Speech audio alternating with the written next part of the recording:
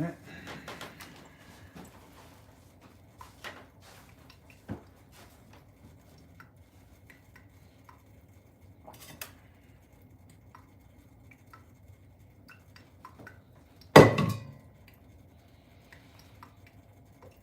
How many cups of coffee grinds do I put in a 34-ounce French press for light, medium, and strong coffee?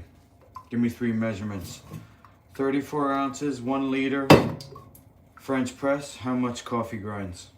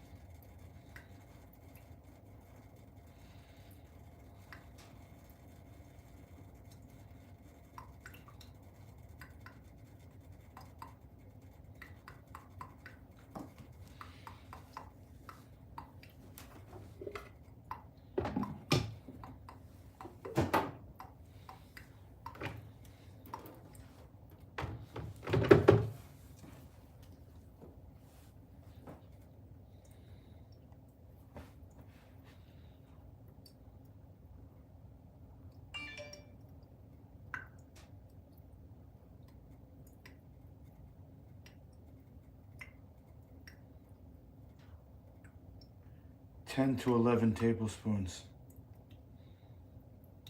How many tablespoons in a cup?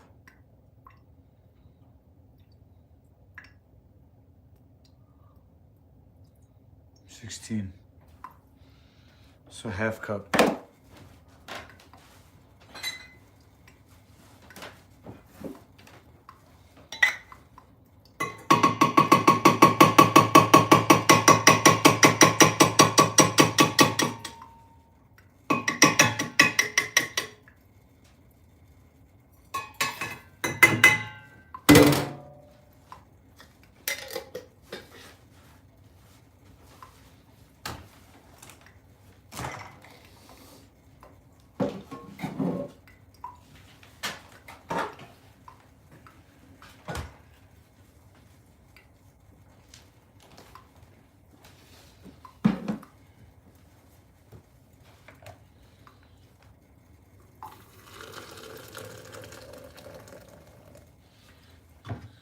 From what I understand, you're supposed to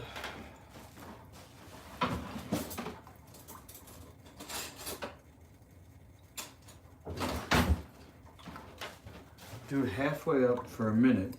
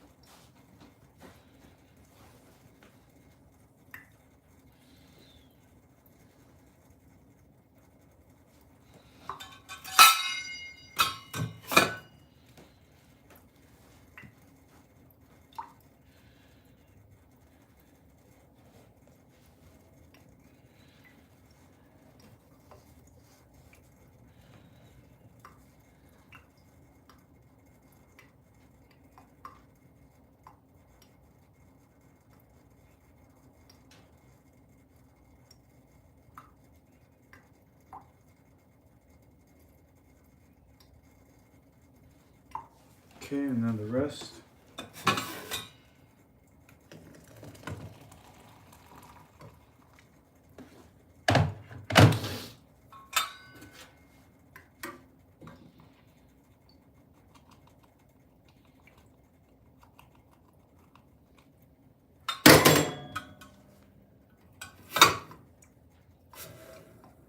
Let that sit.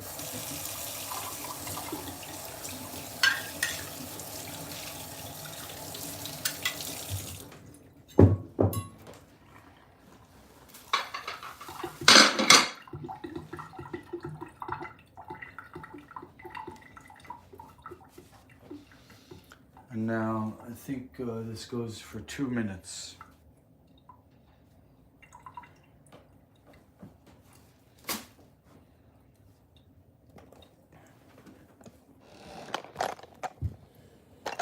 Adolfo.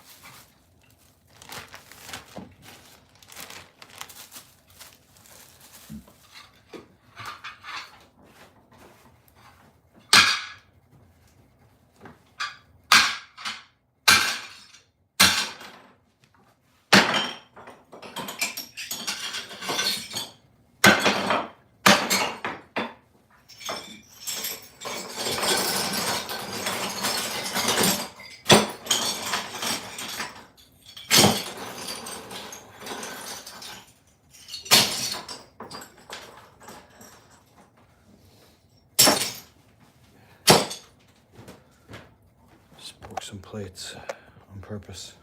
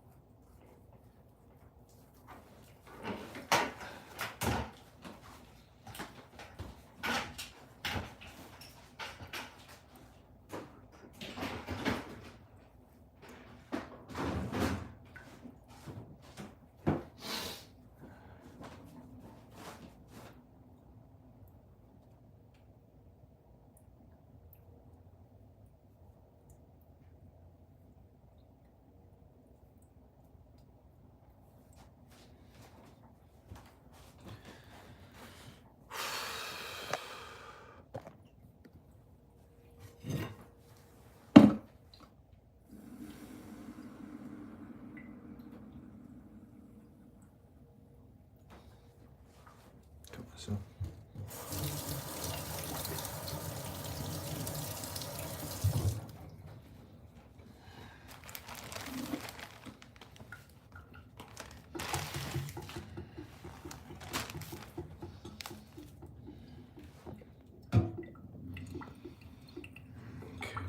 I think what I'm going to do is put the coffee in the blender.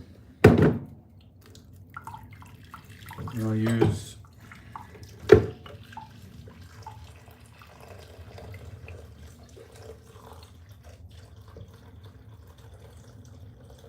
two cups of coffee. I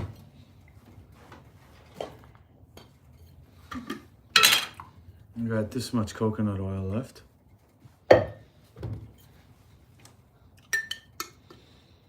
was gonna say I'll probably use about a quarter cup, and this looks like a little less. But let me take a little bit of this,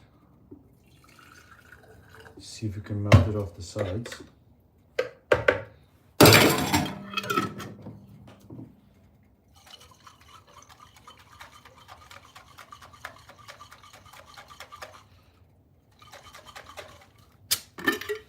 This little bit, right?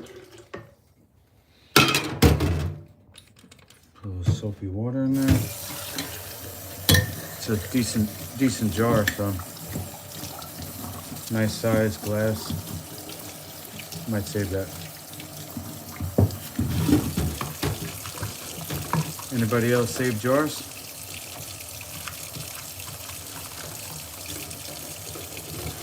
Nice one. Gotta have a wide mouth, I think. Scoop things out. Like this one I could use for the chia instead of this plastic one.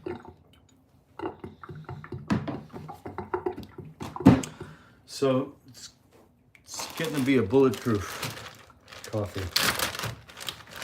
Right here is coconut sugar,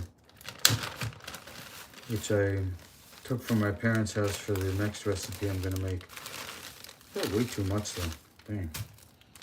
My mom said, oh, you could take the whole bag. I said, well, I don't need the whole bag. I'm already taking a lot. I didn't realize how much I actually took. Holy.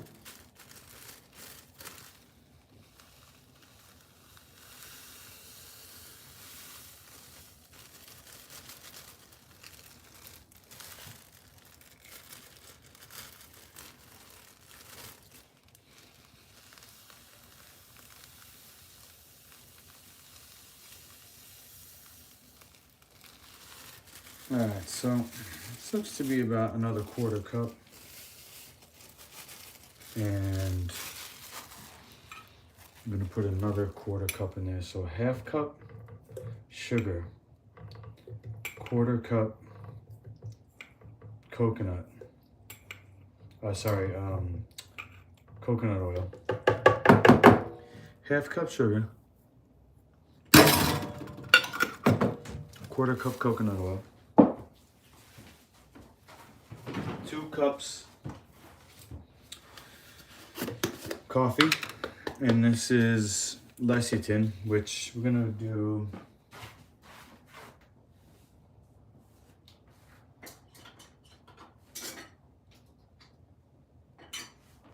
lecithin is for blending the fat and the sweet.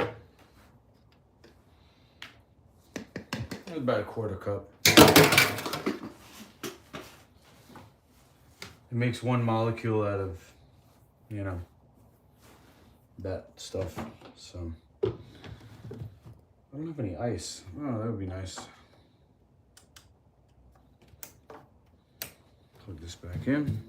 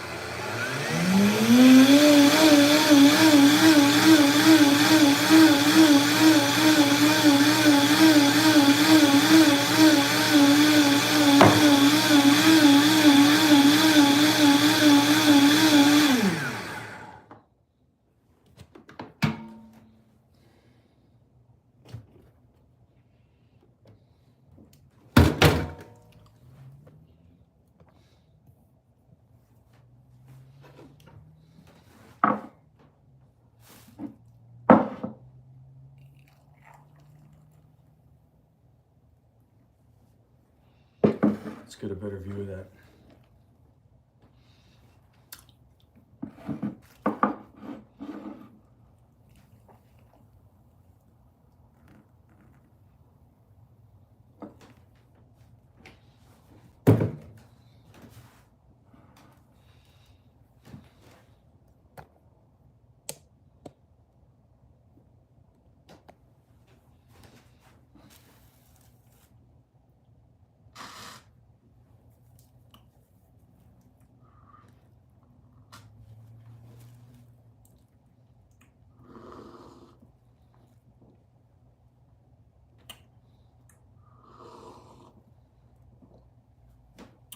Pretty perfect. Could be sweeter, but doesn't have to be.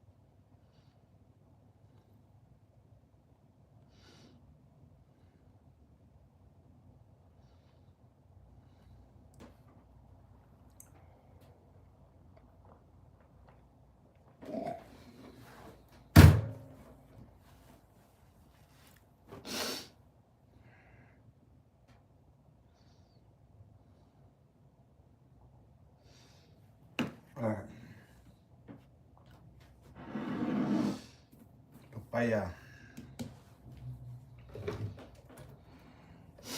I'm making fruit roll-ups, Ryan.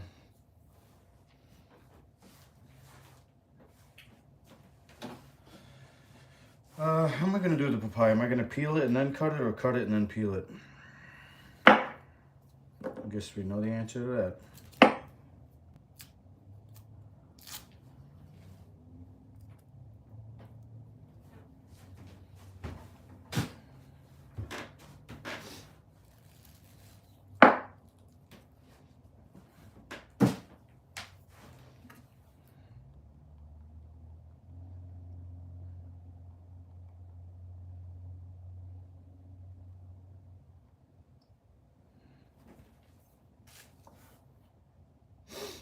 Go this way.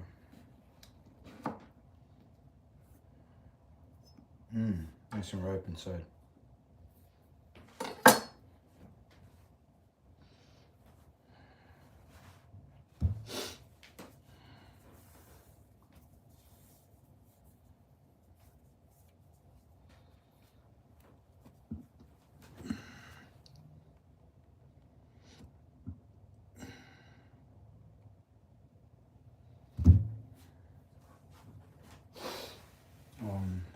A spoon.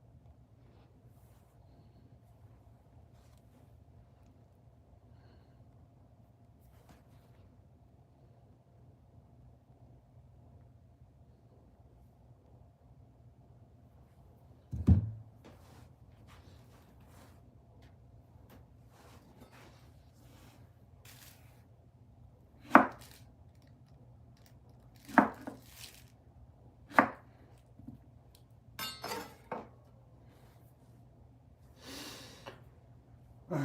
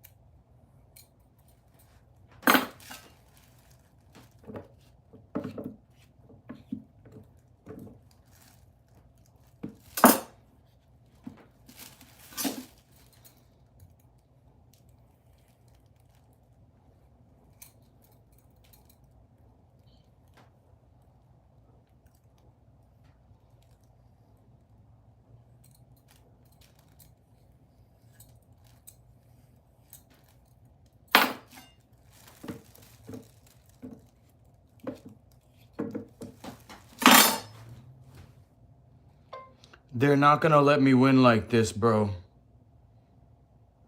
Thanks anyway.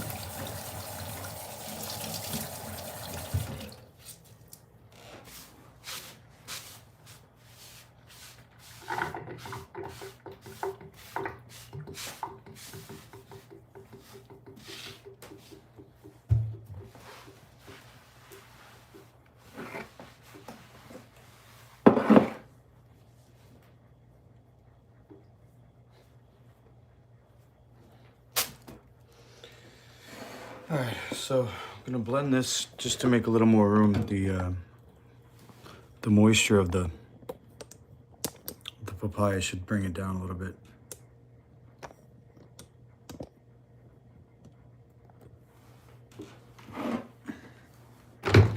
Need some more room to put the other 2 or 3 ingredients in.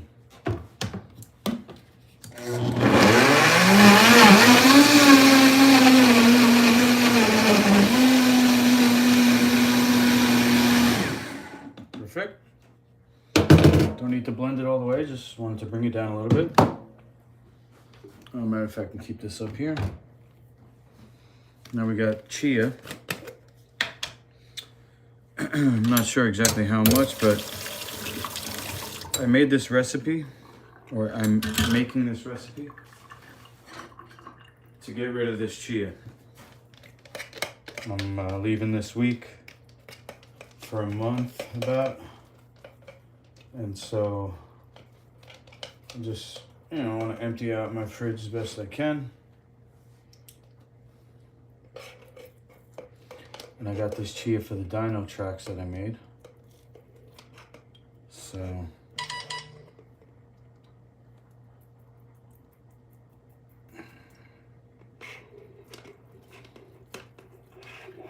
it looks to be a little more than a cup here, maybe a cup and a half, maybe 2.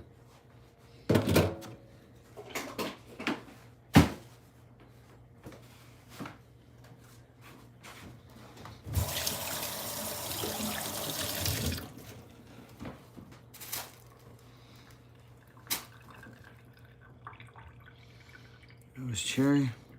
I ate the 2 bags of melons. I still have to eat the pears. How's your day going? Did you shuffle the snow at your dad's house?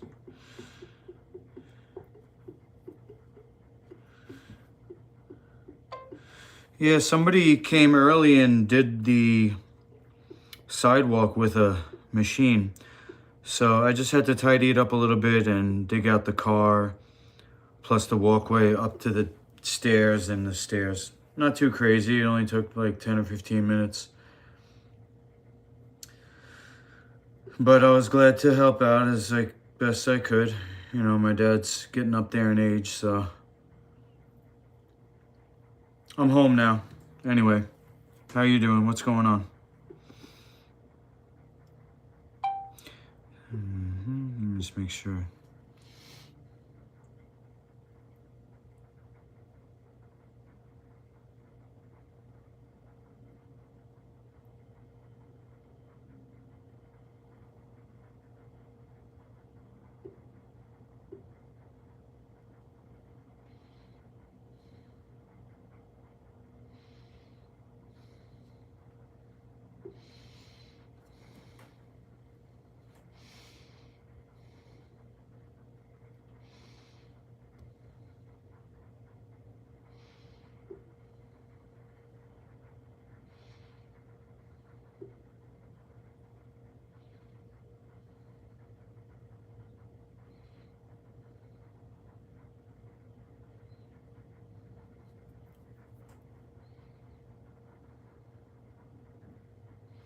Really got to slow down and pronounce these words.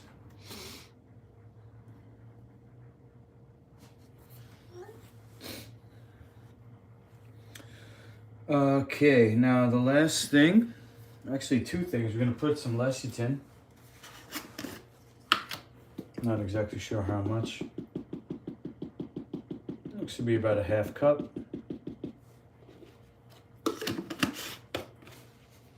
And I'm gonna throw in some Celtic salt for minerals. This is the light gray.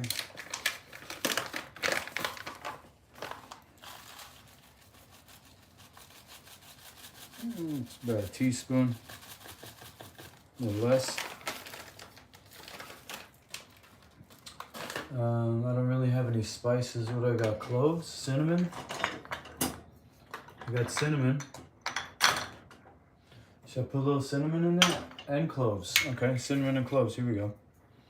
Anti-parasite. There's clove. I don't really want to affect the taste too much.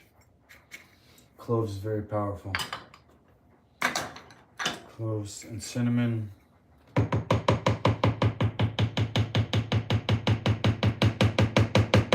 Same thing, I don't want to affect the taste too much.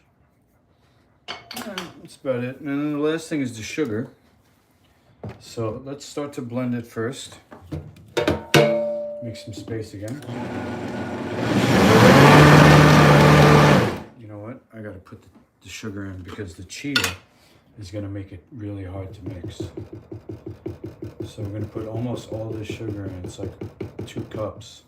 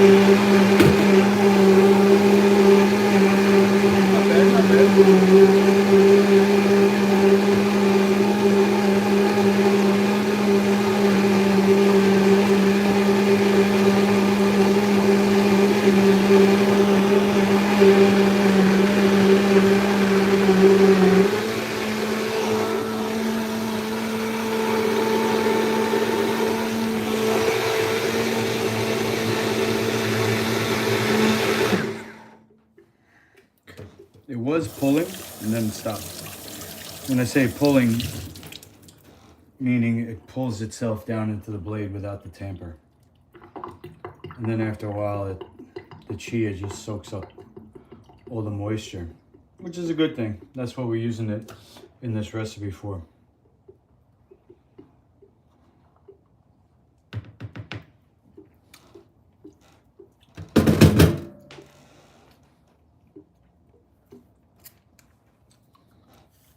Pretty good. Pretty good.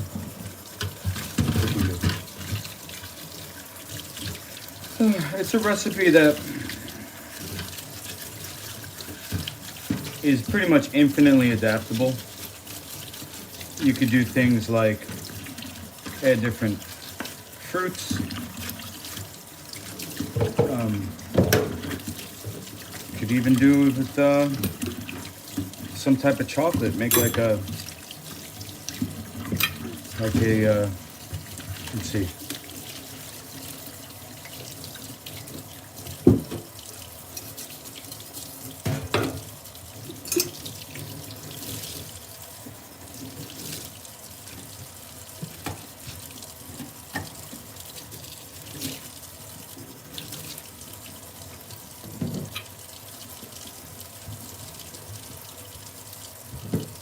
Chocolate caramel type of thing. It's the papaya gives its chewiness.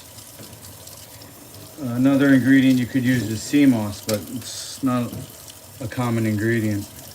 I gotta go to a special market to get it over here.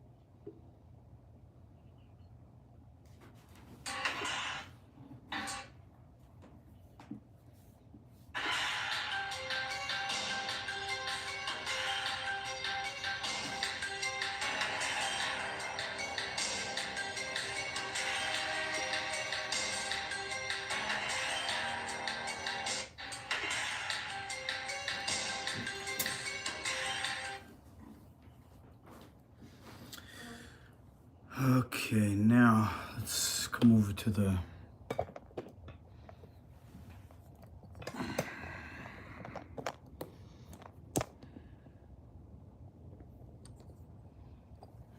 over here. Oh shoot, my dehydrator's over here. I totally forgot. I moved everything.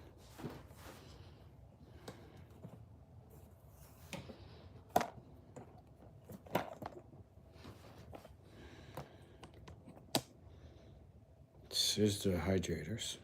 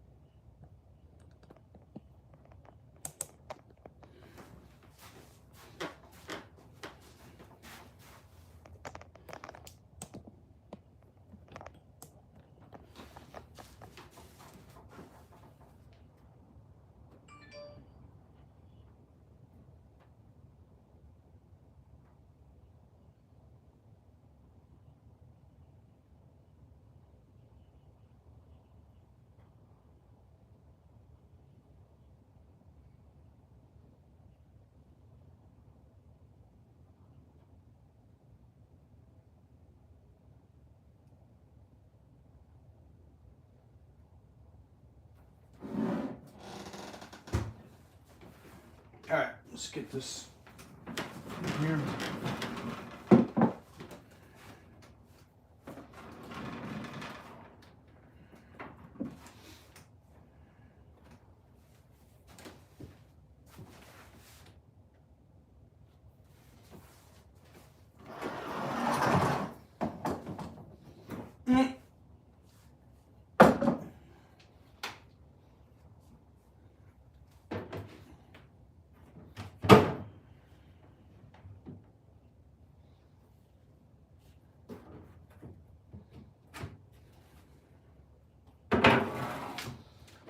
Okay, I'm gonna say there's at least 2,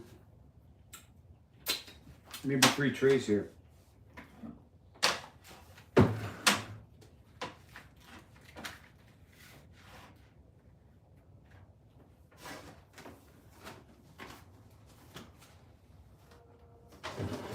Let's get some dehydrator sheets that don't have holes in them.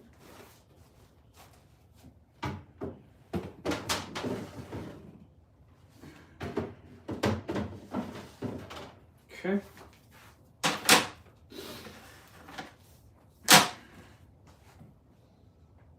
Some background music.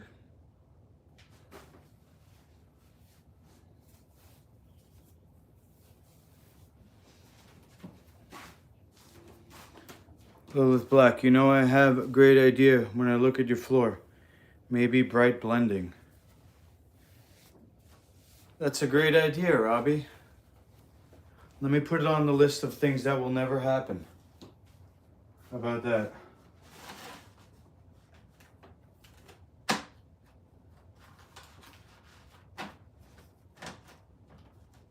That must have sounded like a great idea in your head there, buddy. Let's put it on the list. Things that will never ever happen in the history of the world. Write it in your diary. I came up with a great idea today. And I told Lukey about it. And he shot it down very rudely.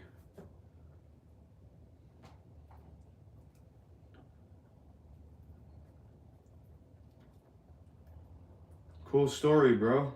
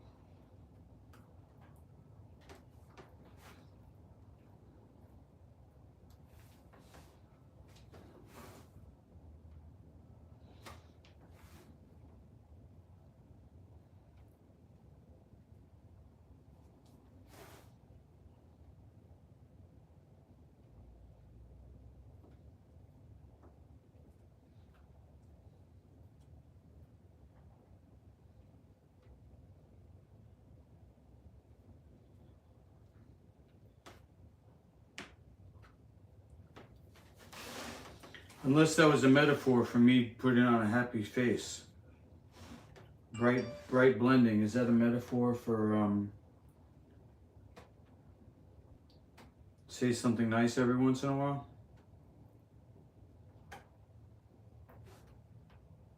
Maybe I need some substance. Like what you were saying yesterday, the stream is boring, so I should drink. I should drink alcohol so the stream's not as boring.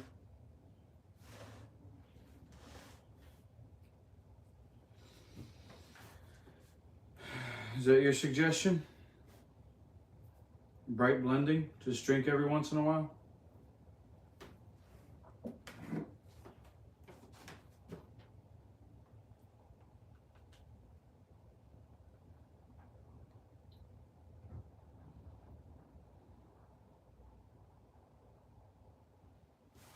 A little more of that.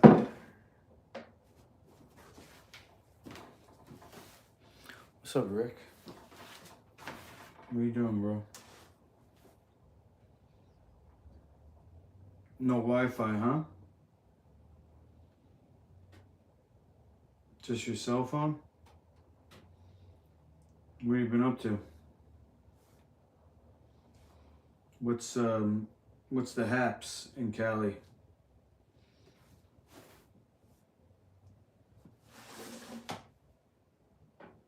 Would it be like, homie? Is it like the apocalypse? People just roaming the streets?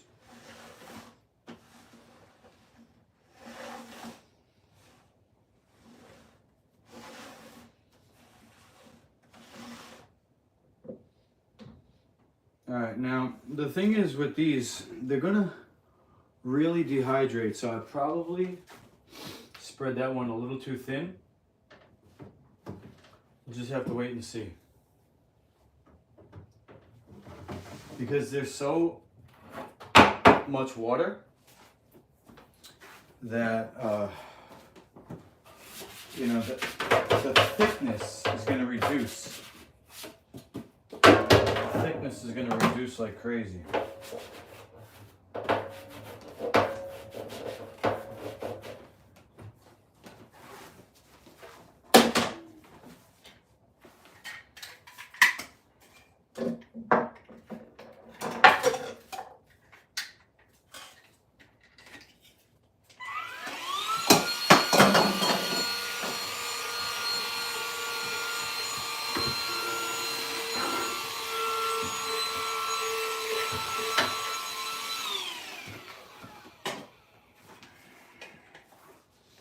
Charge this up. No Wi-Fi for real. For about 10 days I felt like volunteering, but that didn't happen. I am the substance? What does that mean? Oh, the movie? The new Demi Moore movie? Is that what you mean? What substance? I feel like the shit, bro. Like, not in a good way. I feel like I'm just a lump on a log.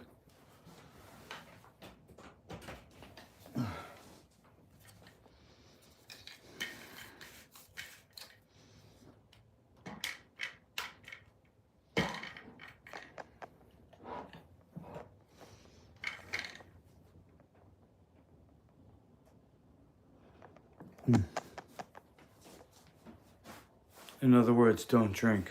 Got you. All right. Last time I drank was in 2014. I ended up in jail.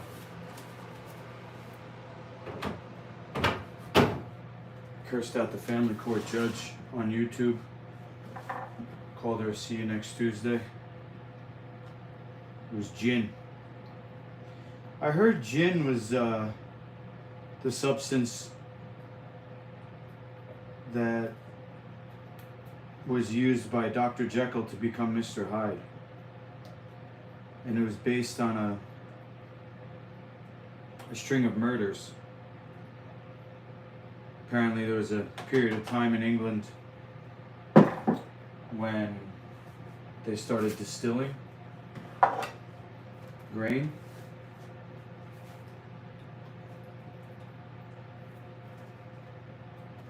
And, you know, the reason why they call them spirits, people go crazy, man.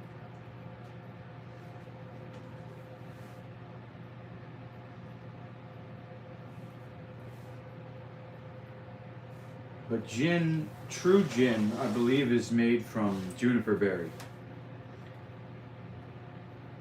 Doesn't make you any less crazy. But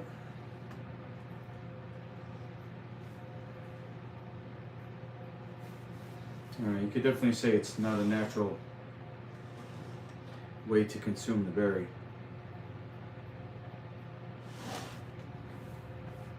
But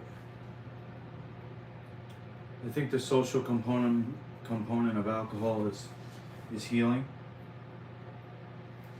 Dr. Jubb told me that hops is one of the most medicinal herbs, if not the most medicinal. And I think that may have been a metaphor that he was trying to teach me, because, you know, he'll never answer a question.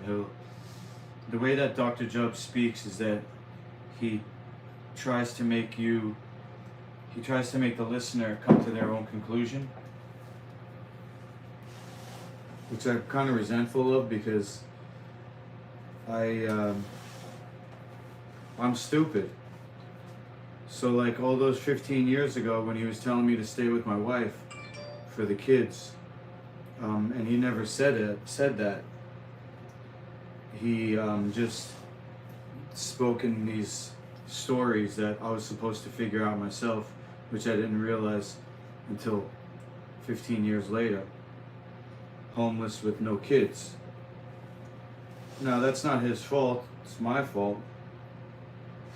But I wish I had somebody in my corner who could have helped me avoid that, if possible. Maybe he saw that it wasn't possible. I was gonna do it anyway, even if he told me.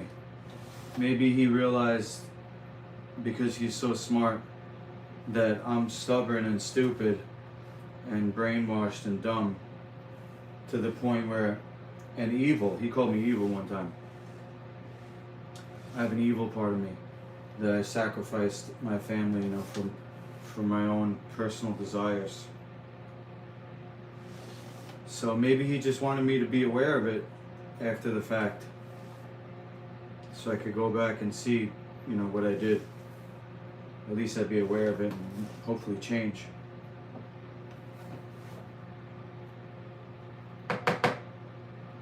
You know, he said things like a check drawn on the bank of heaven, which is me saying, "Oh yeah, I'll see my sons next time." The check is me being okay with what's going on, and the bank of heaven is our relationship. And so I took all the money out. I kept drawing the checks, and now there's nothing left in the bank. Check drawn on the bank of heaven. Can't get it back, 15 years.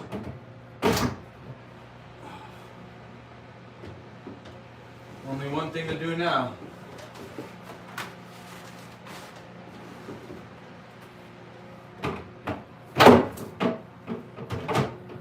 To regain my honor.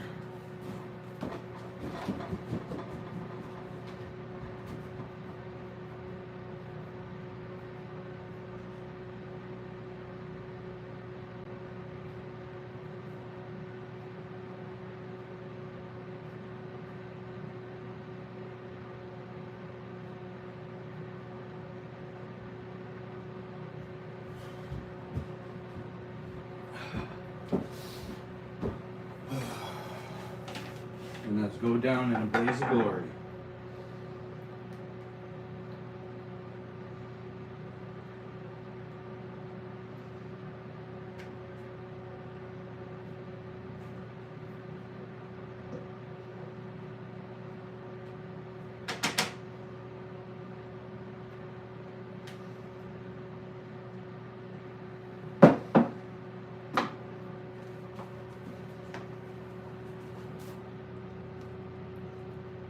I didn't have a jubby in. The hat makes you want to sing? Do you sing, Heather? What if I sing? Would you dance? I'll do the music, you do the dancing. Or are you a good singer?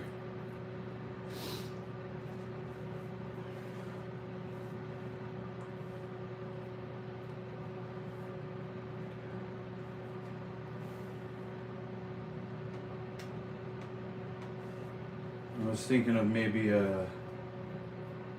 like a reggaeton beat.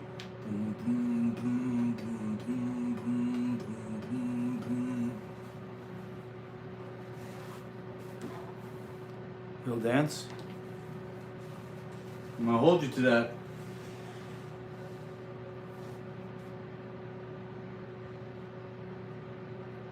I'm gonna hold you to that tight, Heather.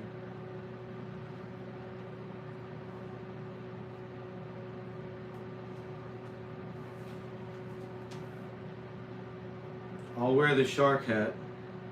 What are you gonna wear? What are you dancing?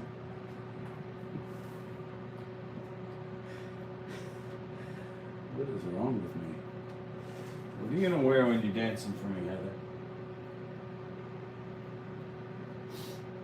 I know girls like to dress up. What's something that you haven't worn in a while and you've just been looking for an excuse?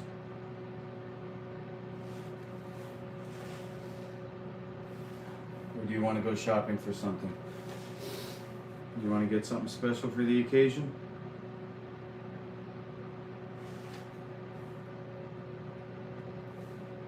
Go to a special store for an outfit?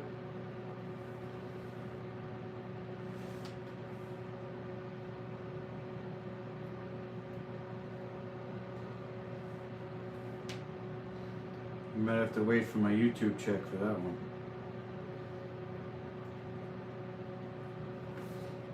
But then you gotta dance on stream. So it's for the business.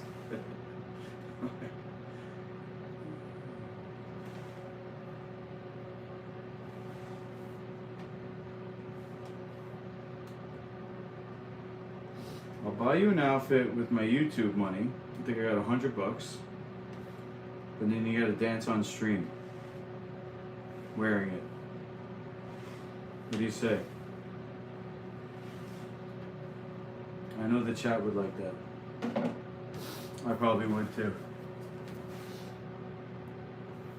Shopping always? Hey. I got balls. I'll do it. You might be a big talker.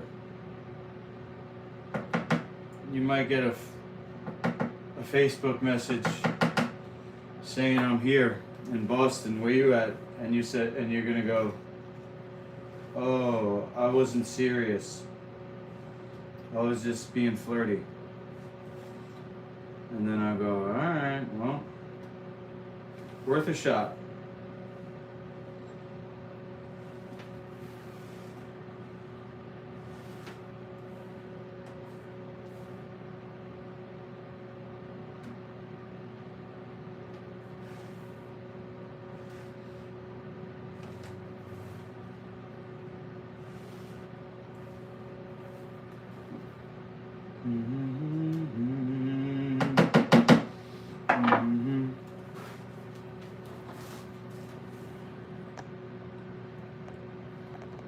In Boston, yeah. Wait, isn't that where you're from?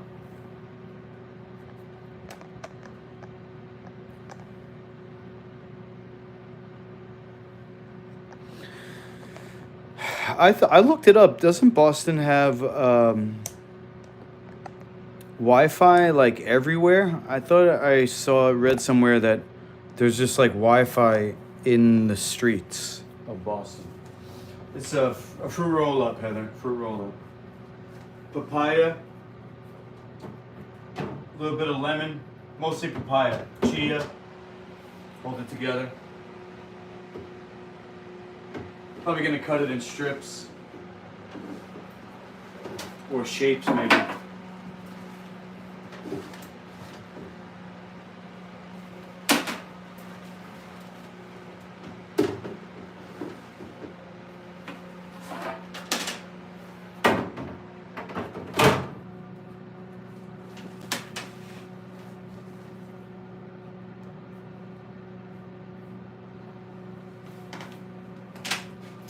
Yeah, she's been pretty good, pretty good. It's just an excuse for me to get rid of the chia that I had. You know, trying to empty out my fridge. I'll probably keep the fridge plugged in since I'm only going to be gone till March 1st. But at the most, you know, I might come back early. I don't know. Rose got me scared. She said, "Watch out. There's weirdos out there." She said she's been watching. And she says, "Watch out. Just giving you a heads up." And then I said, "Well, why don't you tell me about who?" She said, "No, figure it out yourself." Thanks, Rose. Real cool.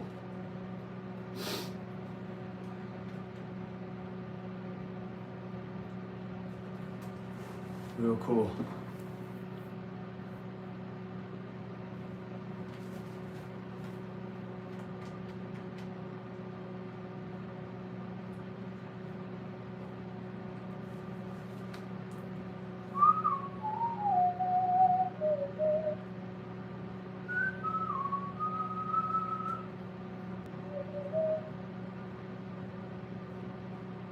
Yeah.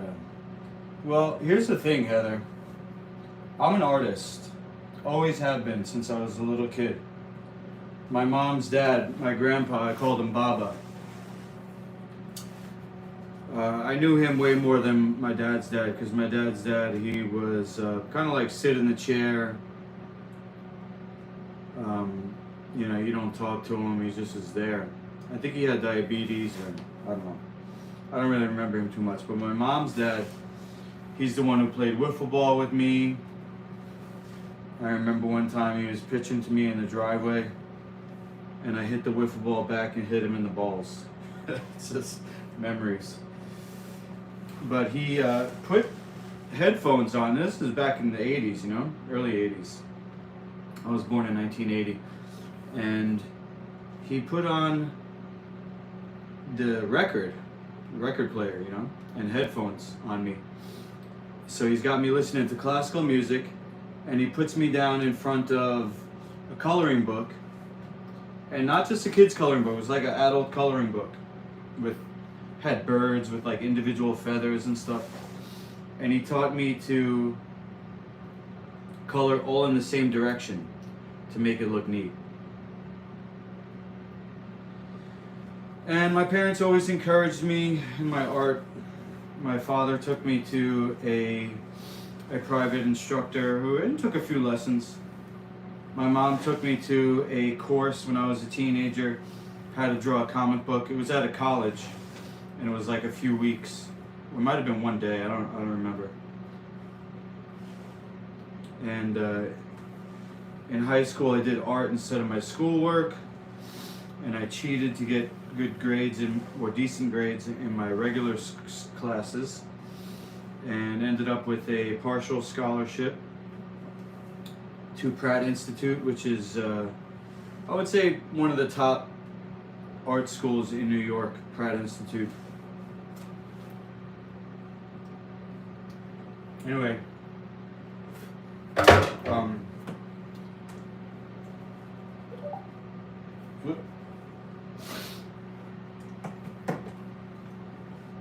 I took a garment construction course as like a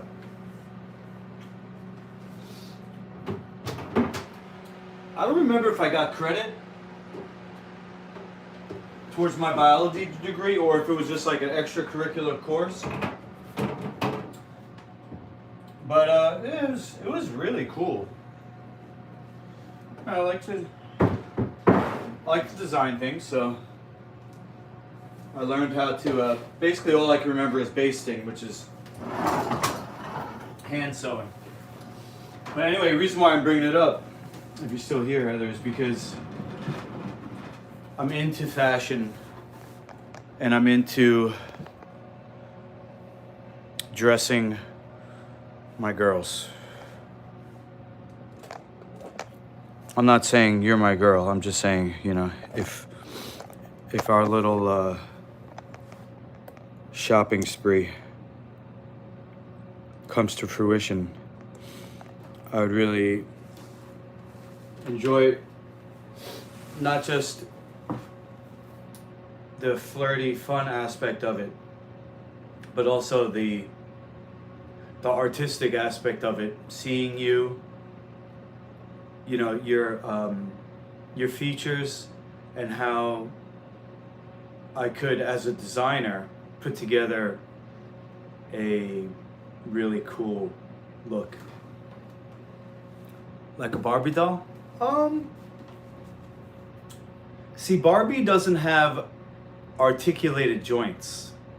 I would say more like an action figure with, you know, you gotta be able to open your hips and shoulders and like bend over and bend your knees and stuff. You know what I'm saying? Because Barbie just stands there looking good, which I'm sure you do fine. But if we're streaming, if we're gonna be recording this, it's gotta be, it's not just a picture, right? It's a video. Barbie sucks? Well, I don't want to put Barbie down. She's got good qualities. Good qualities. And maybe one day they'll update it. I don't know. What's the fun of it if you can't play with your toys? You know?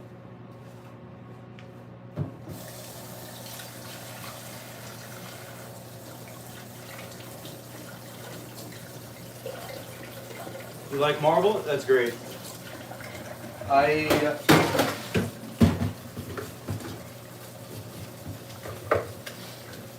love all superheroes. You know, I love how they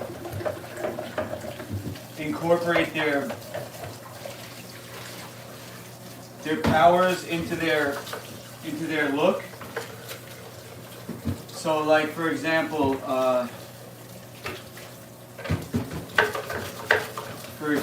let's see. Well, there's Spider-Man, right? So he's got a logo on him, and he's got the webs on his design. Let me think of a female one. Female superhero, or a female Marvel character. I mean, there's Black Widow. Well, take Black Widow for example. You know, she's got red hair, somewhat, and black clothes and white skin.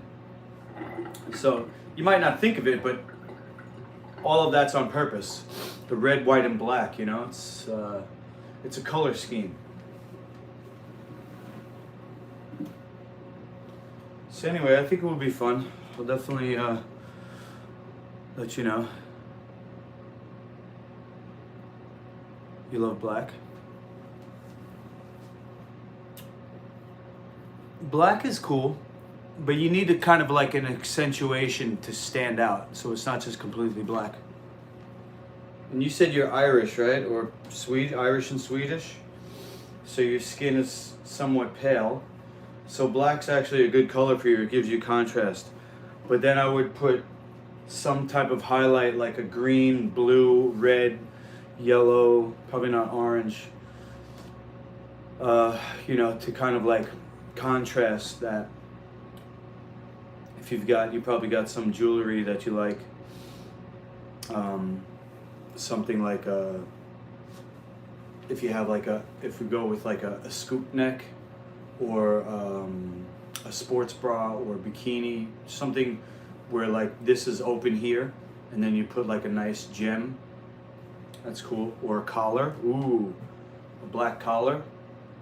You ever see those dresses where it's like open, so the breasts are obviously covered, but then it's open to the shoulder strap, but the shoulder strap I think might even come from the back, and it's got like a collar built into the dress type of thing. Those are cool. I love the collars because it reminds me of light BDSM.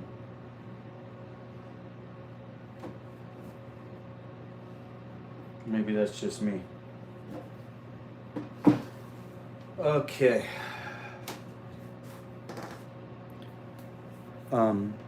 Wow, your live following is growing. Congratulations. Thanks. Well, I have issues, Owen. I have several issues that forced me to get into BDSM. Number one, I practice semen retention. Okay, I have to control the pace. If she, while you are good, be a personal shopper. Fashion has nothing to do with BDSM? Okay. You know something? When somebody attacks you, they leave themselves open for a counterattack. You saying that, it just proves that you don't know what you're talking about. Alright? BDSM encompasses everything. Okay? Now, you probably haven't looked into it. Yeah, I'm not saying an attack like you're attacking me personally. I'm saying you put out your not, maybe attack is the wrong word. You put your thing out there and you exposed yourself because you think that BDSM has nothing to do with fashion, and that's not true. So you prove that you don't know what you're talking about. Okay? Personal shopper. All right, Heather, listen. We're on a good roll here. Don't start telling me what to do.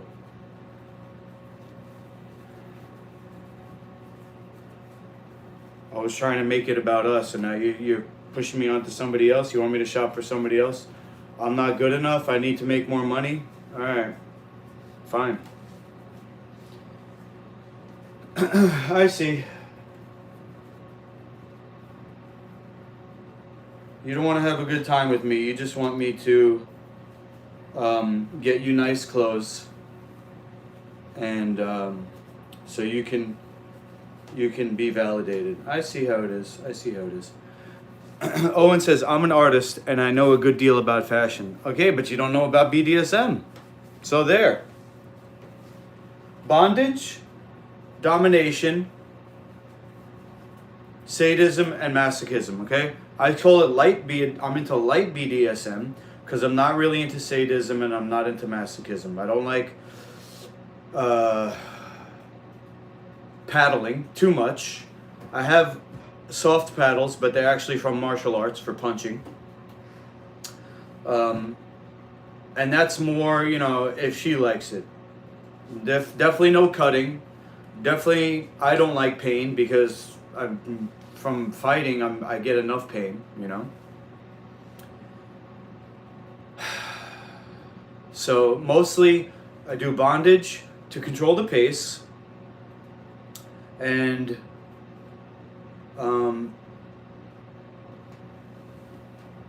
domination would be where the fashion comes in, Owen, because if we're working together, the male and the female, to create a scene, it's called a scene, okay? To create a scene, and she is dressing up, and I'm dominating, meaning I'm creating the scene, then I'm at least approving of the outfits or outfit. Bondage wear is not good enough. It's just kink wear. Nah, it could be anything, Owen. If you're an artist, you know that art is borderless. You should know that art doesn't have any limitations. Now, not everybody who's into BDSM is an artist. I'll give you that much. And I've been to a couple of dungeon parties, and I've seen that, most people do things the way that they see other people do them. But I'm not coming at this from the scene. I'm coming at it from an artistic or a personal artistic angle. So maybe your bondage is not, maybe your BDSM has nothing to do with fashion. Mine does. Okay, now it didn't work out with my ex, but because of her, I got into this because she turned me onto the mirrors. And because of the mirrors, I looked a little more into it. You know, I started looking into the tying up. I watched 50 Shades of Grey, all those movies, multiple times. I learned about the contract. And that's where I should have known it wasn't going to work out, because she wasn't into the contract. The contract is complete domination. You eat the way I want, you dress the way I want. If you're a true submissive and to a true dominant, now maybe I wasn't a true dominant at the time. I don't make enough money, not secure enough in myself, you know, because like if I'm dominating somebody else, I have to be dominating myself first. It's a work in progress. But to say that bondage has nothing to do with fashion, that's like saying food has nothing to do with presentation. You don't have to. You can just have a plate with your stuff on it. But wouldn't it be nice if the plate was actually a piece of art? That's what I'm saying.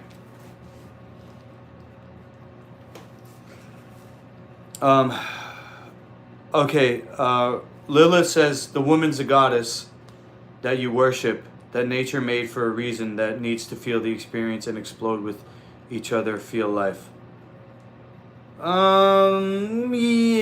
I mean, everything is God, Robbie. I wouldn't say that a woman is a goddess more than anything is God. And the idea, and the reason why women are into BDSM is because it makes them feel safe to be under the care of the dom. So I wouldn't use the word worship. I would say maybe care, take care of, provide the experience.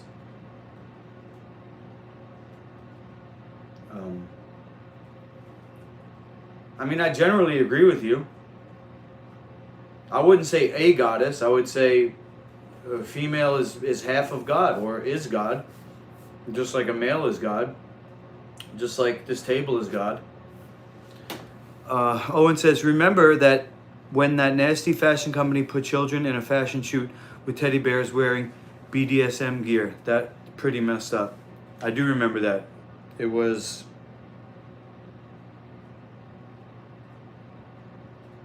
I forgot the name. Supposedly the fashion industry is very involved with the trafficking industry.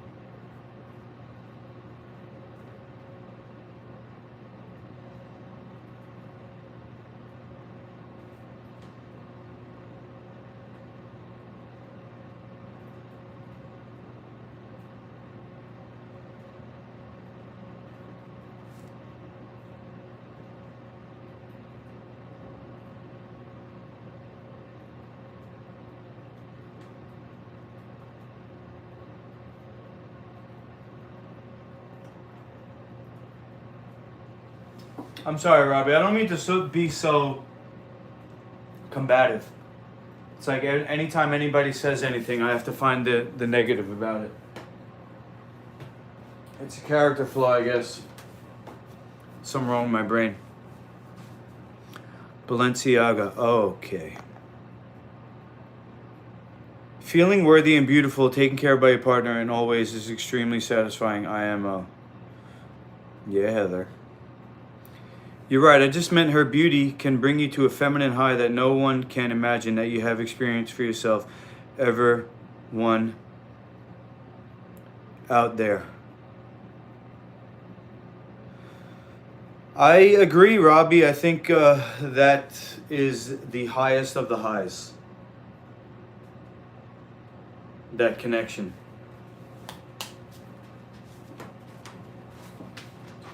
And, you know, the reason's got to be because we need it to keep the species going. So it makes sense that that's the best feeling. Because it's very important.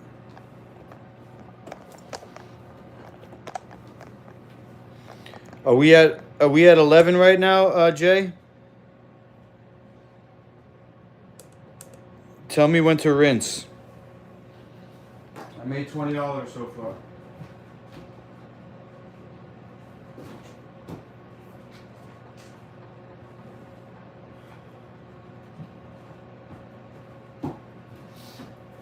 All right, now. It's at 12 LOL. Heather, what? We're talking about stocks, Heather. 1019 heading back down. Oh. I'm just holding, bro. Fuck this. I'm not a day trader. You told me not to day trade. Now you're telling me to day trade? So I'm giving this to, on my way up to Boston and Maine, I'm stopping at the Bronx on, don't be sorry, Heather, yet. What was I saying? The Bronx on, it's Thomas's birthday on Friday. So I'm gonna build him this sprout rack. His countertop is too small. So I know this is terrible content, but it is what it is. I'm gonna trim this and shorten this. Just wanna make sure it's the right size. Thomas lives in the Bronx and I gotta go to the Bronx to bring him buckwheat sprouts. Meanwhile, he could be making this himself because he got a new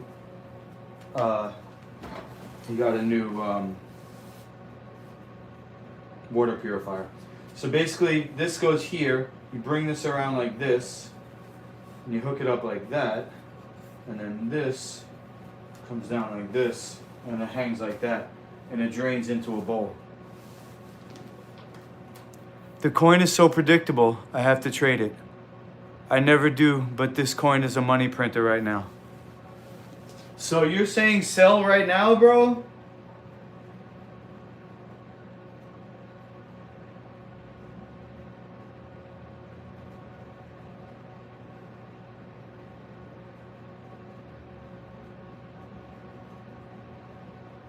Not enough soul, I can't.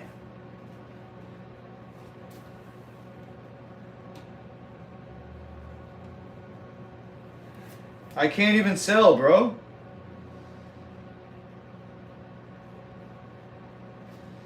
I started with $80. I got $111.66. I got 0.00338 sold. You know, I was actually thinking of blocking you on Twitter and telling you I'm out of the game. I can't. But then I thought, wait a second, this is the growing pains that I have to learn how to do this. Buy $5 worth of soul or change your fees.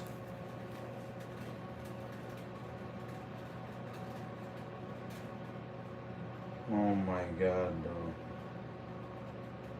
Soul.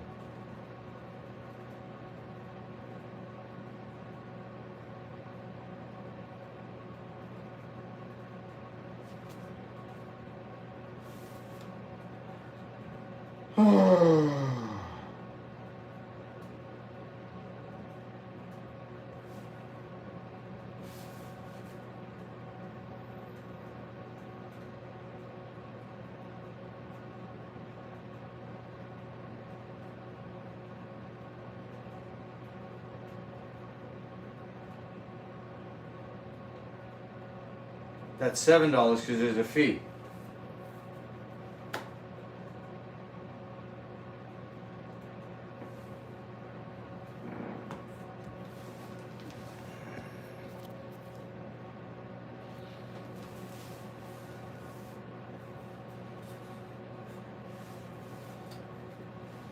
Alright, so if I could see how this is like that wide, so basically the rack only has to be like half the size here.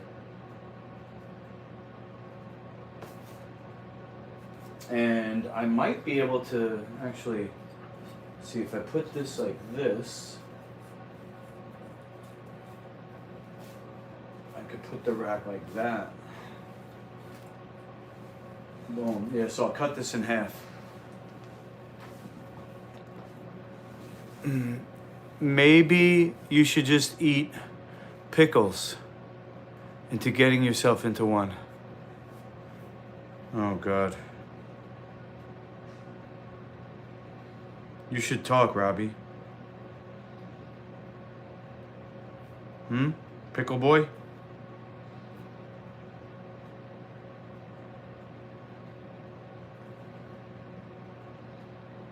Alright, Jay, I'm doing it. Not enough soul still? What if I close Phantom? It's gotta probably refresh.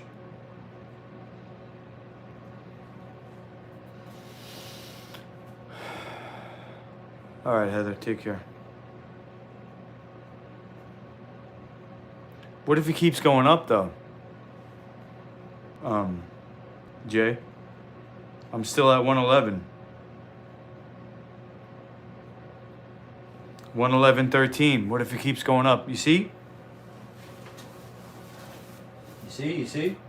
This is what I'm talking about. They're watching. Just like you're watching other people, they're watching me. You're probably one of them, bro. This is a big fucking game to you.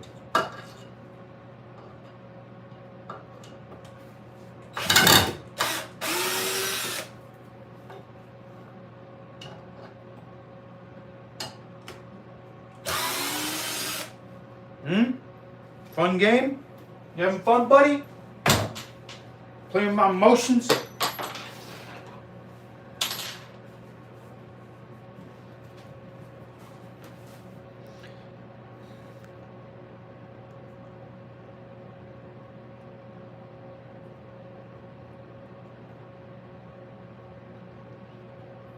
Six inches, Heather? Sounds deep.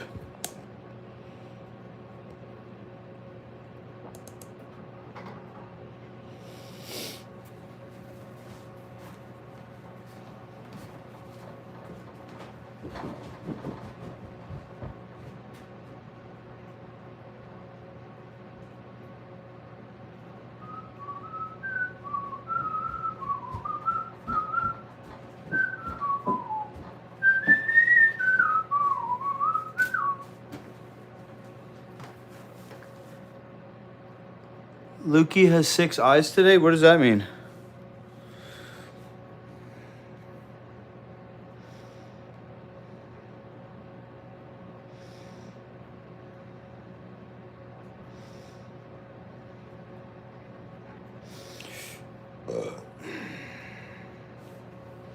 Still not enough soul, Jay. I don't know what the fuck is going on with this shit. Oh, I know what I gotta do. I gotta trade. Wait, what? I don't have enough soul to trade into soul?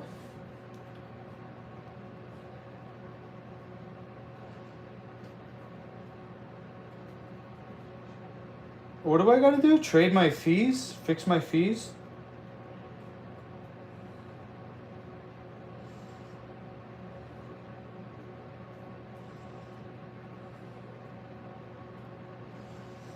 What the fuck, man?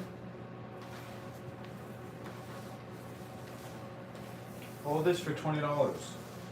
37 inches. And half of that is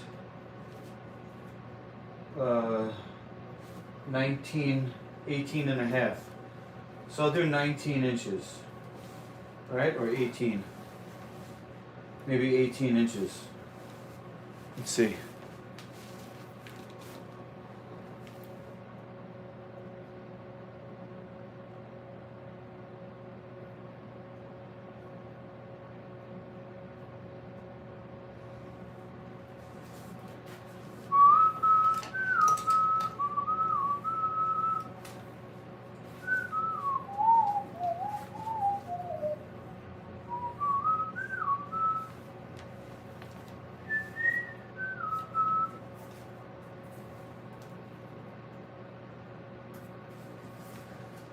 I got your text, Robbie. I did read all your messages.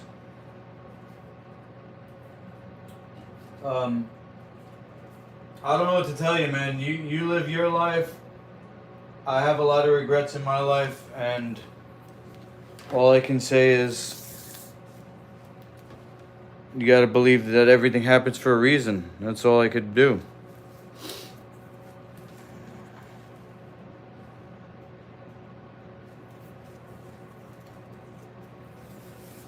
Your own eyes, glasses, and Sharky. Okay.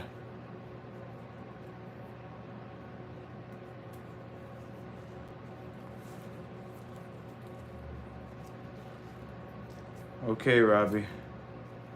Flexing on us in the chat. They call him the hammer. They call him the zucchini.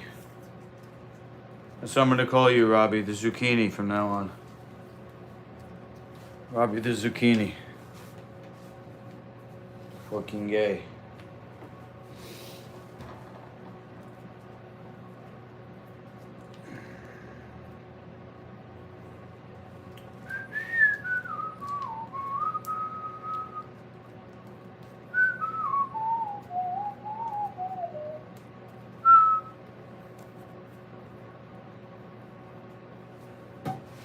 Okay, so if I have this here, and this is, oh shit. I'll send you $1 so you have enough for the transaction and slippage fees when you sell. You don't have to send me $1, bro. I could do it. It's just frustrating. I'm trading USA for Sol, right? Slippage. Swap now. How do I adjust my slippage?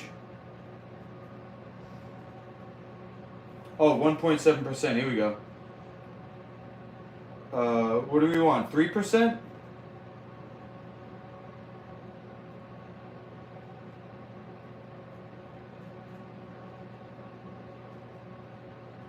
Not enough Sol. So I made $20 today, and I'm spending. If I spend another $5, that's $15 I spent. So I'm, besides the 150 I lost on 47, okay? And now you got me day trading, which you said everybody except this very small percentage of people lose money day trading. This is why I'm blocking you on Twitter. I can't be doing this, man. It's not my money. You're sending me all this shit, giving me FOMO.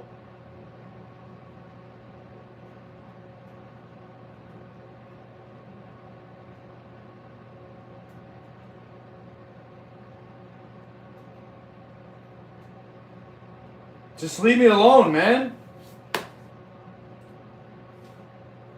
Stop sending me all this shit on fucking Twitter. People making millions of dollars, and then I'm losing. You and your friends making money, and I'm losing.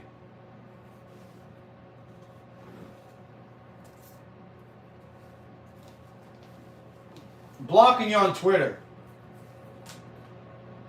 No offense, bro. It's just not me. I'm not that guy anymore that you're just going to take advantage of.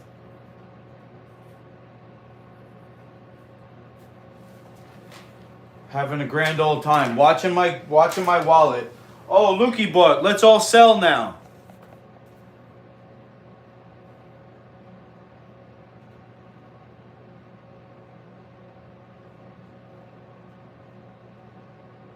I know you're fucking watching.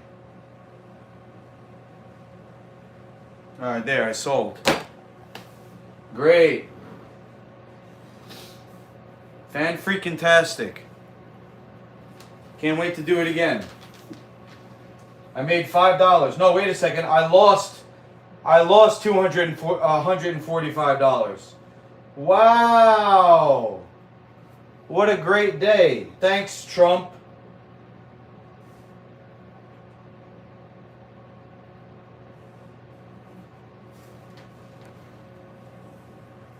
What is this? 3.5? You guys in your big club.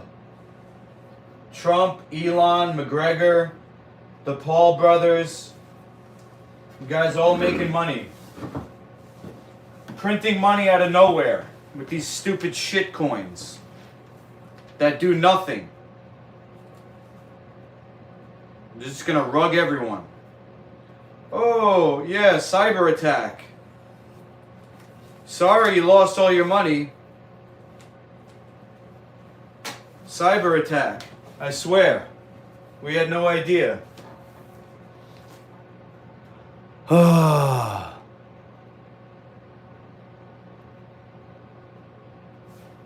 can't sell anything without soul?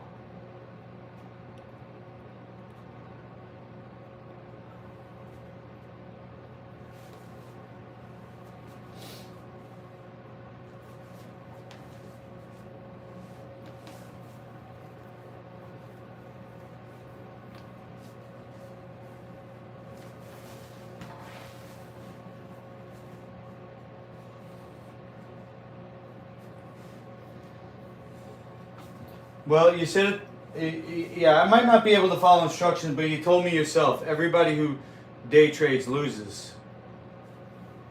There's no real money. It's people trading on other people's money. There's nothing real about it. There's no products being offered. There's no services. All this crypto is phony. There's nothing real. There's no substance. Just like the .com bubble.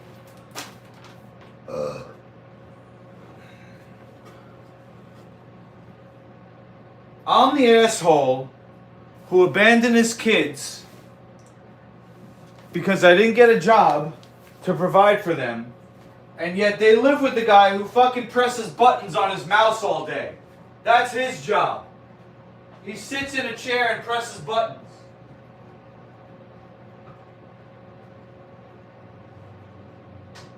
And he's a better provider for me because he sits in a computer chair with 4 computer screens and clicks his mouse button all day long. And he's the provider. Something is really wrong with me that I can't sit in a chair and press buttons all day to provide for my kids. Can't even do that.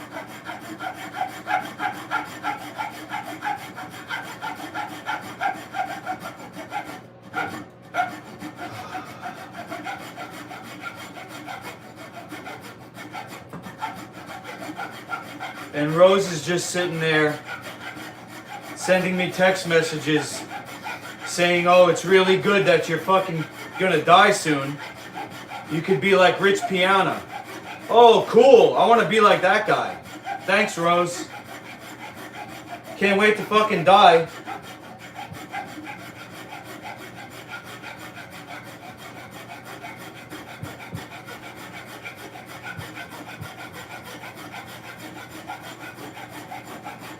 I wish I could go back to just never knowing any of you fucks. My cunt ex. Old bag bitch. All you predators doing crypto. The weirdos watching me on YouTube for content. What was my life before? Oh yeah, I remember. I used to hurt people for a living. Wow, I deserve it. What a fuck.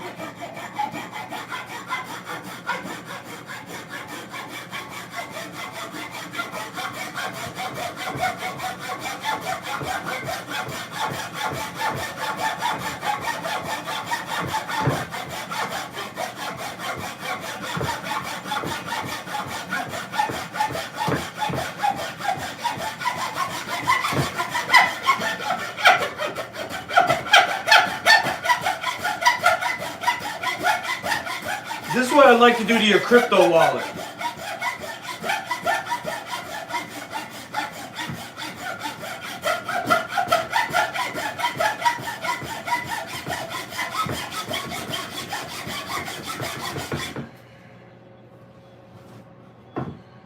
Fucking banking.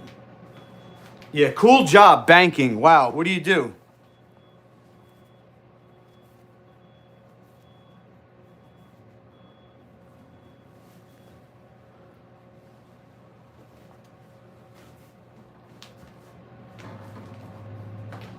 You press buttons all day, cool? Too? Cool.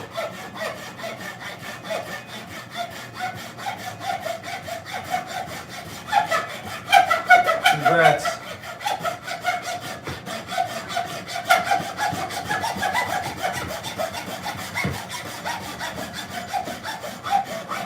You're a better person than me, because you got money. That's what you need in this world. Money, and then you can be happy.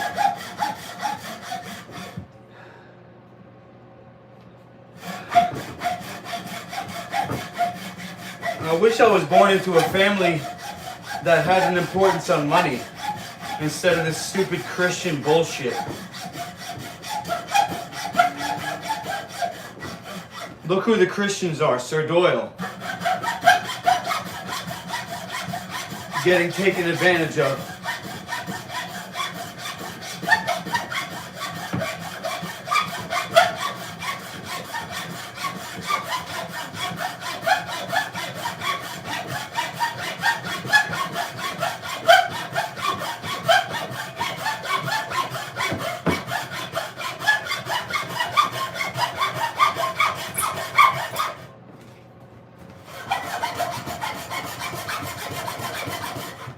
Righty.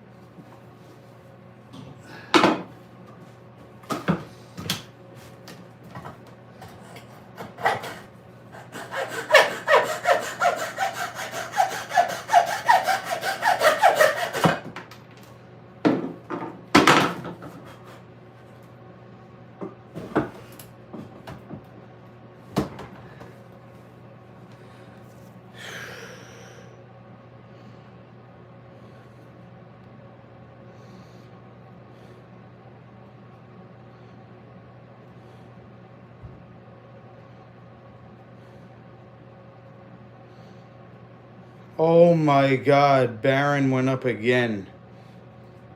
Jesus fucking Christ. I just hate everything right now.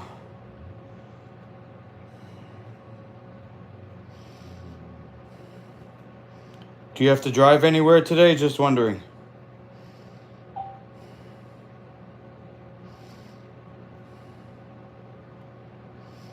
I'm just trying to get a text back.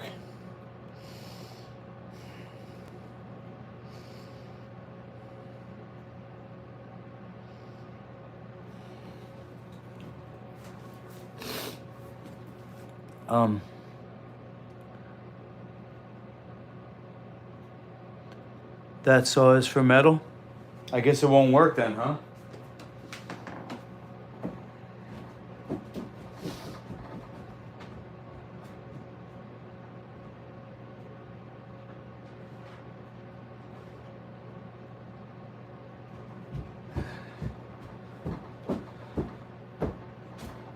I guess it just won't work and it won't cut. Oh, wait a minute. I just did that. I'm not listening to you anymore.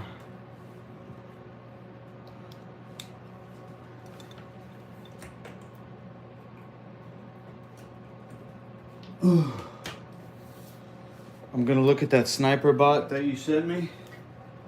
And I'm gonna try and get another Baron $40,000 fucking increase in one day. Are you kidding me? I know you're in on it, Jay. Too much coincidence. I know you're one of them.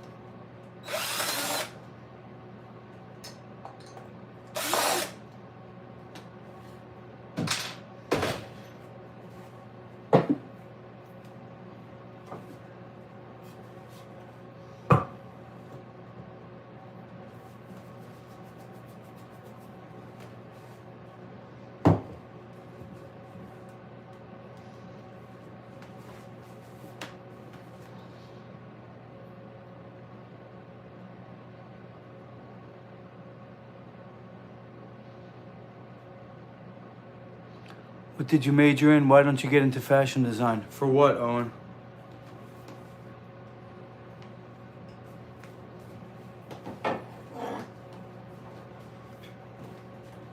You think there's money in fashion design? You know how many dicks I'd have to suck and how many times I'd have to get fucked up the ass? No offense, Ryan. I know you like that.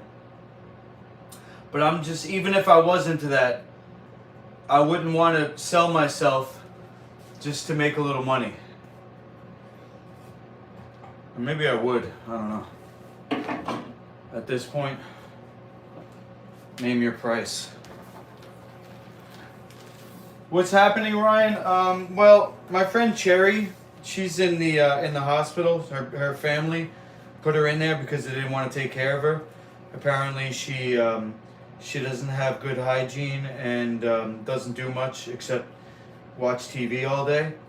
Her father and mother are in hospice, meaning they have a live-in nurse, so they can't take care of her anymore, and her sister's got her own family, so she didn't want to take care of her either.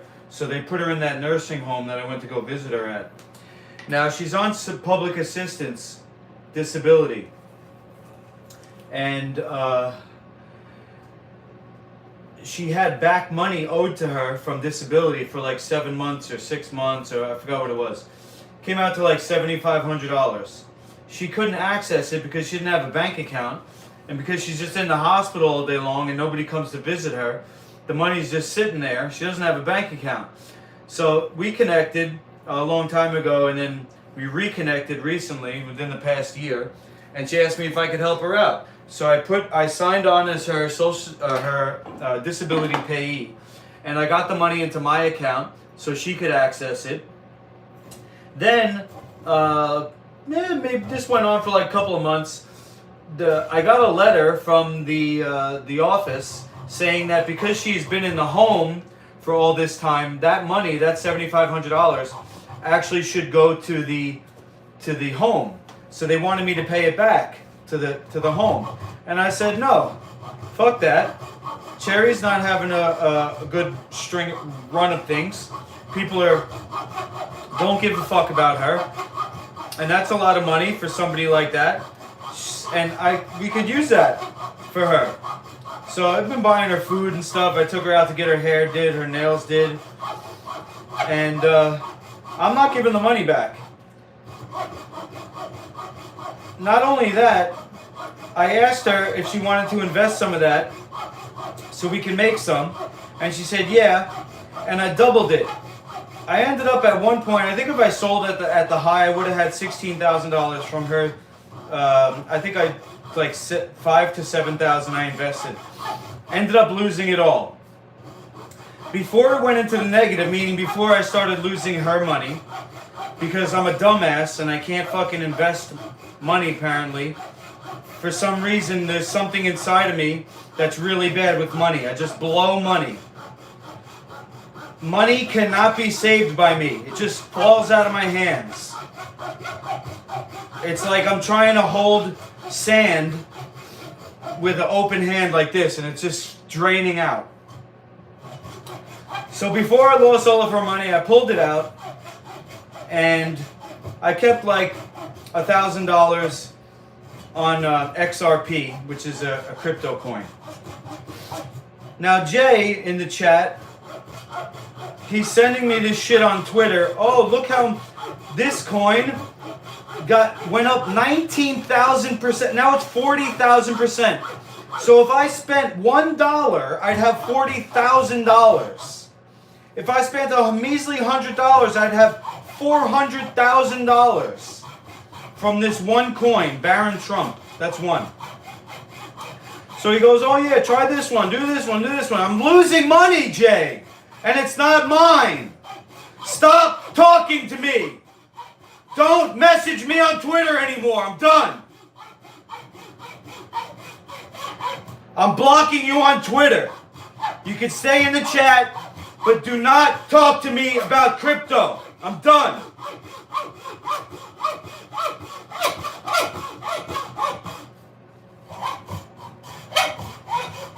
You and the rest of the fucking bankers who do nothing. And all the button pushers. Leave me alone.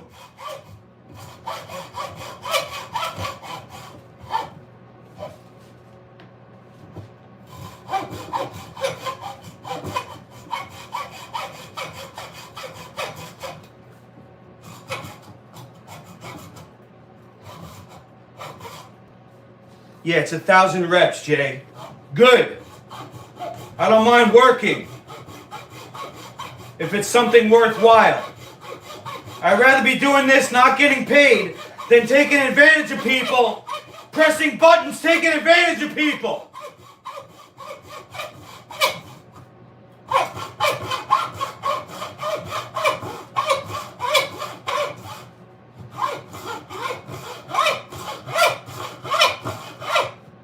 Do this all fucking day for no money.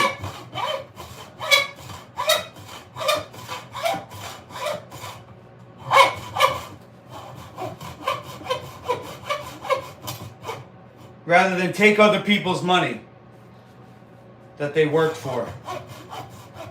Well, Sherry didn't work for her money, but it's her money regardless.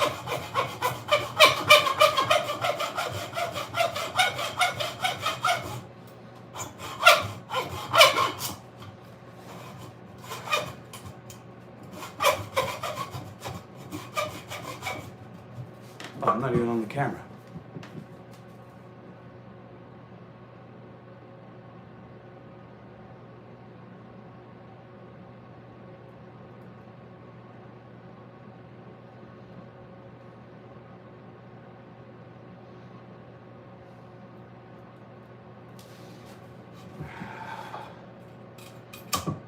Yeah, well, Trump gave us Operation Warp Speed last time. Trump, thanks a lot for Operation Warp Speed. I wonder what's going to be this time.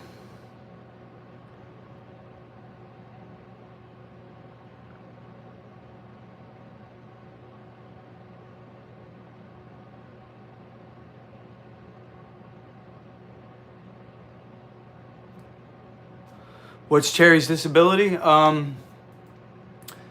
Similar to me, she was raised in an upper middle class family and never had to work. And so she doesn't have a work ethic. And she sits around watching TV all day. She doesn't actually have a disability. She's just been poisoned. Her body and her mind's been poisoned.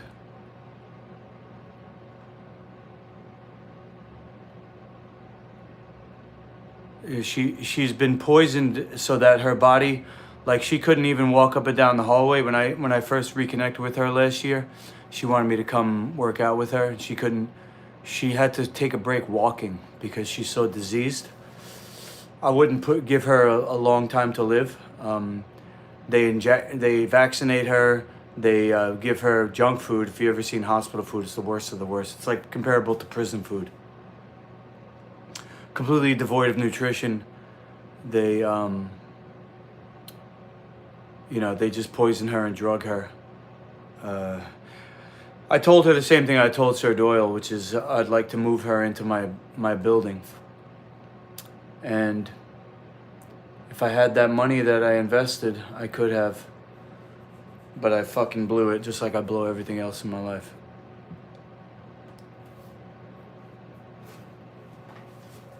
I'm sorry to hear that, Rick. I don't want to rail on you. I don't want to rail on anyone. I'm not well myself. I don't know if you could tell, but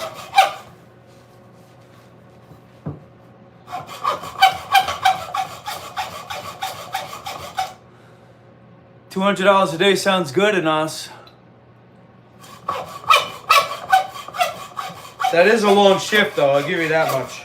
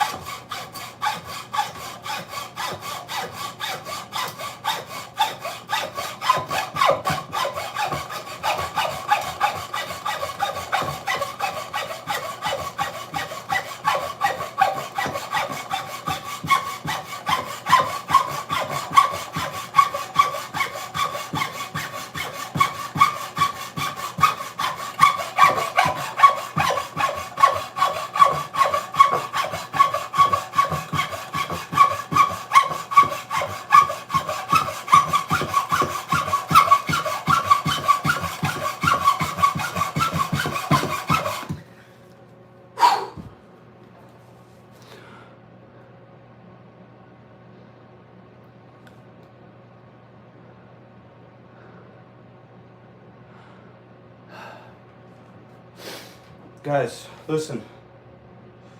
Life is a journey. Take the time. Don't just try to be done with everything. I don't have a wood saw, okay? This is my option. If you don't like watching it, then change the channel. This is what's happening.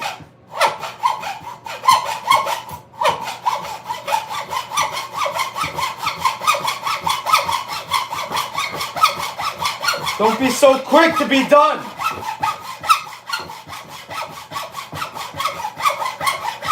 Be present.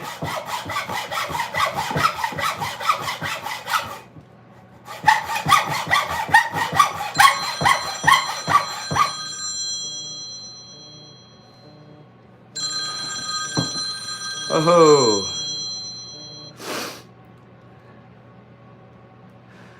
Sir Doyle's clone.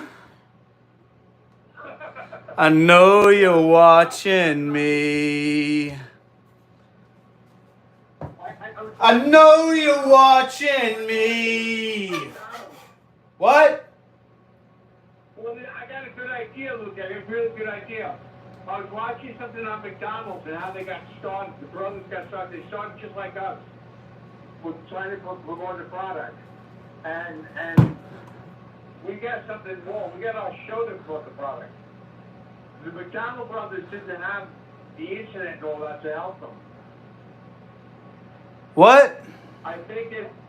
Yeah, I think you had it right when you had part of your show was the food, because not so much to try to change people's views about their health care, but just to put out the food, the same food you put out, and you make it fun of the people.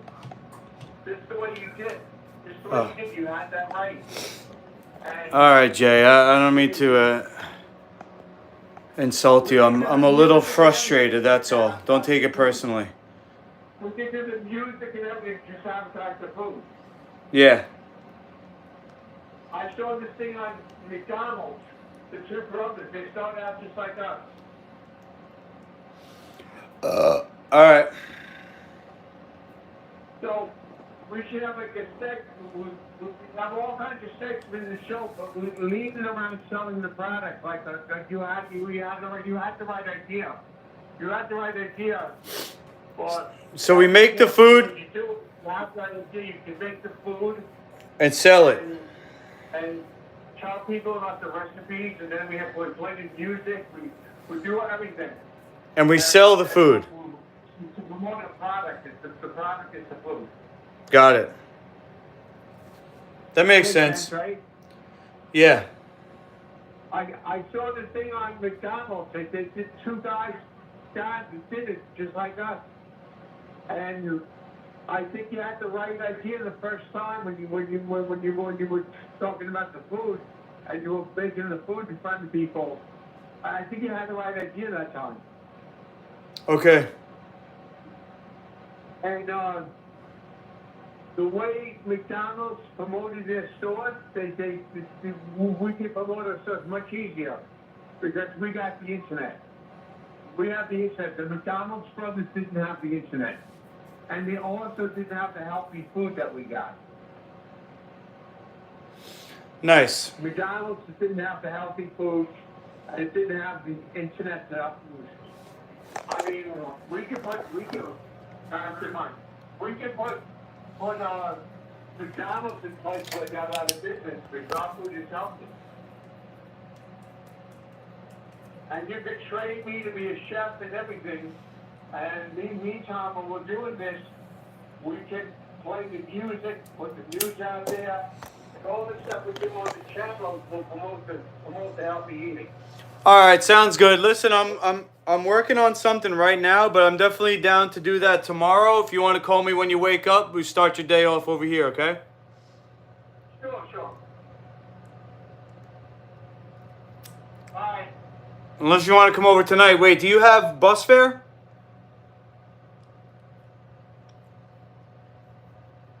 Hello?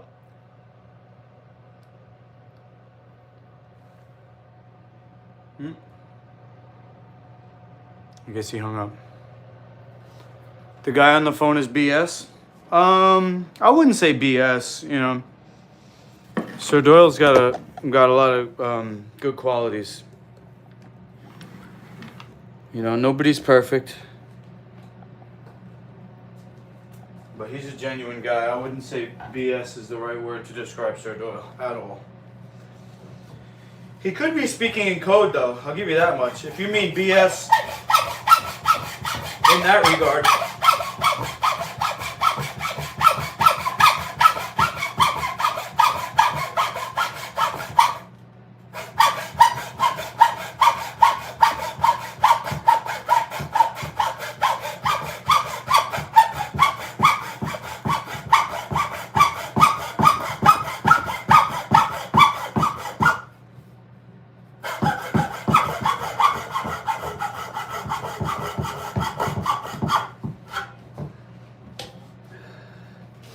And no offense to the button pushers. I mean, I don't really do much either. I'm just frustrated. It's like I want to hurt you with my words. This is why I'm divorced. Because I was so mad that she was giving junk food to the kids that I tried to destroy her with my words. Wasn't physically violent. I said the meanest things I could to try to break her. She's gonna get cancer. She's ugly.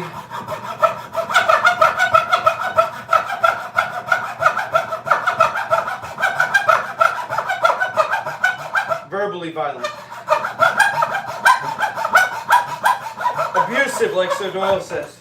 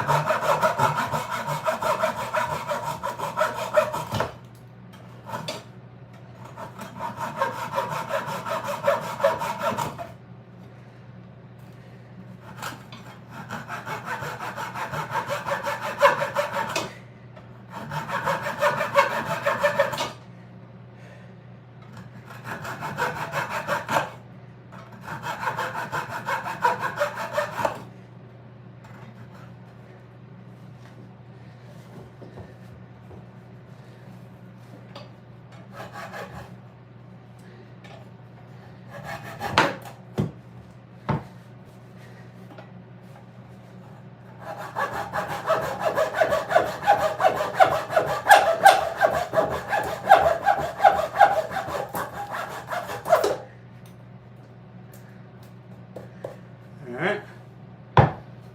One leg.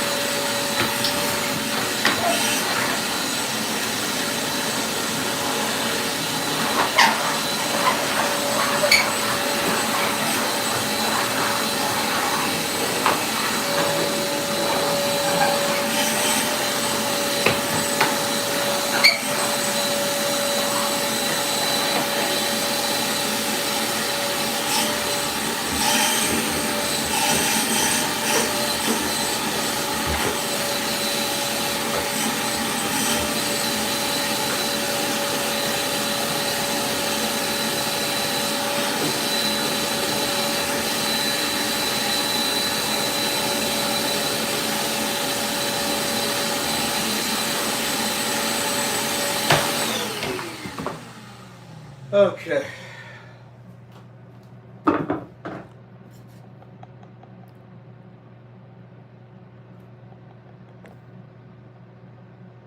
OnlyFans ain't an easy way to make money. I'd do it if I had nothing else.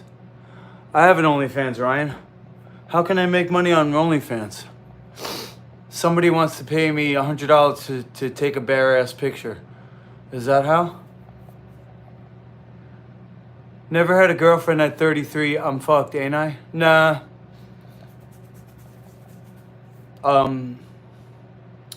If you start now, I think you're good.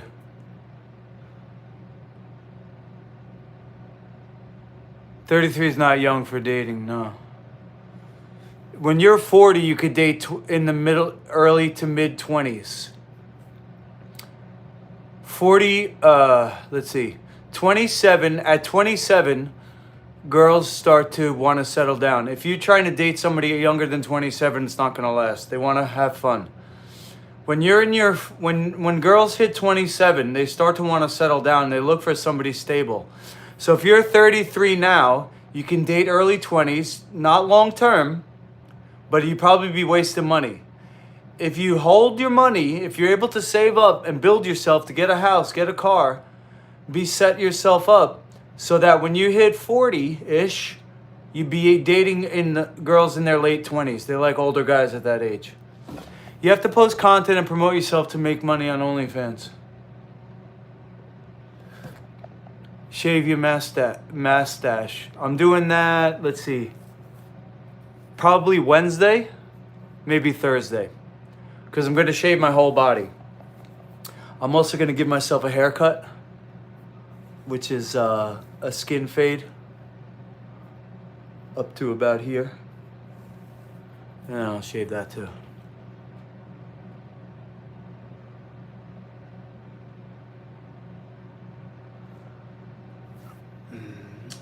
And then after I do that, Shoja Muhammad, I want you to go and shave your mom's bare ass.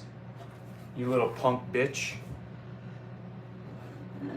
What's wrong with these people? They come in and they think they could tell me what to do. Shoja, what's your name? Shoja? Say something else in the chat, you little bitch. Mohammadi. Who the fuck asked you? Go shave your mom's hairy ass.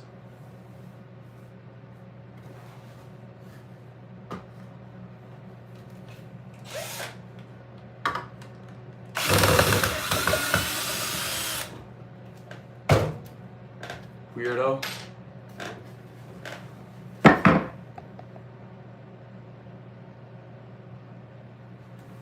Yeah, shave your fucking mother's hairy fucking taint.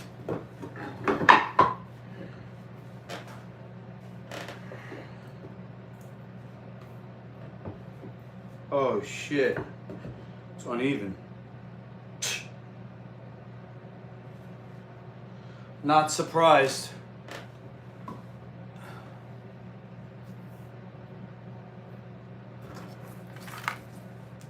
Alright, thanks, Owen.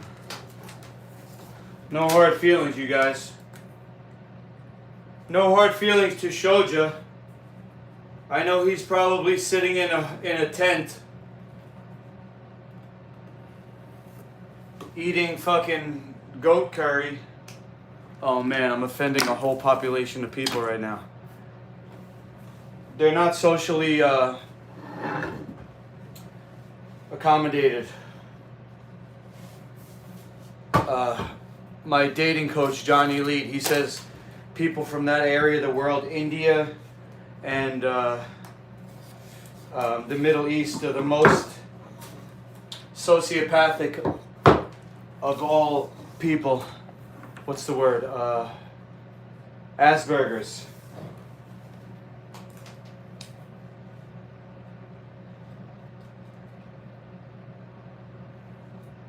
Let me offend you. Anybody from India and Persia and that area of the world, come in here and let me offend you. That you're not civilized.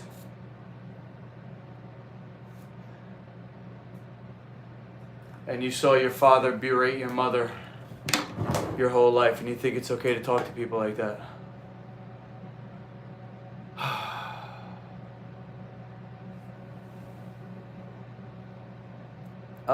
Unleash the tiger. Have a home and a car. Just feel the women are disgusted when they see me. I had a bad childhood, so no personality. Well, that is an issue there, Anas. I'm gonna say that if you're not fun, nobody's gonna want to be around you. I mean, look at me.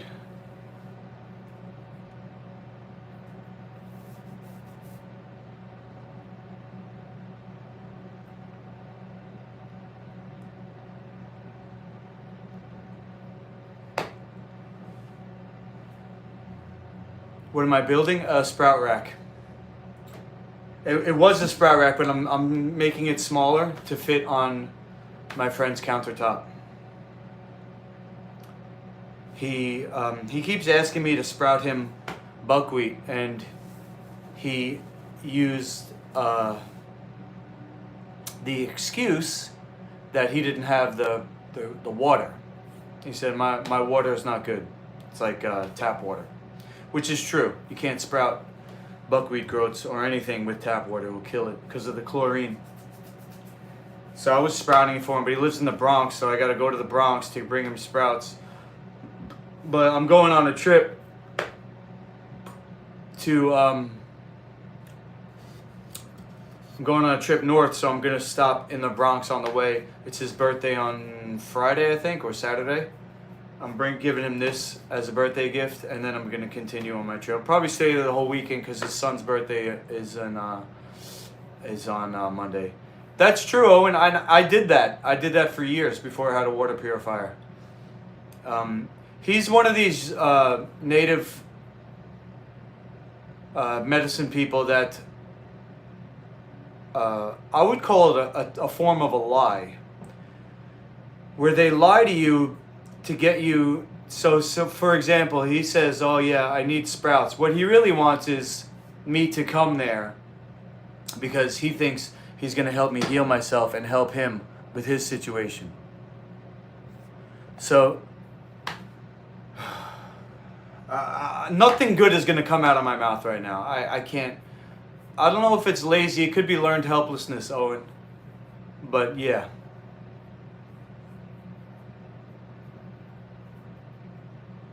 You grow sprouts with tap water.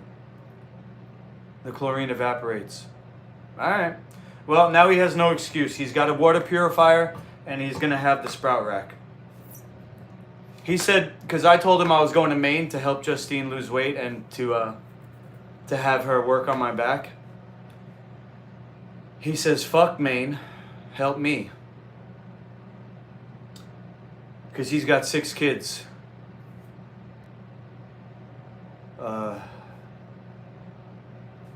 But I guess I'm a cunt. I'm doing whatever I want.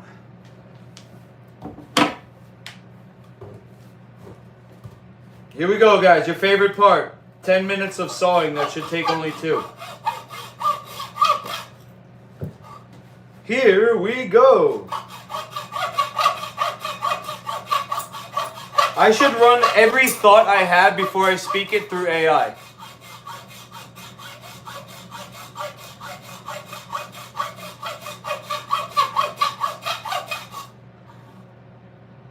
Sean, slice of life. Slice of life. I made some health food. This is a sprout rack for sprouting buckwheat groats. After this, I'm either going to eat or do a sauna and then eat. And I think I have something else to do. Hold on, let me think. I'm a former Ultimate Fighter and I'm into natural healing. I have a very strict menu that's called Life Food Certified. It has a corresponding cleanse, which you can look up, called the olive oil and lemon liver flush. I did that on, I believe, Saturday or Friday. And I basically stream the food that I make, the workouts that I do, my mental condition from years of subconcussive impact to my brain. I have moderate depression and anxiety. And so I talk about my problems, and I yell.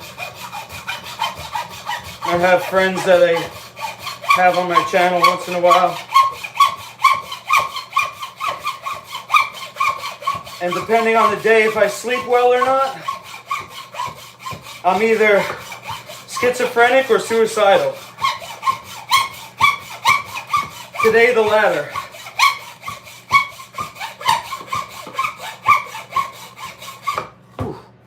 Sweaty. Hold on, I gotta take my pants off.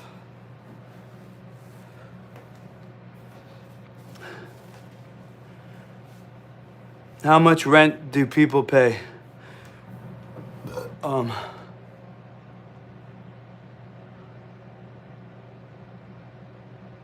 My dad lets me stay here for free.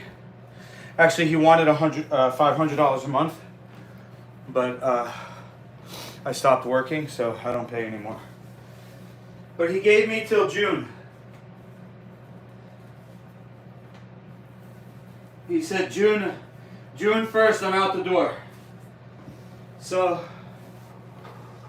March 1st I'm starting work. I'm starting the kids program at the new gym. And there's a basement there. And there's a backyard, so I can sleep there for the summer. June, July, August. I guess come September, I gotta figure out by September where to live.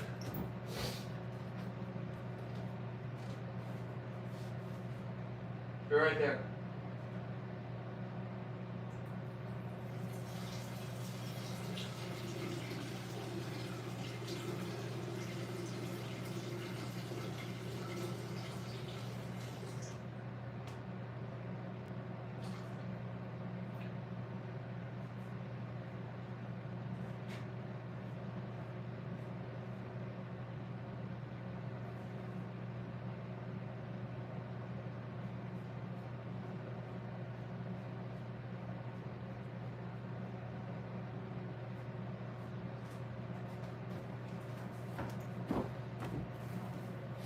Alright, I took my underlayer off.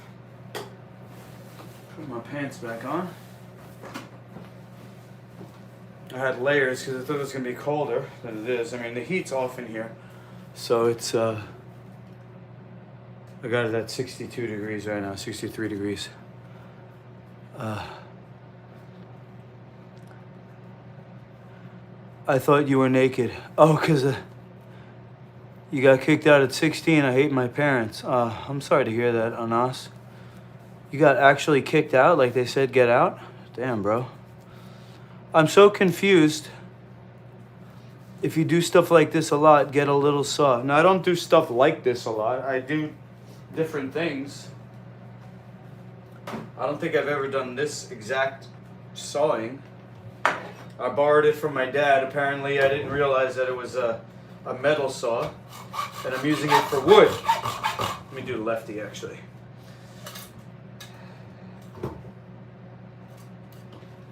But this is what I got. And I'm going to do it. I'm going to work with what I got. As much as I get suicidal, I'm not going to kill myself.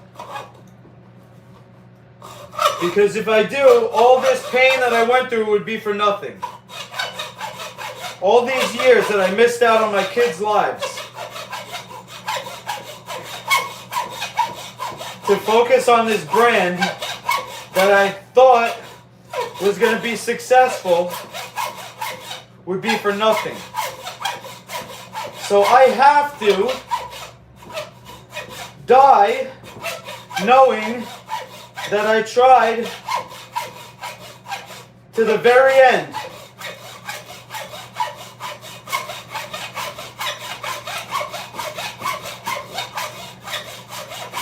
I have to try to the very end.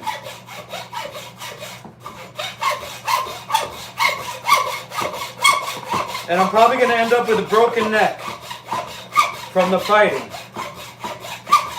And I actually hope so. I hope it's me and not a poor little kid. Because my teacher, who's the smartest person I've ever even heard of, said that it's too dangerous to do martial arts in any form. But I'm so brainwashed, having done martial arts for 29 years now, that I have no other recourse. My brain is not flexible enough. I'm not going to change my mind. I'm not going to change my course of action. I'm going to continue to fail. Trying the same thing over and over again. I'm going to continue to try the same thing over and over again. Failing. And not changing. Because I've sacrificed too much. I know it's the sunk cost fallacy. I've sacrificed too much. And if I give up, I will have sacrificed the relationship with my own two sons for nothing. And I would rather die than do that. So I am going to at least fight to the death. You're going to fight to the death.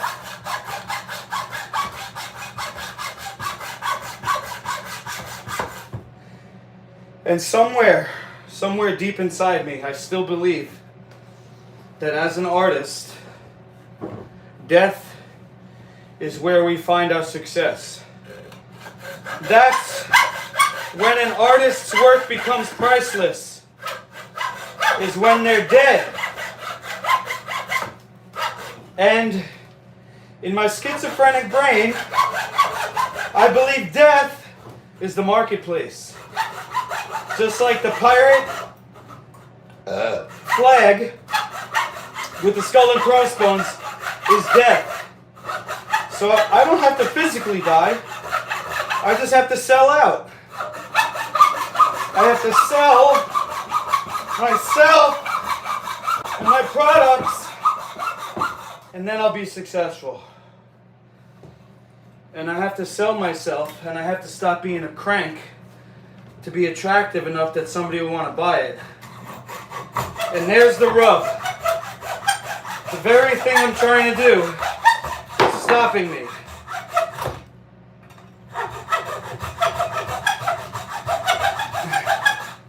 And the crazy part is, I think it's just two things that I have to do. But it's the two of the hardest things ever. One is become a master of myself, meaning put myself to sleep by 10 p.m. every day. And then fasting. Fasting, I actually got a handle on last time. I fasted for 18 days. So I know I could do it. It definitely wasn't easy. But that's the only way I'm going to heal this gut condition.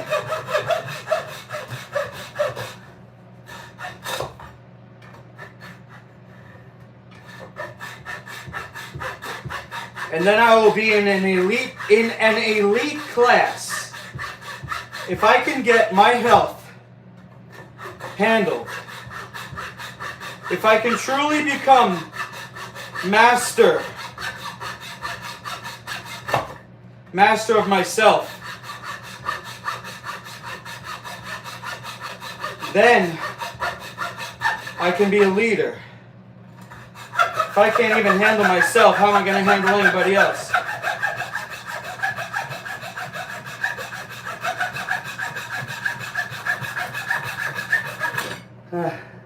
Last one.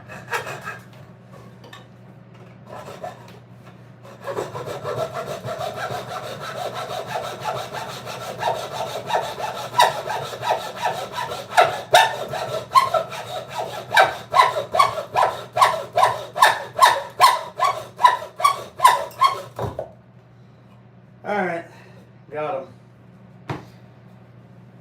Oh, it smells good though, I tell you. That wood, it's like a fire almost. You shoveled 3 houses today. Oh. Sweet. Ego death, damn, Ryan. How old are you, bro? You talk like an old person. Too smart. You're too young to be talking that smart, bro. Ego death, huh?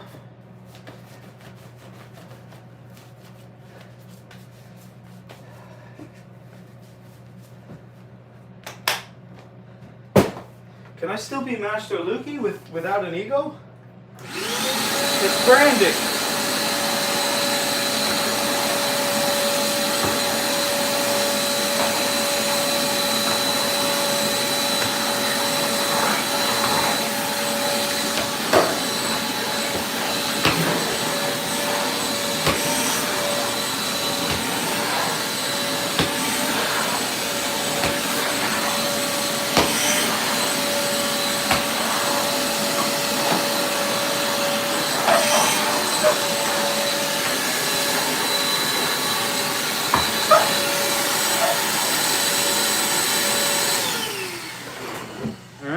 Now, Let's bring it in. Is this Bronx guy paying you for this rack? No, it's a gift. He's family, basically. He's basically family.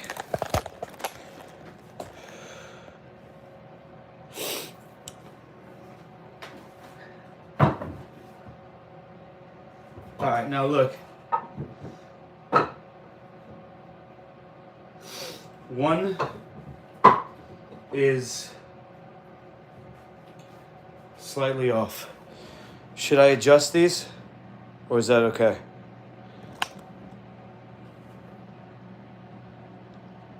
That's a decent size difference. I think I might have to fix that.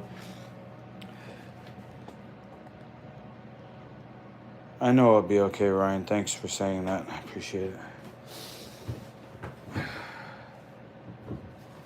Let me unscrew these completely and then we'll figure it out.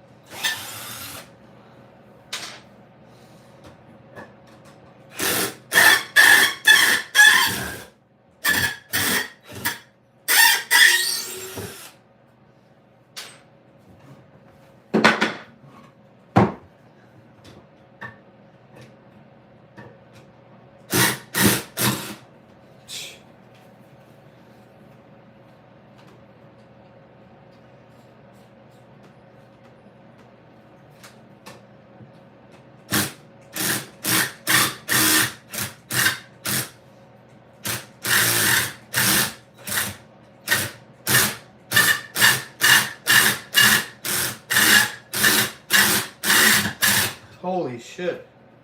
It's really not coming out.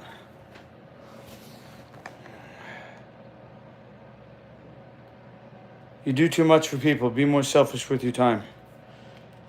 I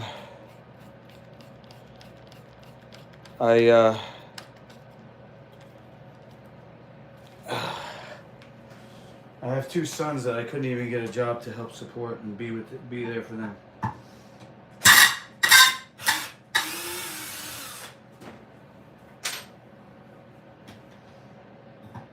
I don't have anything to do with my life, Ryan.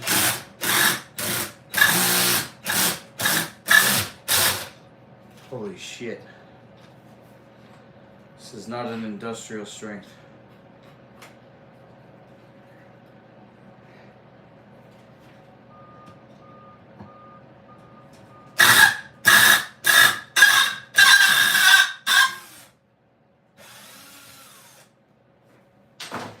Alright. Oh, I see. You said no, it's fine. Too late.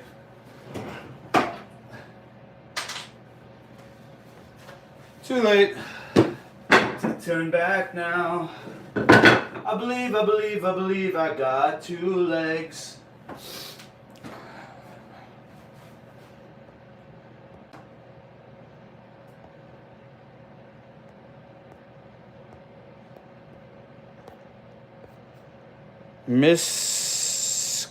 Misky.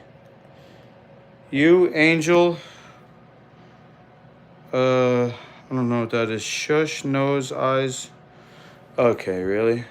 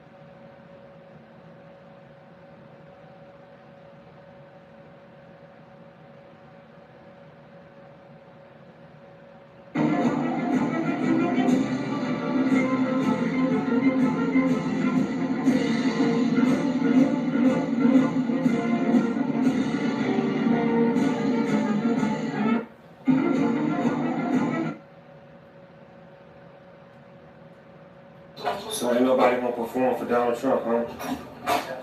Which one of you jigaboo ass niggas gonna be the first one to do it? I'm waiting. I'm gonna roast the fuck out of one of you Uncle Tom ass niggas for doing it. Which one of you niggas gonna do it first? I was the one that's performed for himself.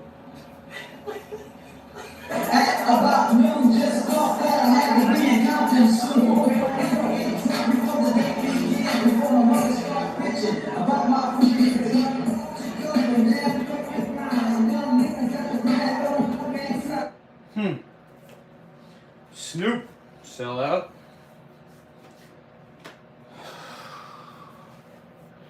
You could be doing something that benefits you, making content, etc. Yeah, this is some shitty content, eh? I don't know. I got a lot of content.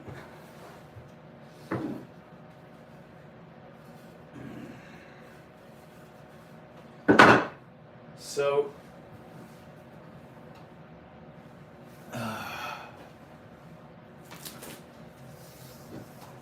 see here. 14 inches. All right. So 12 divided by 3 is 4. And then I'll add one more, 5. So put this at 9. Maybe 8.5. So if I have it here, this is what now? 3.5. So 14, we'll go half. So 3.5, 1, 2, 3, 10.5 to 7 to 10.5. Okay. So this is the right one, I think. I mean, we'll go in between. We'll go in between the two. Why not? Let me get my ruler. Actually, I don't need a ruler. I can just use a straight edge. There we go. Straight edge right here. Put it in between the two. Straight line. Boom, pow. And then it's 3.5 inches. So that means it's here and here.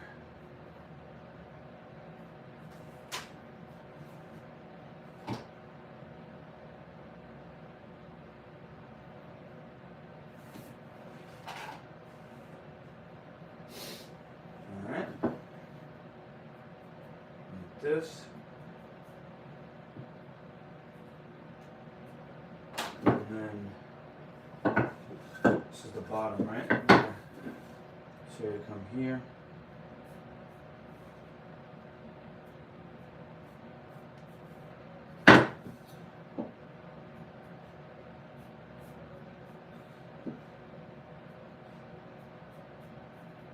Oh, Anas, I'm sorry. I just realized you were telling us that you were homeless for 3 years. I didn't mean to skip over that, bro. Or madam, however you... Sis, however you identify. Anas, you still here? I'm sorry, I didn't mean to skip over your comment.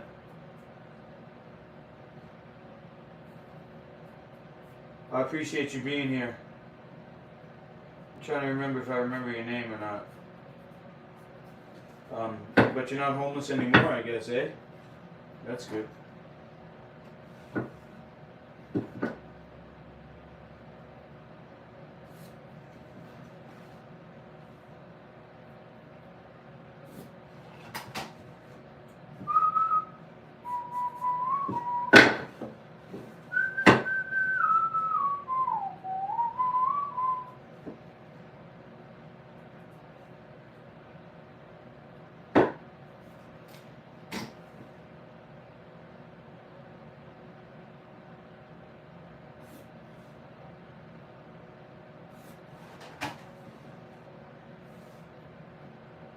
Fuck?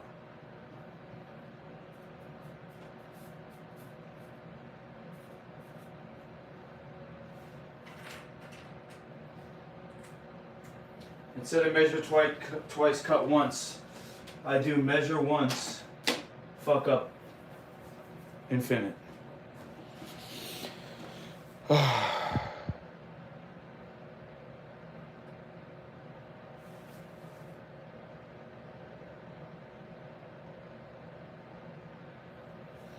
You could be doing Snoop's a liberal. Wow. Surprised it was the Jews who brought you here. Go home. Wait, what do you mean, Jay?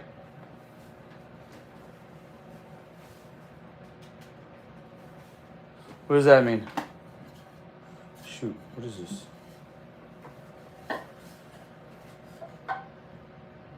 What's this one?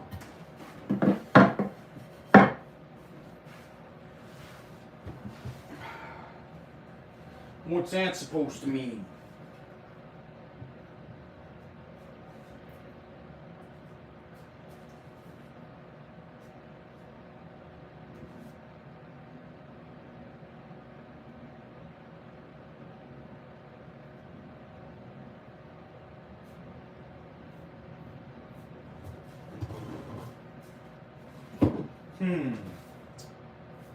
Where are these? I got some metal that I think I can use. Talking about Snoop? Oh. I see. I mean, you say Jews. It's such a broad term. Aren't Scottish people Jews? Isn't Trump a Jew? Aren't they all from the tribe of Dan? Aren't Irish people Jews? I mean, who's not a Jew? Aren't black people the original Hebrews? So Snoop is a Jew.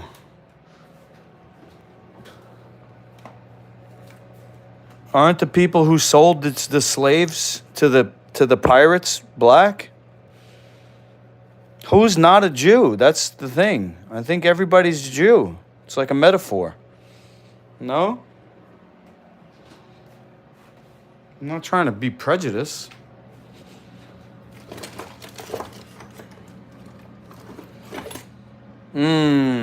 This is what I might use. Let's see.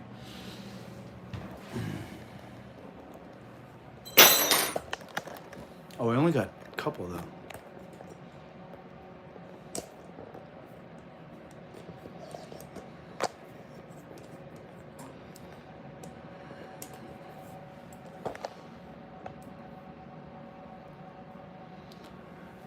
Because it's a religion?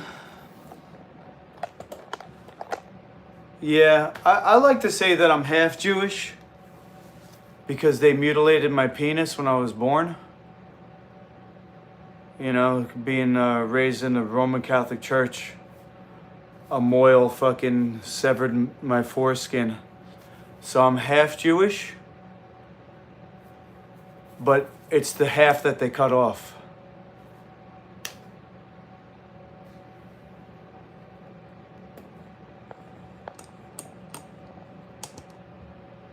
You know? And the other half is black. You didn't allow that to be done to my sons. Me neither. Good on you, Owen.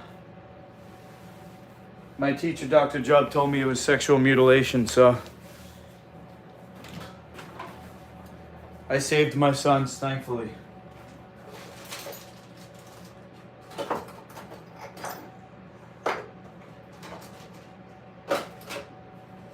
Alright, I only have 4 of these brackets, though.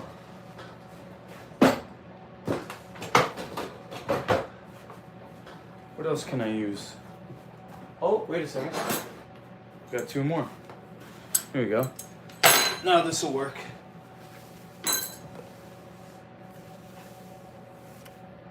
Good on you. Yep.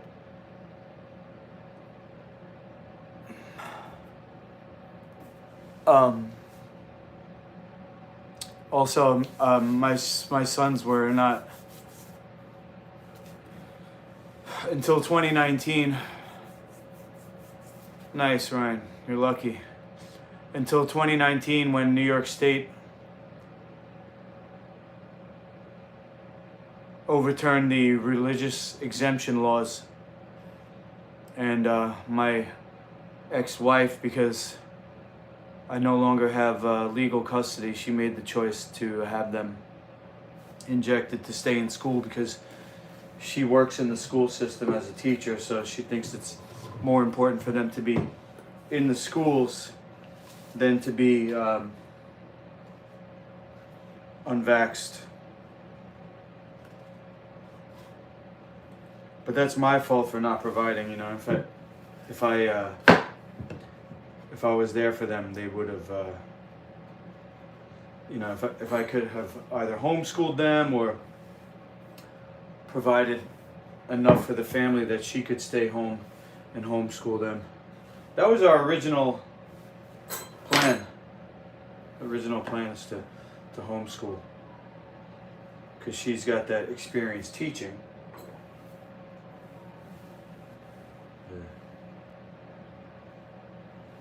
In my next life, I guess, I'll be a good man. Too late to turn back now. I believe, I believe, I believe. Boom, boom.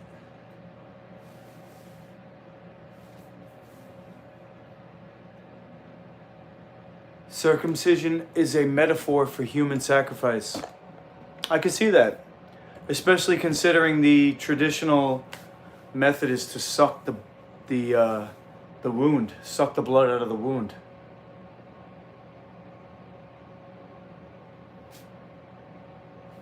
This might be the last stream on YouTube, guys. We're getting banned after this one.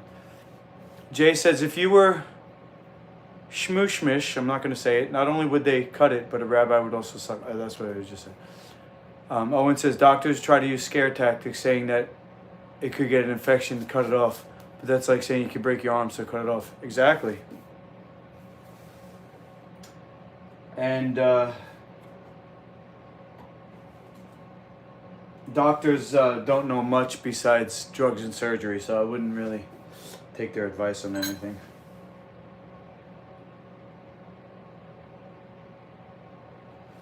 No offense to any doctors out there, you know. I'm sure they possibly thought they were getting into a profession to help people rather than be the arm of the industry, like police.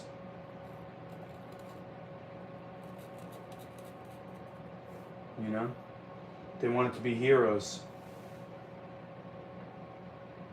Instead, they became enforcement, statute enforcement.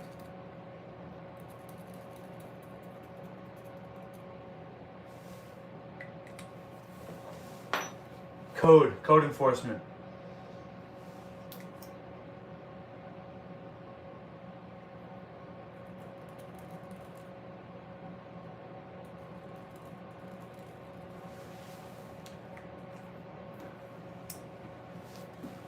They make up reason to circumcise, but the origin is literally a blood sacrifice. That's the history. Really? Yo, I never knew that. I thought it was more what Owen was saying, was that, you know, back in the day, people had no hygiene. My brother's a doctor. 70% of what they study is drug dosing and interactions. Pfft. Bro, it's way more than that. It's way more than 70%. No offense to your brother.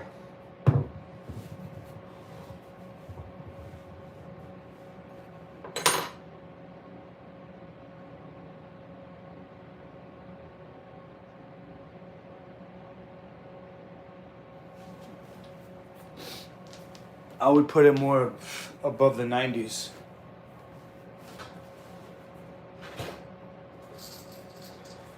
Oh my God, bro. What is this stream?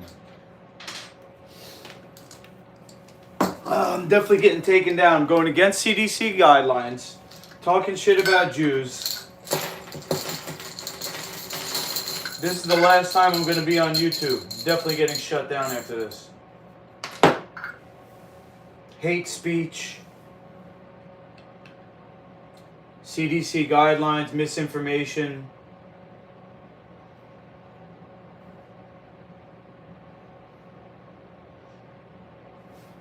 That's why they took TikTok down, right?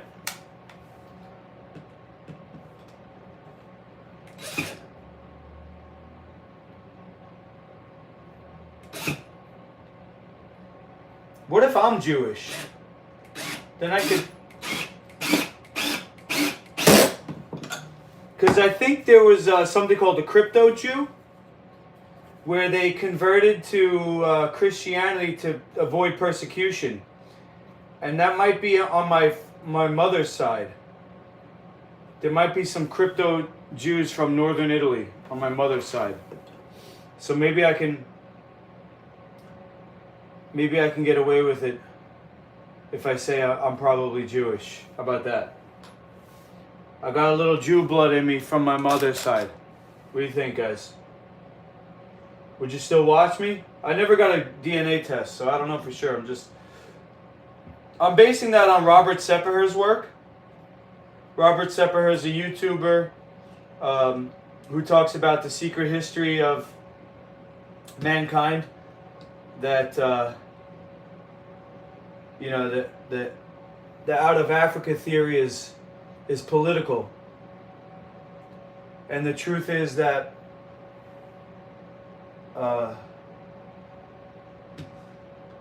the actual human history is not what we're taught. Robert Sepperher, Sepher, maybe? Herer? I'm not sure. Sepperher, Seppeher, something like that. He says that Irish and Scottish are Jews, the tribe of Dan. Any country that has Dan in it, like Ramadan.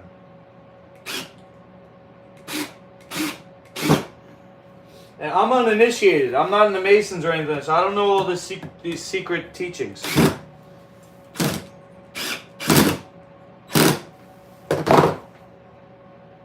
You know what I'm saying? I'm unaware. What the fuck? This thing bent? So excuse my ignorance. Anybody knows the truth? You want to speak in the chat? Anybody who's a Mason? You want to correct me? Or if you know something?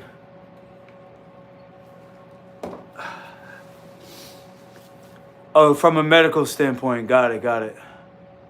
It's not directed at Jews. Okay, hygiene's a very modern excuse for circumcision. It was originally to reduce sexual sensation in men. They did it for women too, and still do in some parts of the world. I think actually, to be honest, Ryan, just from my own experience, I think it's not to reduce sensation, it's to reduce control. I think the cunts cut the foreskin off because it makes the guy come quicker.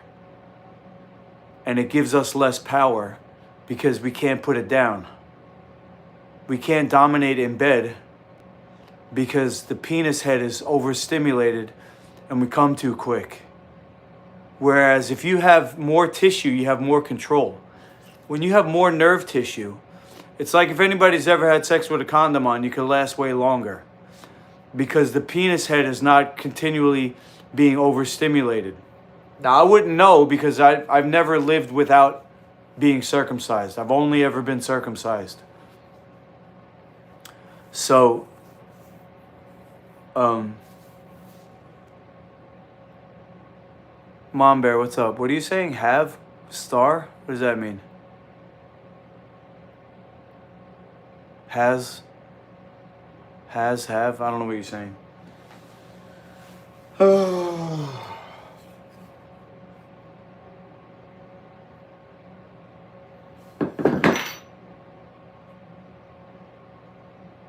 I think it's a religious cult, a sex cult, and they don't want the man to last long because then he'll be dominant. And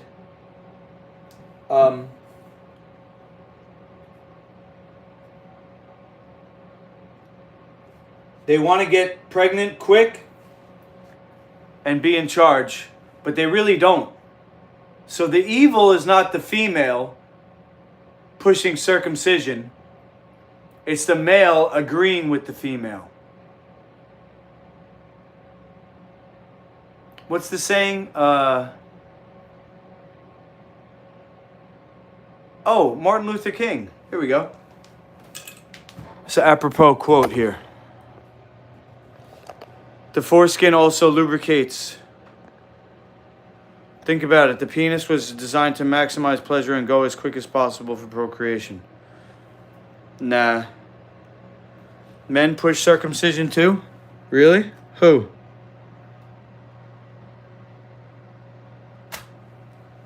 Ryan doesn't, and he's gay. I was gonna say, is it gay, guys? It's not, because Ryan's gay. He doesn't push it. Here you go, guys. Metaphor for circumcision.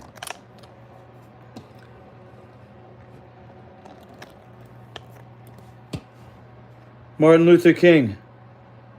The ultimate tragedy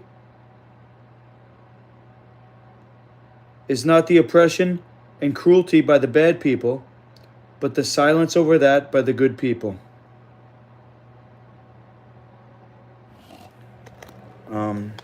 That's actually a fallacy, Ryan.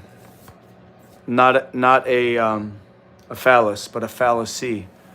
It's something that people say that's not true. Or maybe it is true, but it's not the way that it's not done by doing what she wants. From what I've seen on the internet, from all the research, like, of the past, say, 10, 20 years of the internet, that men all across the world are able to communicate with each other at lightning speed. So the global consciousness is being awakened or educated. And you've heard that females are emotional, right? So they thrive in that tension. You don't want to break the tension. You don't want to break the sexual tension. You don't want to always appease them because they get bored. So happy wife, happy life is not peaceful life. Peaceful life is happy husband, peaceful life. Happy wife is drama life.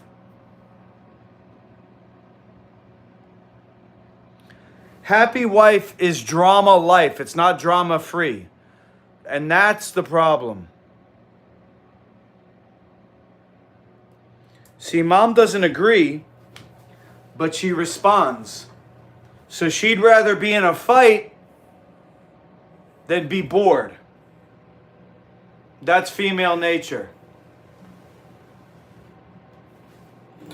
And I'm not making this up. This is just the scientific conclusions that men have come to over the past 10 to 20 years through extensive research and results in the field. Not about how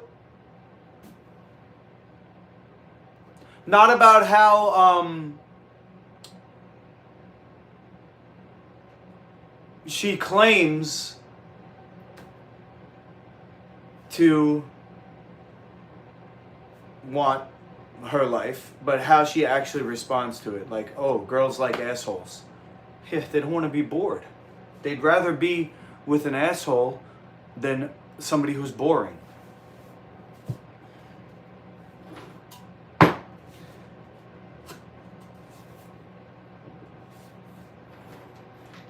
And this is not Master Lukey making this shit up. Like I said, this is extensive research. Just like mom says, oh, I'm leaving. She had to say that. She couldn't have just left. She had to say it. So another common saying is, don't listen to what they say, watch what they do. Watch what they respond to.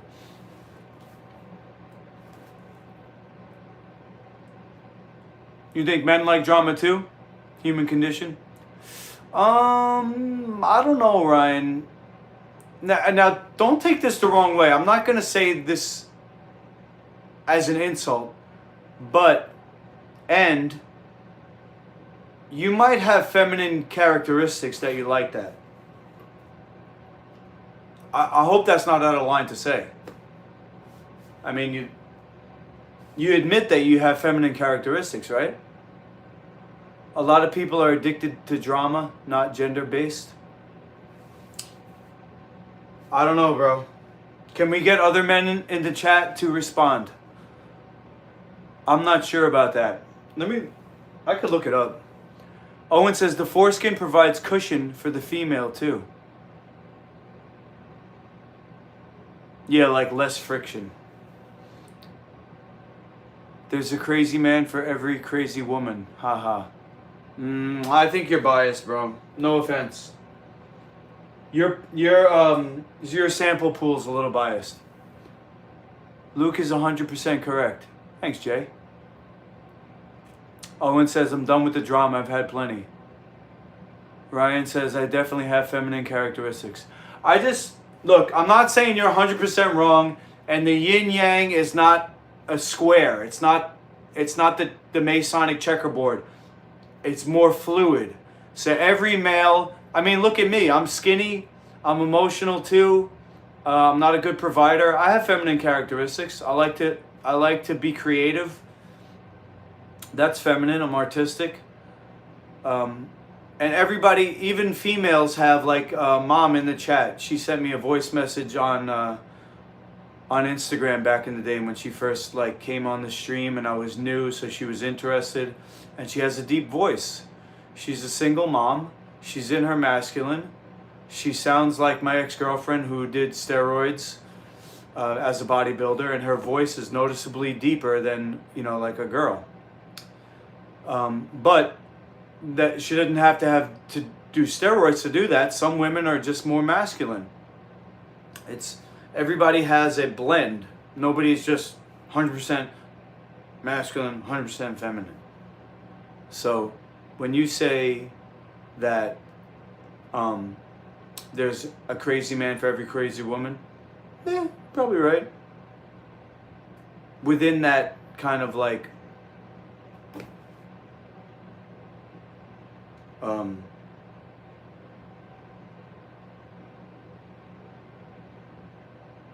model, I would say, of a blend of male and female. I don't know. Is it 100%? Is it 50-50? One crazy male to one crazy female? I don't know. You've also been called very masculine. Okay. By men? You've been called very masculine by men? Or by your teeny bopper TikTok crowd? Just asking. I'm curious. I'm not trying to put you down, bro.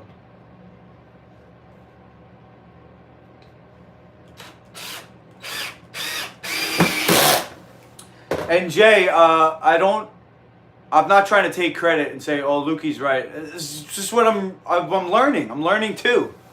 I've had several failed long-term relationships that led me to research and YouTube. It's not hard to research, but there's probably hundreds of coaches on YouTube that teach male, female, or interpersonal relationships dynamics. Too masculine to be a twink and too feminine to appear straight.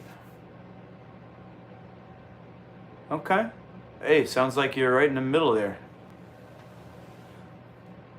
I am making a sprout rack for a friend. Actually, it was made already. I'm just making it smaller. Jed Bartlett just stopped in to like and listen. All right, Jed. Jed from Australia? You from Australia, Jed? I forgot. What's going on? How's Down Under? Or Scotland? Where you from, Jed? Where you from?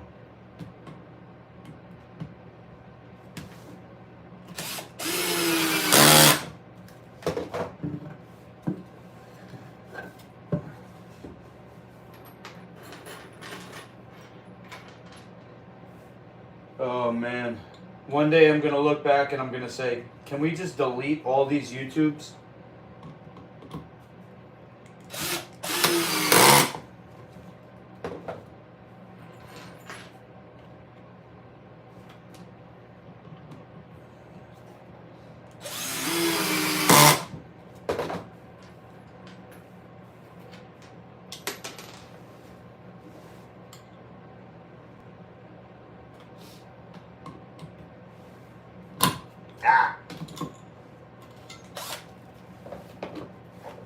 Oh, you're in the USA? Alright, right on. Ryan says, I have a deep voice and tall, but I've been friends with girls and they didn't realize I was gay. They thought I was hitting on them. Ew. That's what I'm saying, Ryan. We gotta hang out. You're hanging out with these girls. Hook me up, bro.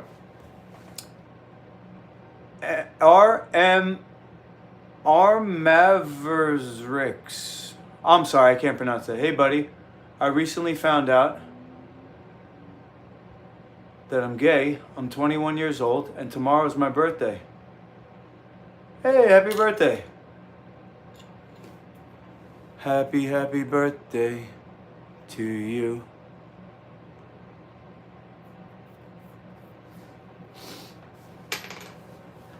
Happy birthday.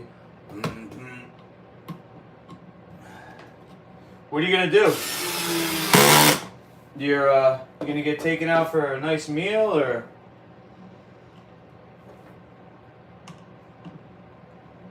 get some gifts? How long you been together with your mate there?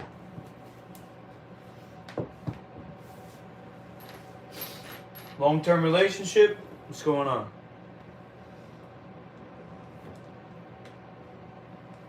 Could be a troll, Ryan. No profile pic. They probably just wanted me to say the I'm gay part so they could clip it. I'm gay, I'm very, very gay, right? Is that what you want? Gay guy with a mustache. Jed says, I used to chime in more, started supporting more female streamers, only found a few. I used to see you trying to get Sir Doyle. I'm doing all exercises. Okay. That's cool. Female streamers, eh? That's what's up. Trying to get some of that going too.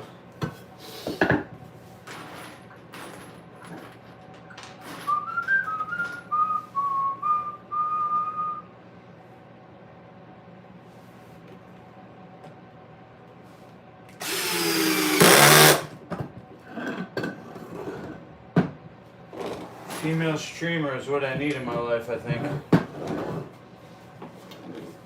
Take it to the next level.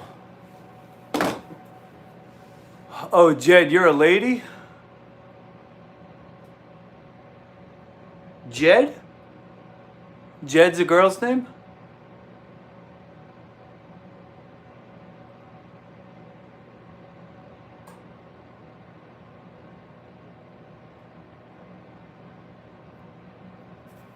Fitness, okay. Yeah, I'm gonna try and get some female fitness going on. We got a cool concept.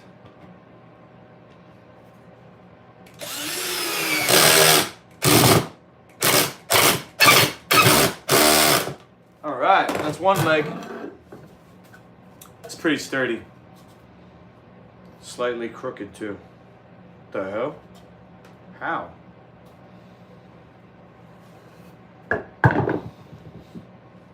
Oh well. As long as it works, I don't think it has to be perfect.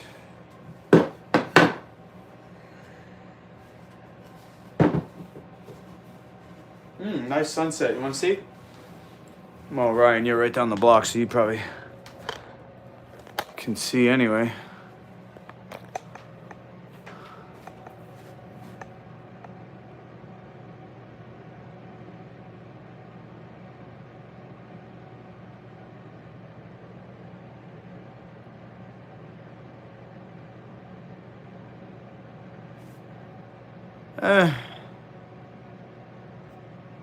Don't worry about it, Lilith.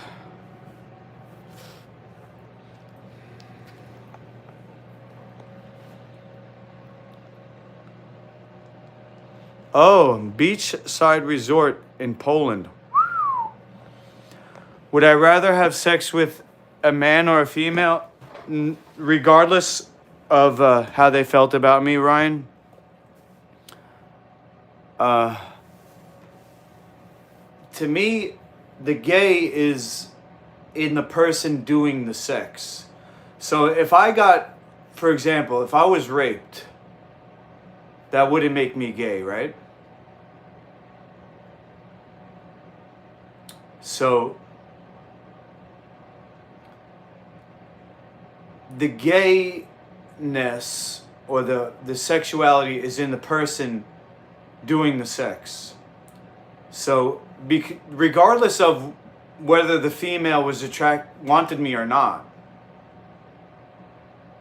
I would want to have sex with the female because I'm not gay. And I'm not judgmental, Robbie. I'm sure you know that by now. I hope you'd know that by now. I don't judge people. I don't really even care. As long as you're not hurting anyone, do what you want. Have sex with a I can't say an animal because the animals can't decide. You get what I'm saying. I'd rather have sex with a lesbian who hated me. But I don't have sex to get off.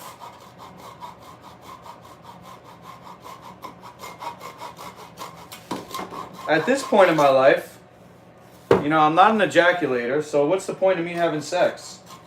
It's to connect with the girl, to get her off. I mean, I enjoy it, 100%. But how much of your day can actually be taken up by sex? She's gonna need a break. Oh, almost just shot my finger.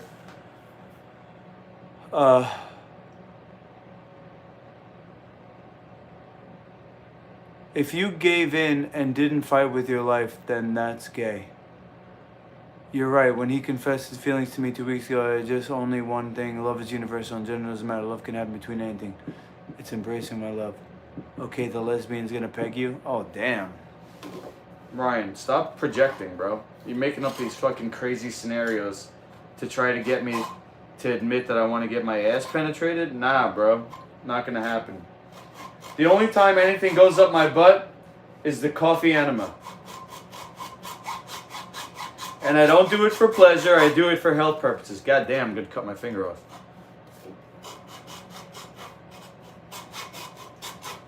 Stop trying to come up with some cockamamie scenario where my butthole's getting penetrated, bro. This is YouTube. It's not OnlyFans. You want to talk to me on OnlyFans? Go to OnlyFans.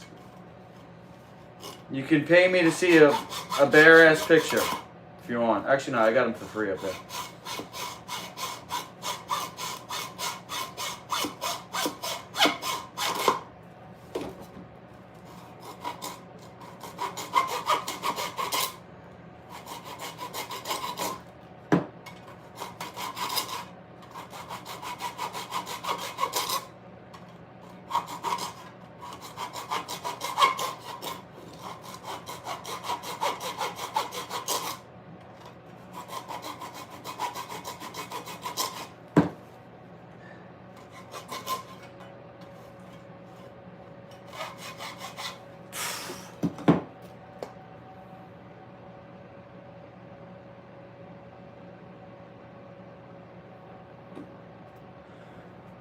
Power dynamic? No, not really. I would say more of like a spiritual connection. The spiritual practice. If you look into Tantra, when the man stimulates himself or gets stimulated but doesn't ejaculate, all those hormones get circulated and increase his physical and spiritual energy. So if I had a girlfriend and we were having sex on a regular basis and I wasn't ejaculating, I would be stronger, I would feel happier, and be more creative. And this is from the stimulation of my hormones and recycling that and not ejaculating it out.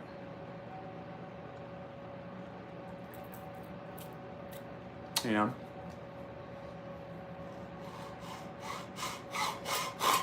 Well, Ryan, I think there's something you might want to explore there, which is possibly feelings of self-consciousness. Like, who gives a fuck what anybody thinks about you?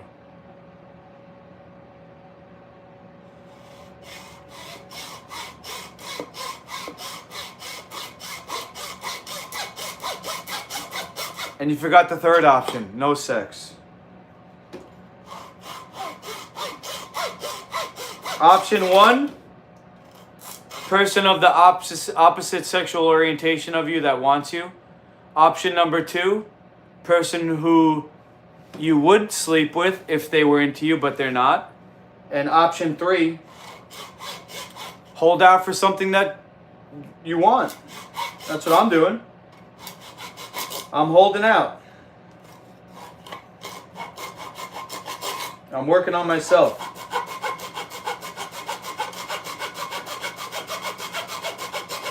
I don't need to have sex to feel validated.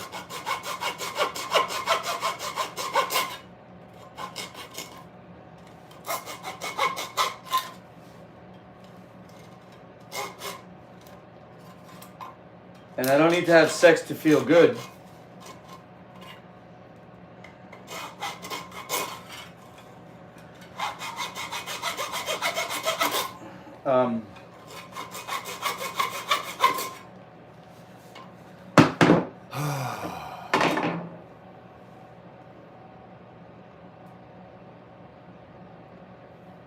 Yeah, I wouldn't say it's overrated, but you know, I don't need it all the time. Maybe I'm getting old. Maybe I'm copping out.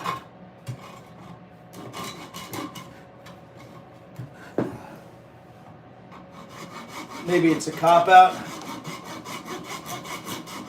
You know, I follow a lot of guys on YouTube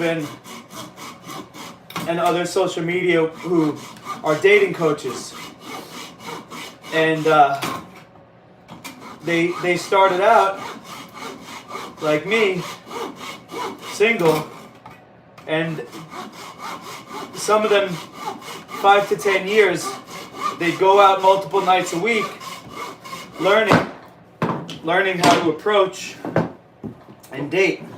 Cold approach. So they go up to somebody they never met before, whether it's in the club, whether it's in the street, and they learned how to, you know, it's basically like sales, cold sales. Somebody they never met before, and they either go on an Insta date or get a phone number, and they teach guys how to do it.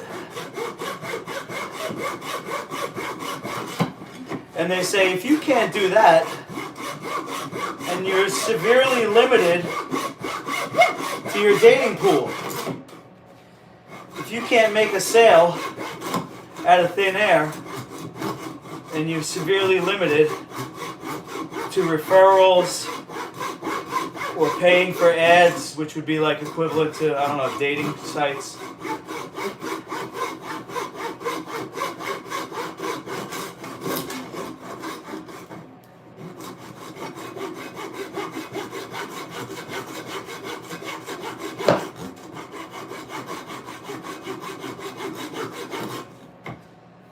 Okay, almost. I'm just evening this part out here.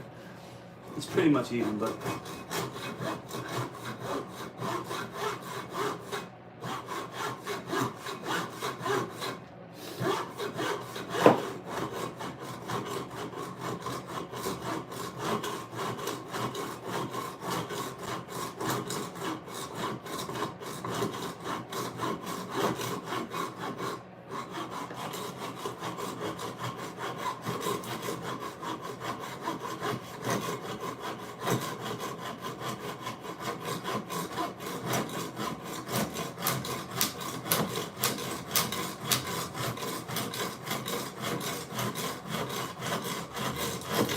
alright, that's pretty even.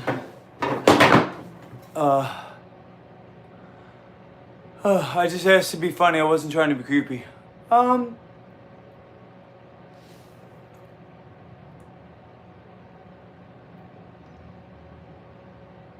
You're not the first gay guy to come on to me, Ryan.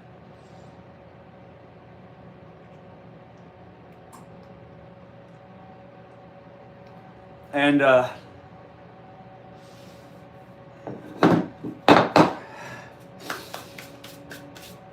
I would say for a guy, for a straight guy like me, it's not something that I'm used to.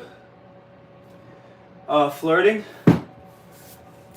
especially with other guys. I am trying to be friendly. You know, I'm not trying to lead you on. I'm not trying to be flirtatious in a sexual way. I'm just trying to be friendly as if you're my brother or my son or my friend that's gay, and I don't want to judge you or scare you away. If you were a girl and I was your friend flirting with you, I would do the same thing that you're doing. Try to be flirty without being creepy. It's totally cool.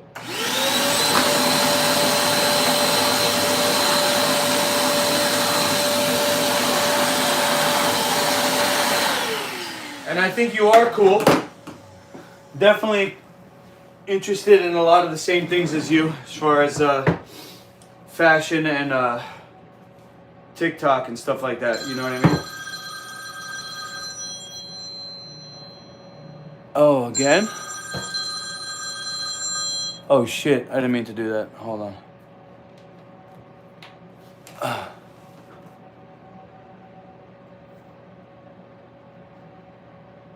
Exposure therapy, good for social anxiety. It goes beyond that, Ryan. They actually have serious scientific protocols. It's like they really got it down to a science. Over the past 10, 20 years, just imagine nerds studying and comparing notes over 20 years on a daily basis. Imagine the amount of man hours, manpower, and research that went into that. Lilith says, I tried to do something today, but everything's closed, even the sheriff's office. So I'm inside with my con man landlord.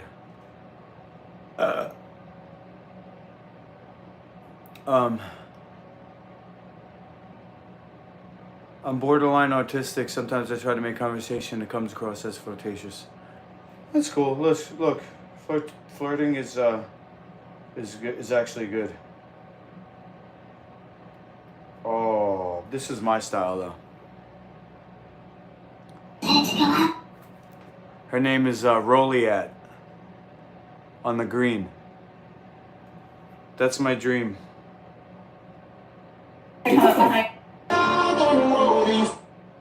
Shit. She's a bus ride to the inauguration here. She's a cosplayer, and she's dating this musician called Mike's Dead. He's a fucking cornball. He's like the MGK of metal. But they're both from LA, so they suit each other.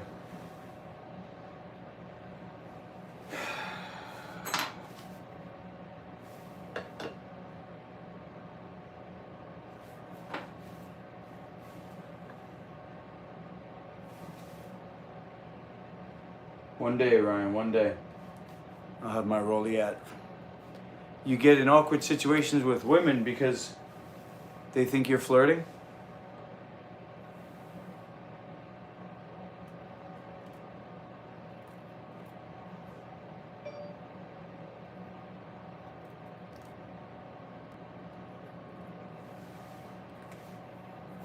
Who's that?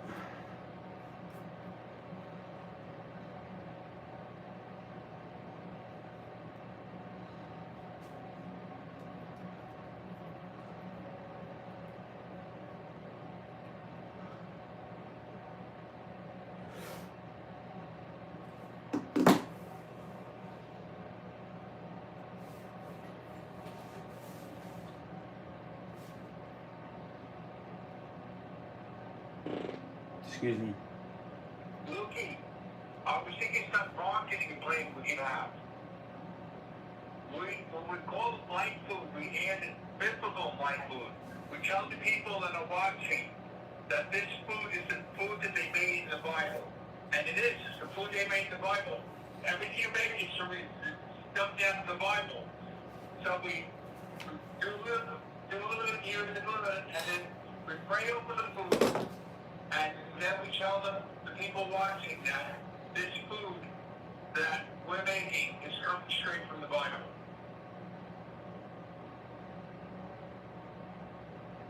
And we talk about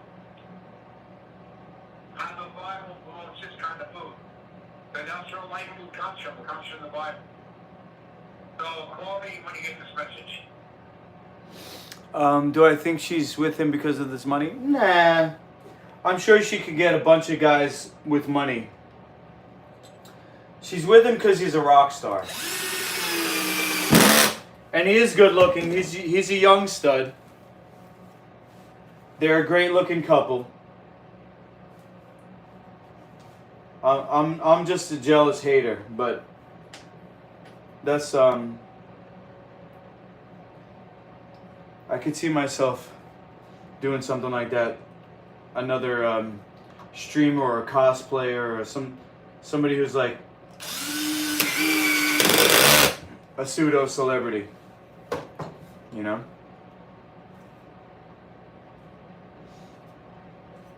Like who is it? Jed in the chat said that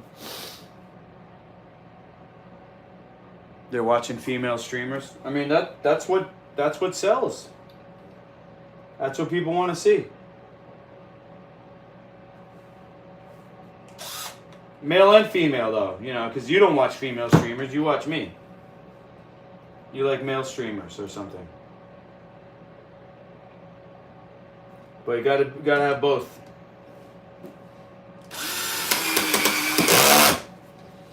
In Hollywood, they call it a beard, which is an attractive female co-star to make the male look good.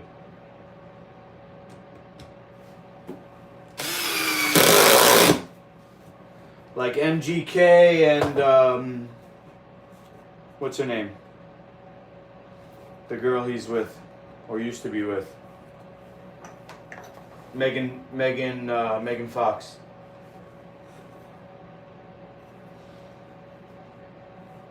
MGK and Megan Fox. Who else?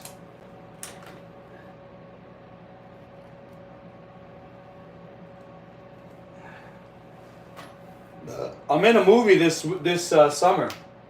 Maybe I'll meet an actress. I even got a speaking part. It's it's a B movie. It's being filmed in Connecticut, but it's something.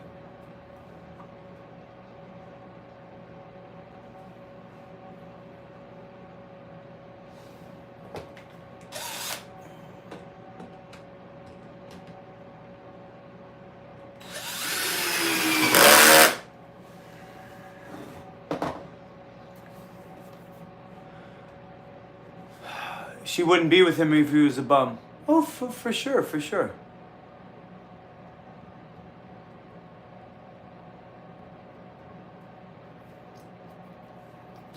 My OnlyFans, Ryan, is kind of a placeholder. What I want to do is teach semen retention. Because, growing up watching porn, there's the money shot. Most beards don't even know they're beards. You think? I don't know, bro. I think girls are very intuitive and they know a lot more than we as males know. They communicate on a deeper level than we even understand. Like, thinking back to my most recent ex, she said things to me indicating that she was going to dump me that I didn't even realize until later on, like months later. Like when she told me she didn't like shopping at the Italian market local because the produce didn't taste as good. She was telling me that my passion for her kind of dried up, and I was slacking in the bedroom.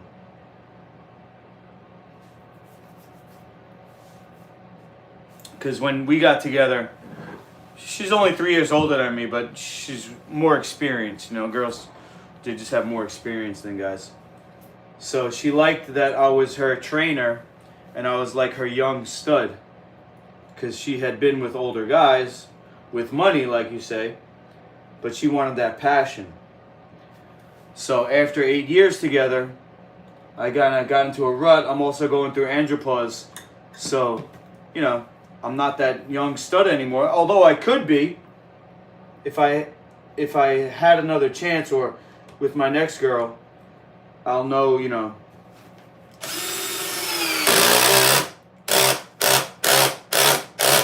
Get in there.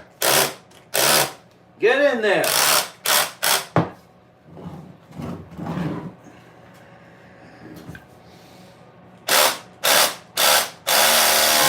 It's not going.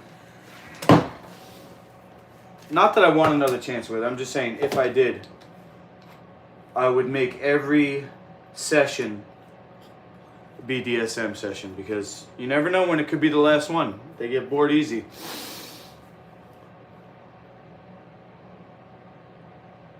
They don't admit it to themselves. Ooh, interesting. It's an interesting take you got there.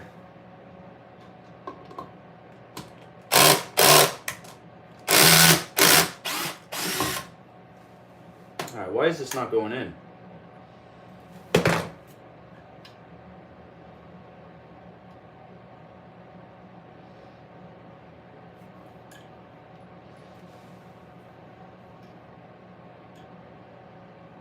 You think that's just women, or is that everybody? They won't admit it to themselves. Alright, I think it's this screw. This might not be a wood screw. Fuck that guy. Screw that guy. Let's go with this one instead.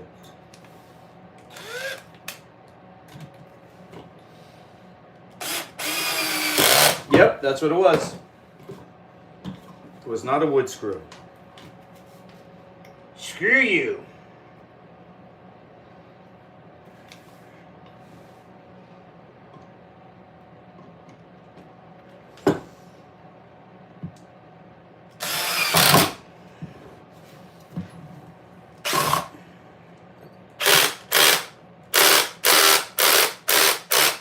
Damn it.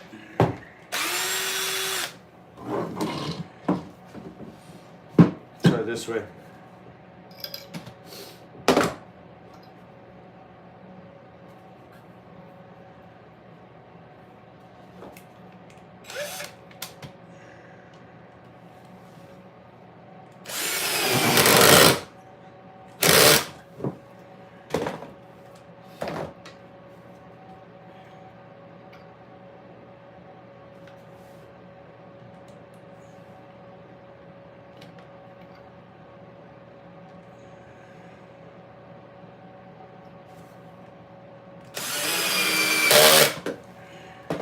Alright. Couple more.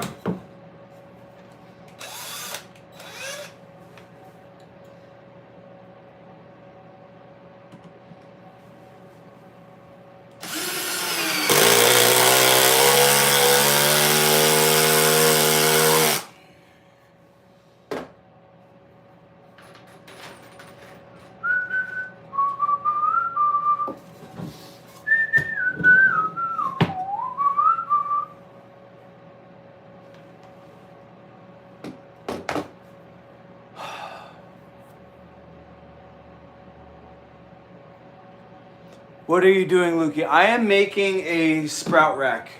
It's almost done. These are the legs. This is the second leg.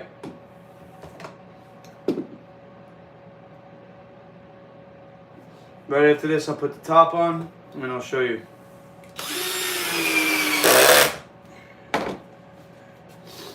Just got 2 more screws here. 1.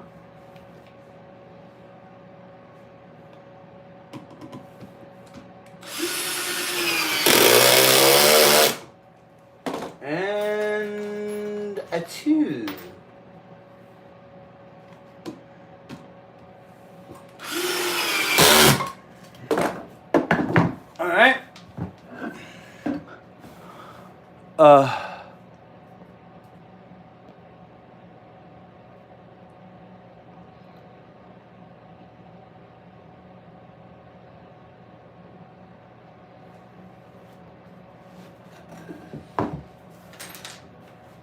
I'm making a sprout rack. Okay, so now that's the rack, the legs. Here's the top. Okay. Excuse.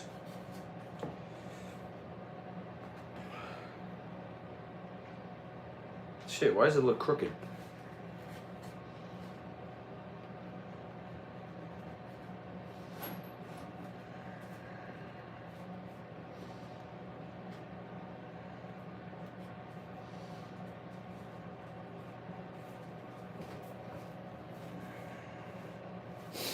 A little crooked.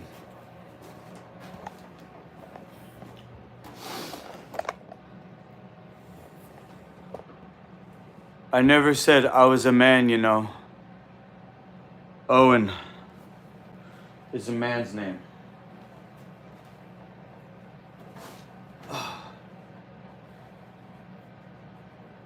Excuse me for assuming. Can you see? So we got this, we got that. Goes like this. And then there's going to be a hook right here.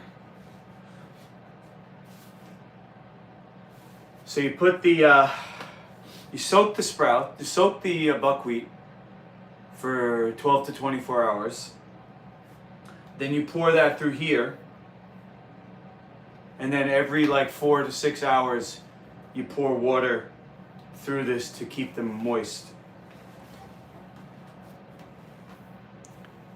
Good belch. I admire a good belcher. Did I cut my hair again? No, it's just falling out.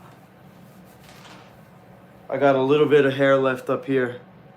It's thin, but every time I comb it, more comes out. So there's like a couple of long strands that I'm just hanging on to for dear life. The rest of it is just like short and straggly and thin. I'm gonna give myself a haircut on, let's see, tonight I'm going to possibly do my eyebrows. Tomorrow, shave my body. Wednesday, haircut. Either that or tomorrow, eyebrows. Wednesday, shaved body. Thursday, haircut. That might be it. Tuesday, Wednesday, Thursday. So today I'm doing sauna. Tomorrow I'm doing physical training, fitness. Wednesday I'm doing jiu-jitsu.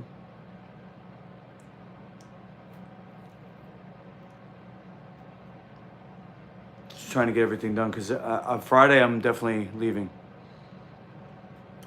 Your hair finally started to thin? Hang in there, buddy.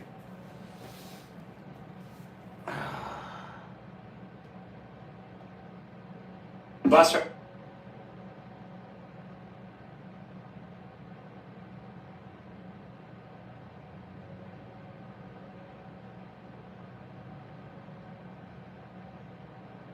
Ew.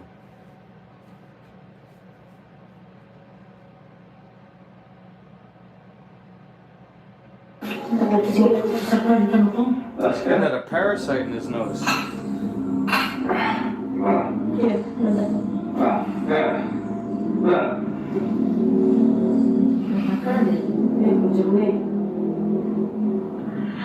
Oh my God. Can you imagine how good that feels getting it taken out?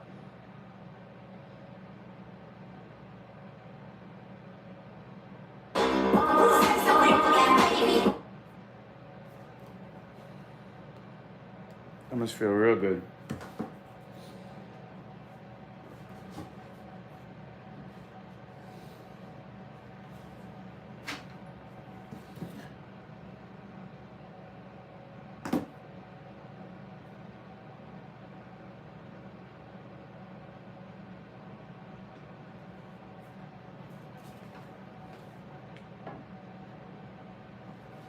Alright, these are actually the same size, so I could just use this one.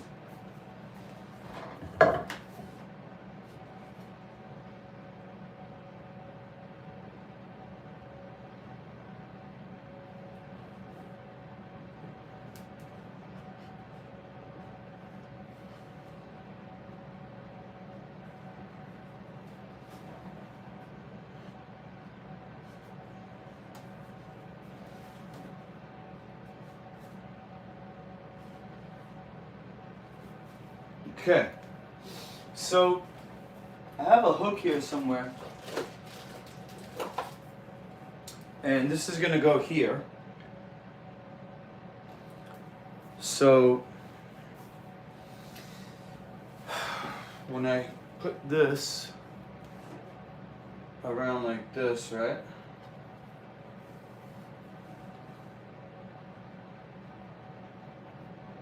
Goes like this.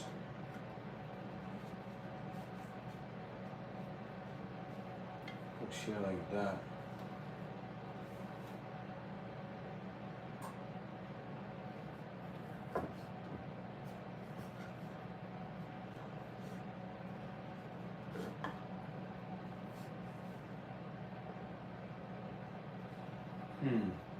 No, it's gotta go this way.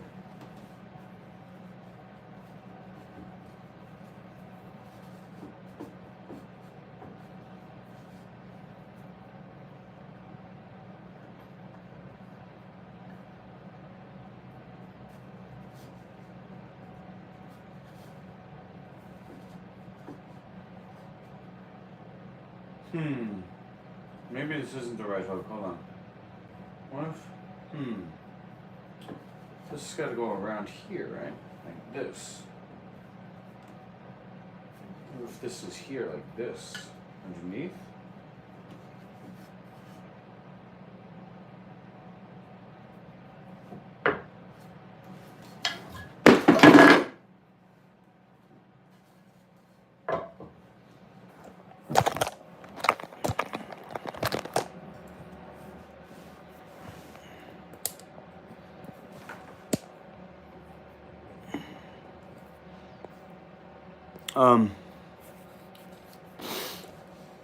When I said don't mess with them, I was sincerely trying to protect you. Huh? Mess with who? Oh, gross.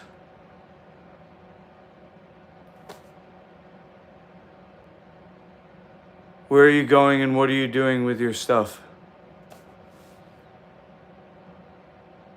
Yeah, I'm a little confused too. You like this? Ugh. I'm a little confused too, guys. We got Instant Pot, aka grain cooker for quinoa and millet and buckwheat.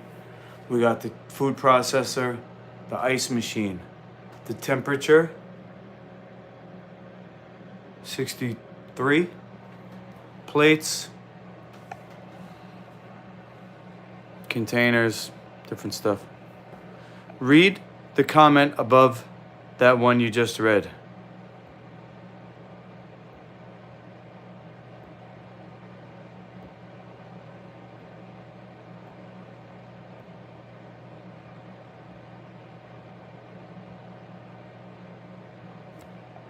I don't know what's going on, guys. I'm sorry. Type in complete sentences if you want me to respond to anything. If you guys are just having a conversation between each other, that's fine too. All right? Square plates, circular plates. Mugs and cups, to go. Mugs, soup container. Let's see. Different supplement, herbs and powdered herbs. A couple of plants. I don't know. I rearranged my kitchen kind of. I don't know if you have been watching, but I put both dehydrators over here. There's one. And then two.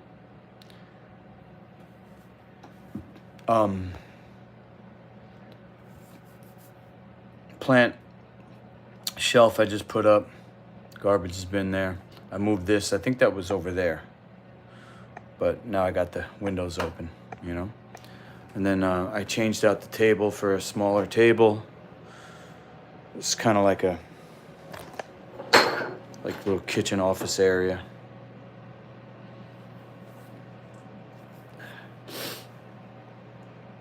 I don't know, Owen. If you want me to respond, just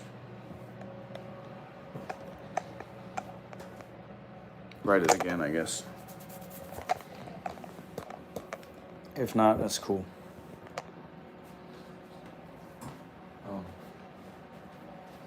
Where's my hat? I'm just trying to figure out because there's mice.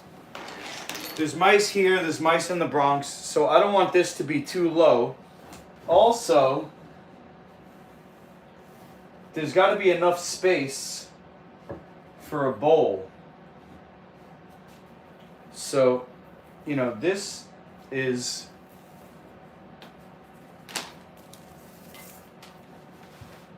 You're a woman who is married to an Illuminati member. Oh. The Masons?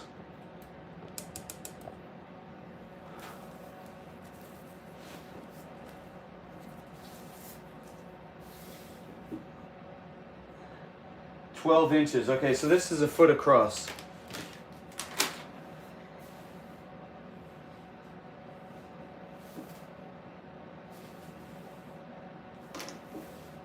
So a foot across.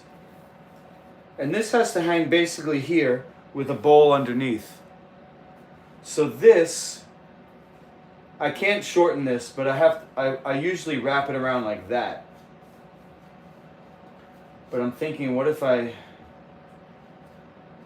Yeah, I think that's the only way. Just gotta go this way.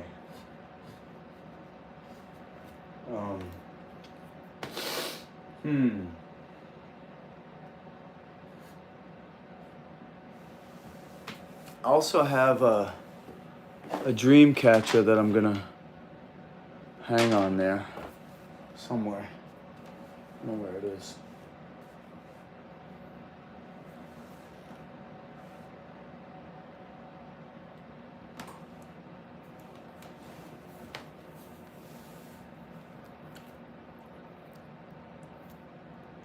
Worse than the Masons? I thought it's all the same thing. That's why I warned you to never seek them for help. Okay.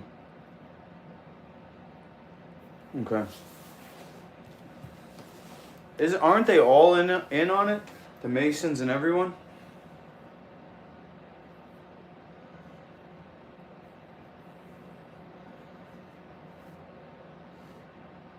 Yeah, this has to go in front.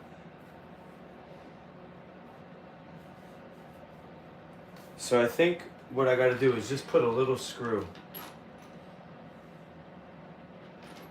Like, you see how this one has the part of it that's not a screw, it's not jagged, it's got that little part that's smooth. So if I could get a bigger one like that, like this, you could see it better. This part is smooth. That's the part that I'd like to hood it on. What are you straining again? I missed it. Is that for your customer in the Bronx? Yeah, not a customer. It's more of a family friend. But yeah, primarily buckwheat is the best one to sprout. There's more, but most of the recipes that he wants to make is sprouted buckwheat.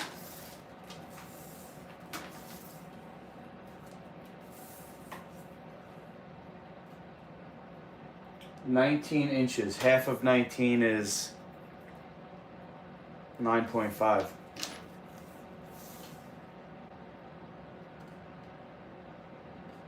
So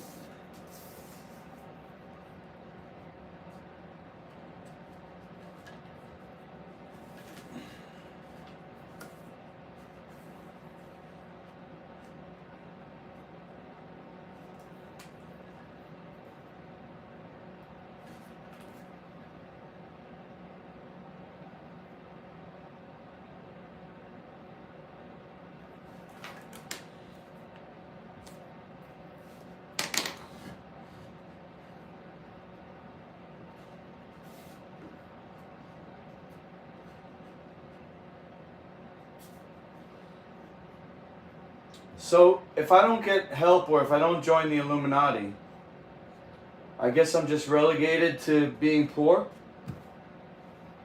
I'll never be able to become successful unless I sell out to the Illuminati. I guess that's what has to happen in this world, right? Why Jesus got sacrificed? You have to choose whether you want to have a good life in this world or to have a holy life.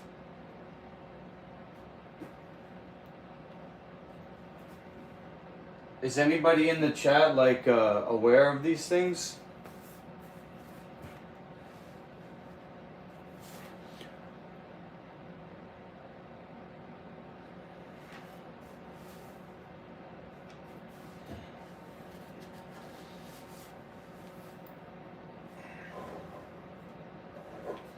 Not if you work at something, but he ruined me and my trust. So, and you're saying that I can still become successful if I keep working at it.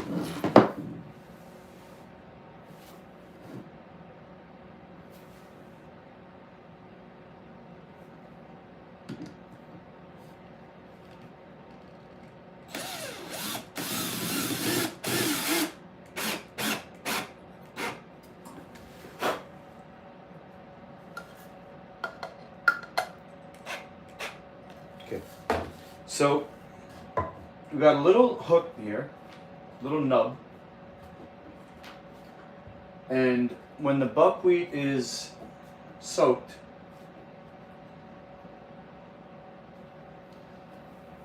I pour it through here. You got a bowl here, right? See, it starts to drip. And then you hang it like that.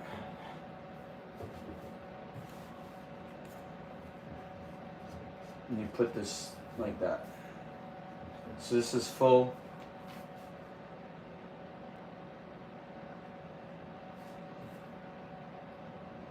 Alright.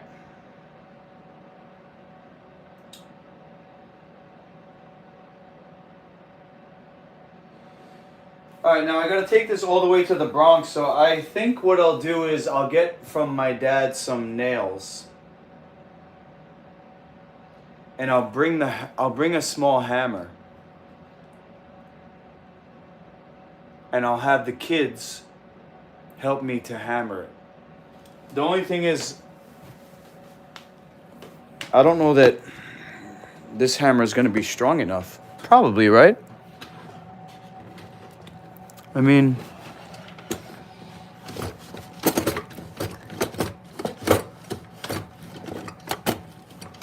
do you need a heavy hammer to... Oh, God. Get in there, you fucking motherfucker. I got this. Yes, I have faith in you. Okay. Put this here. I'm gonna see if there's any nails. I'll just do a test. See if there's nails in the second floor apartment. I don't know if I showed you guys. My dad made me get rid of this couch that was here. And so I was able to move the bookshelf over, open this spot up here so I can get behind my computer when necessary, and line that up. So this is the new and improved office.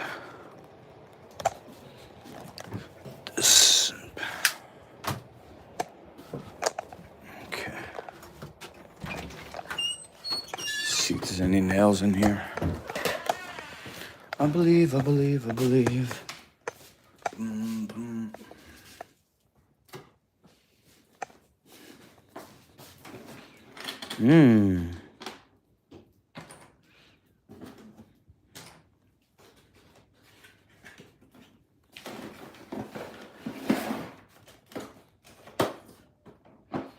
Okay, definitely got nail. think those are long enough.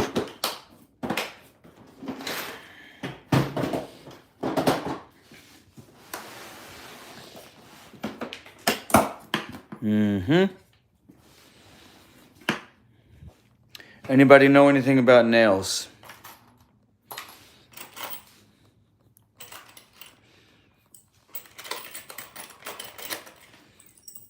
One, two, three, four, five, six. 7, 8. 9, 10.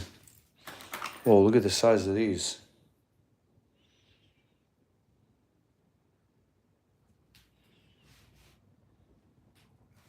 Which one should I use? These look a little big. One, two, three, four, 5, 6. I'm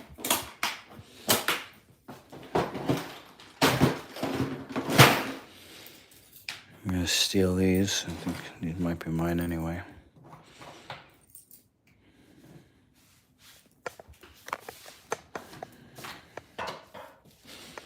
I think I'm gonna come back and do a sauna.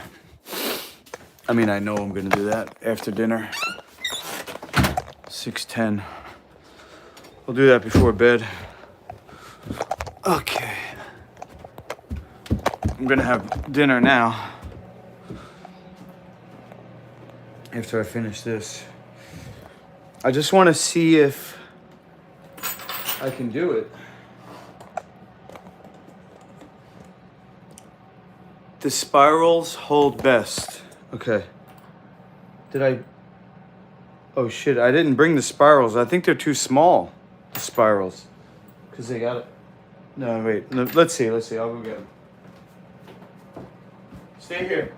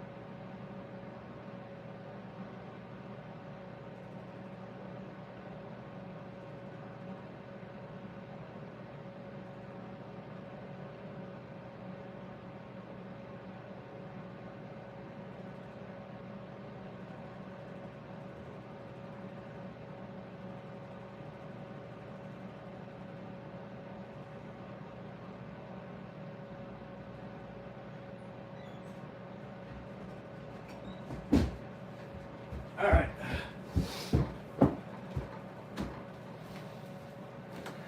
A lot of nails here. Oh, geez, I'm stepping on screws. Let's get these screws out of the way. Jay, you still here, bro? I thought you would have said, fuck you, Lukey, I'm out, after I told you to leave me alone about the crypto. I wanted to show you how to make fruit roll-ups for your kids. So, if you go back a little bit in the stream, you don't need a vitamix. You said you have an Excalibur, right? If you have any kind of blender or a food processor, you can blend up the fruits with coconut sugar, maple syrup, honey, or stevia, or nothing. You could do it by itself with just the fruit. Blend it up, spread it on a Teflex sheet, Dehydrator sheet, and then once you're ready to flip them over, you can use a knife, and you can even work with the kids, stand behind them and hold their hand, and guide them to make shapes. Make different shapes. It's fun. I understand, bro. I watched lots of money come and go in crypto. More money than I've ever had or seen. I've lost before. Oh, God. Yeah, but you have a good job. You have money. So you can make it up.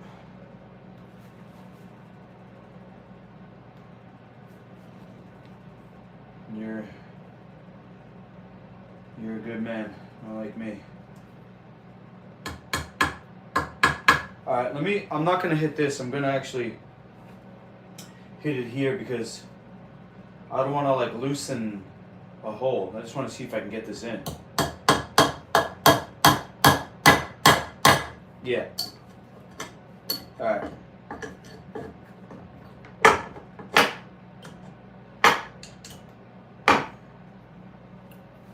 All right, cool.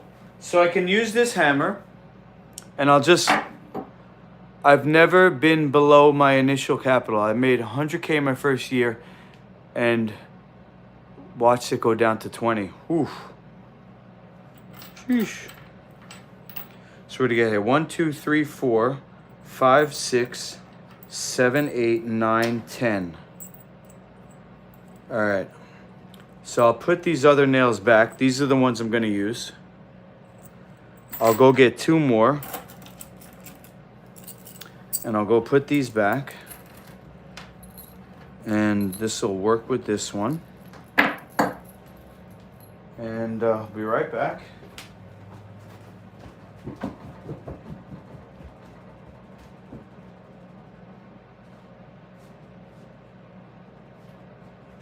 What are we learning? Oh, how to make a rack? Cool.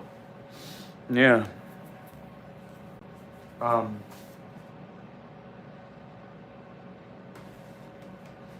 Doesn't look like much. I guess I'll just put it over here for now. Put it under here.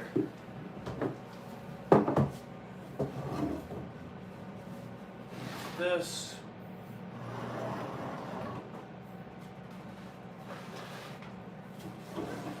One,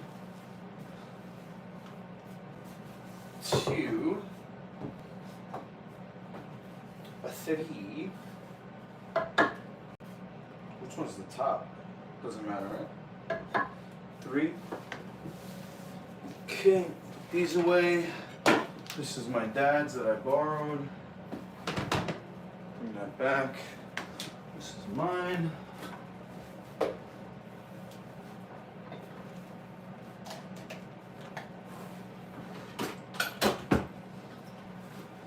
Alright, and I'll just do one more vacuum and then I'm gonna make dinner.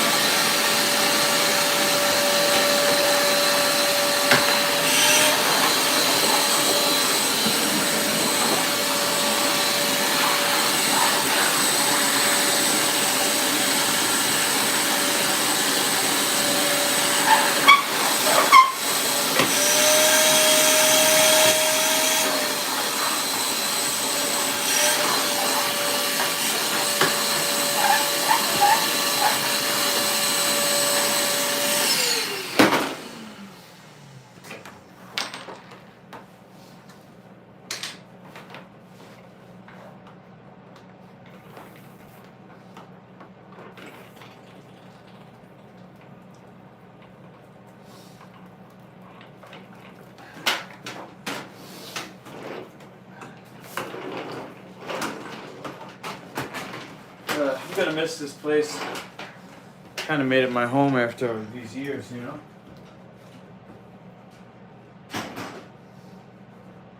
I like having things where I know they are and stuff like that.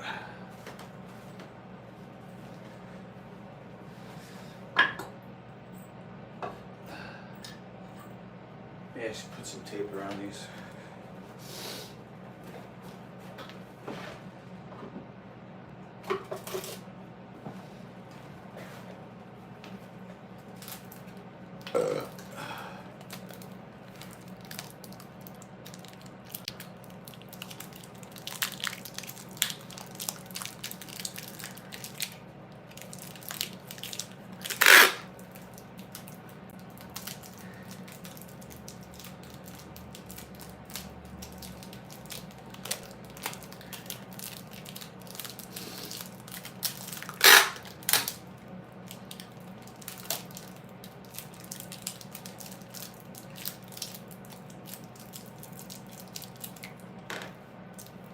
Okay.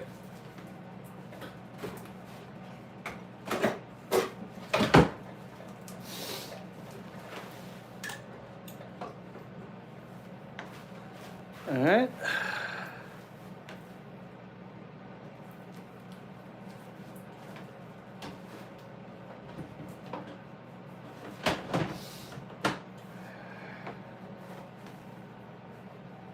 This I will also give him, but I'll just tuck it away for now, and I'll remember to bring that.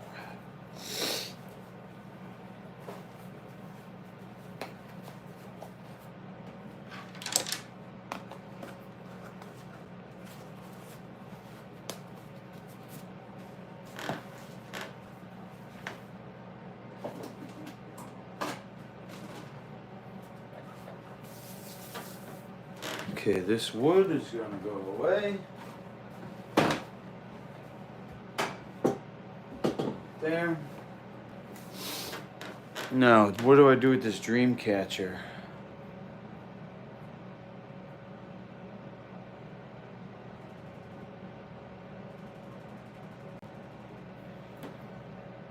It's supposed to go above your bed, right?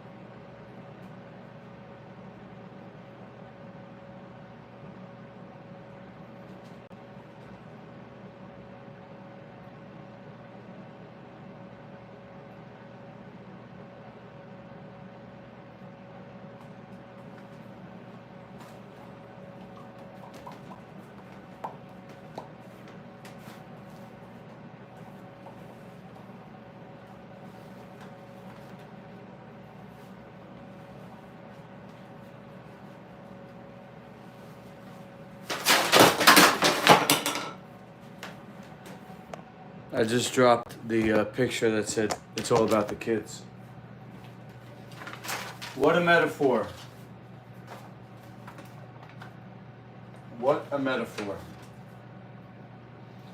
The dream catcher was covering up my son's face. My firstborn son, who was the hardest hit by the divorce. Who doesn't talk to me anymore. And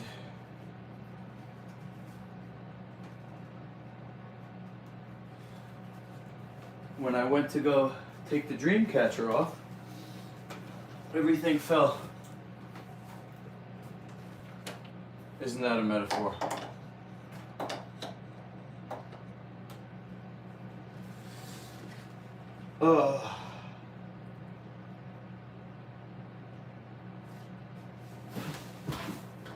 What a metaphor.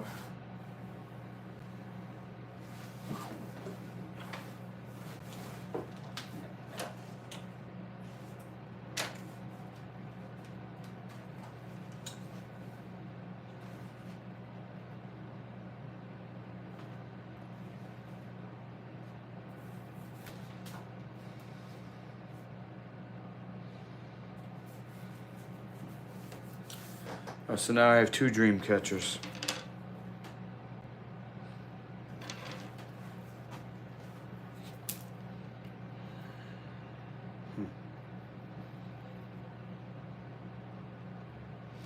Thanks for listening to me, because there will come a time when your son realizes that you're trying your best to make up for your mistakes. I've made mistakes at the yin yang parenting mind.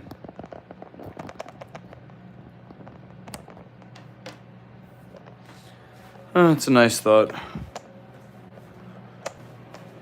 From what I've seen, some of the kids never come back. The alienated parent-child situation.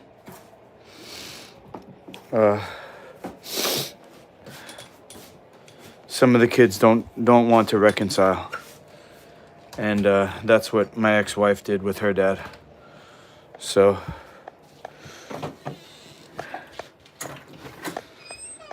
you'll have to forgive me for not being optimistic that the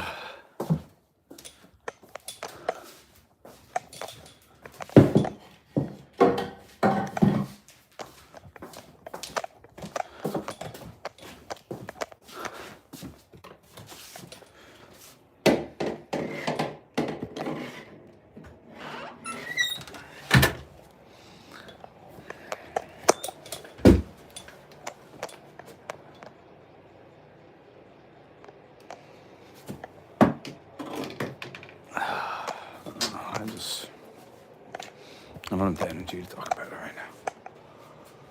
Where should I put this dream catcher?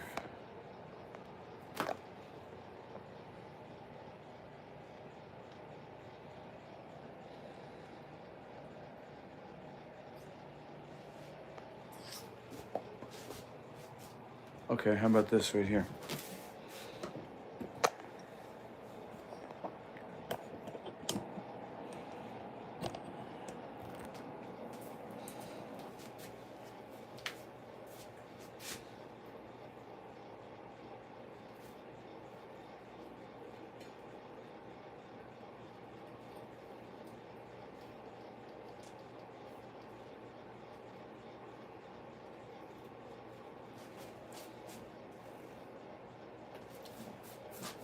Get a little tape on that.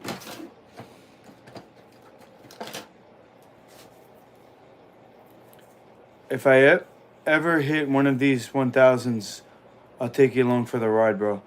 Did you see Baron Trump 40,000%? What? 40,000, Jay. Not 1,000, 40,000. How? Is this Trump's way of just like giving his son money? Is that like his inheritance? You get the presidency and then like your whole family is just taken care of for life?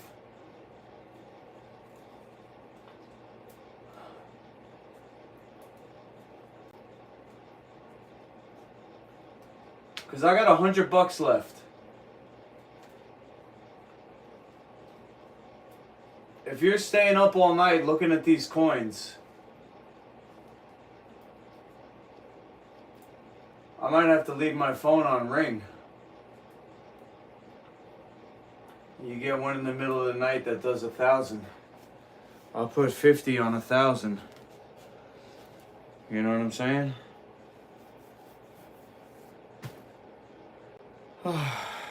It's just, I don't know, it's a lot. It's a lot for me because, you know, it's not just money, it's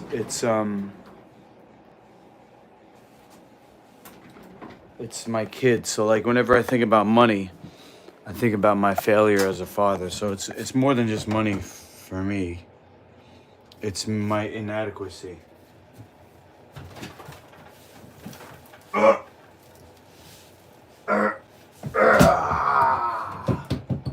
Single leg squat.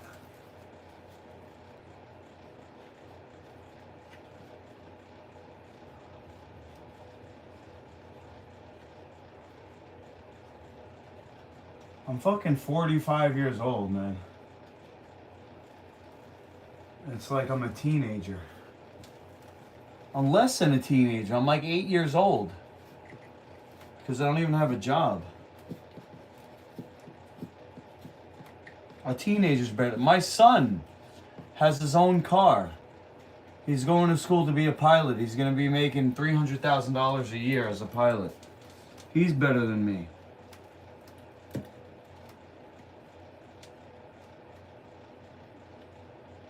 And he even made a comment about it, you know, because he was working like a lot during the summer saving up.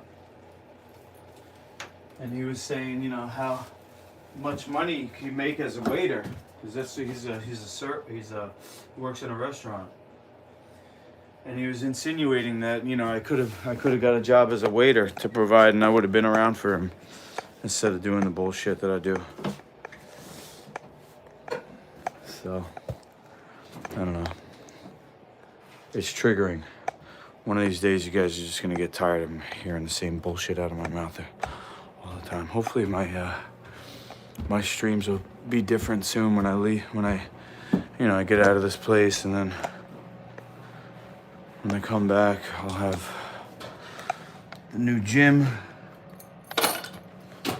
I don't want to be a broken record. Let's see.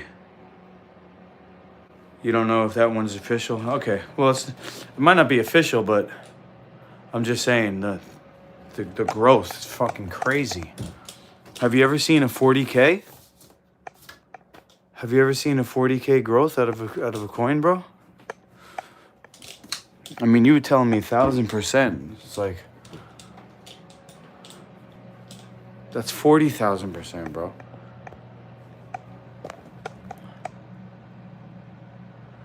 Oh, you see 100,000% every single day? Holy crap. So tell me how that's not insider trading.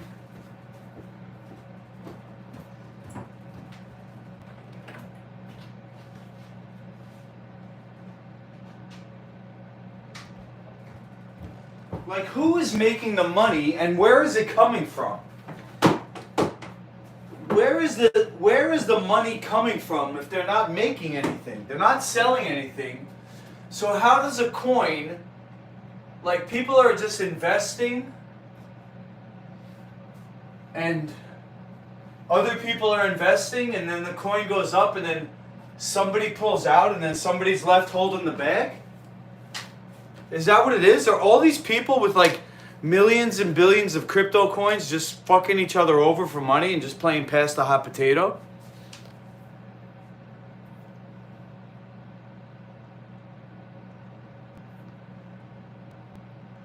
No, bro. It said 40,000%.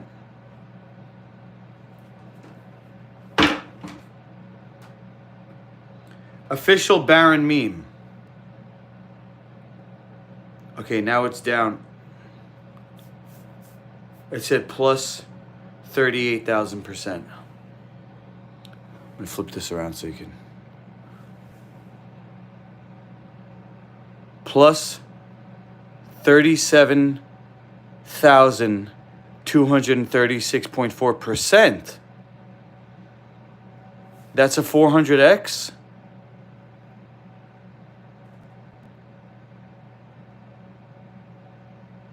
A 1,000x is 100,000%. All right. This is what I got left. That's actually a good number in numerology, 105.44. 100. 5 is man. And 4, right when I say that, you see? These fucking bastards. I know you're watching me. I know you crypto scumbags are watching me. Every time I do something in crypto, you gotta fuck with it.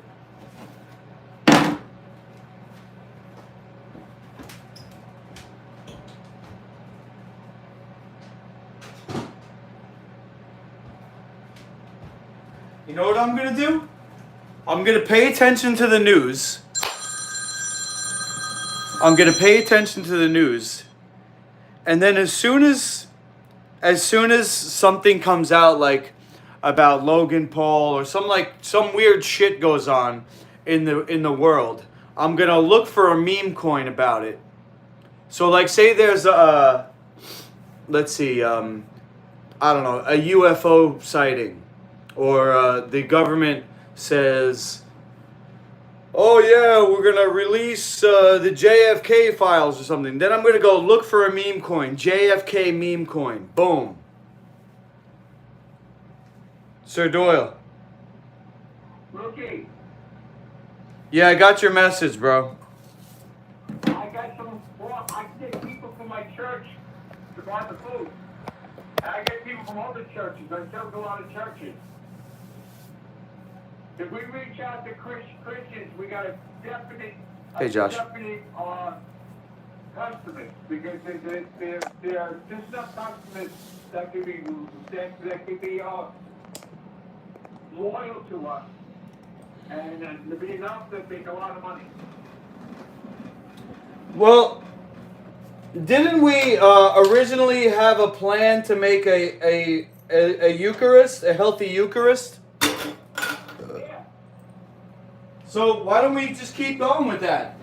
Make food that's like, you know, that's like, we'll say, look, God bless this food. Your body is the temple. Your body is a gift from God. Wants you to be healthy. Don't eat junk food. It's the Daniel diet. Fits into the Daniel diet. Definitely.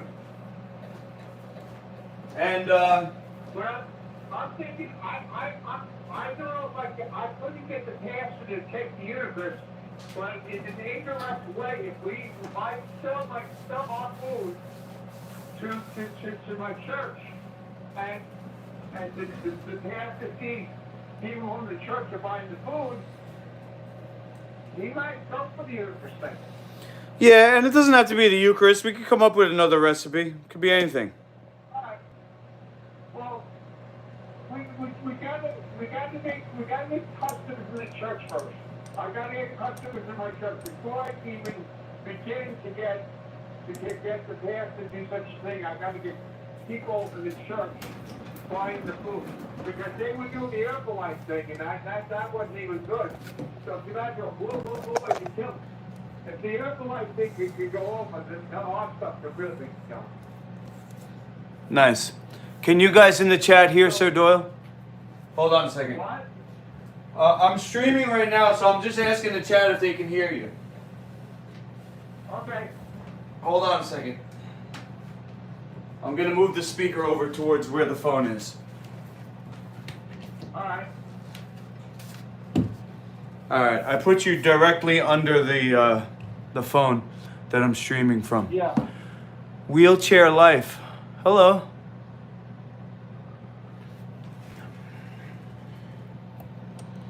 I'm a suburban kid, Josh. What you said that it was the Daniel diet. You know, when we get on the air, we should say the light food is the Daniel diet. We should say that. The light food is the Daniel diet from the Bible. Yeah, well, We should preach. well, here's the thing. Here's the thing.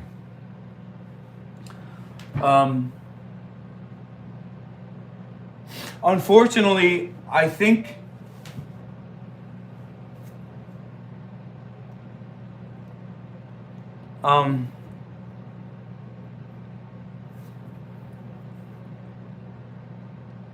I think I have to take. Wait. Let me finish. I think I have to take that phone into the iPhone store to get it fixed because I can't figure out how to get it working again. So Okay. here's what I'm thinking. Tomorrow.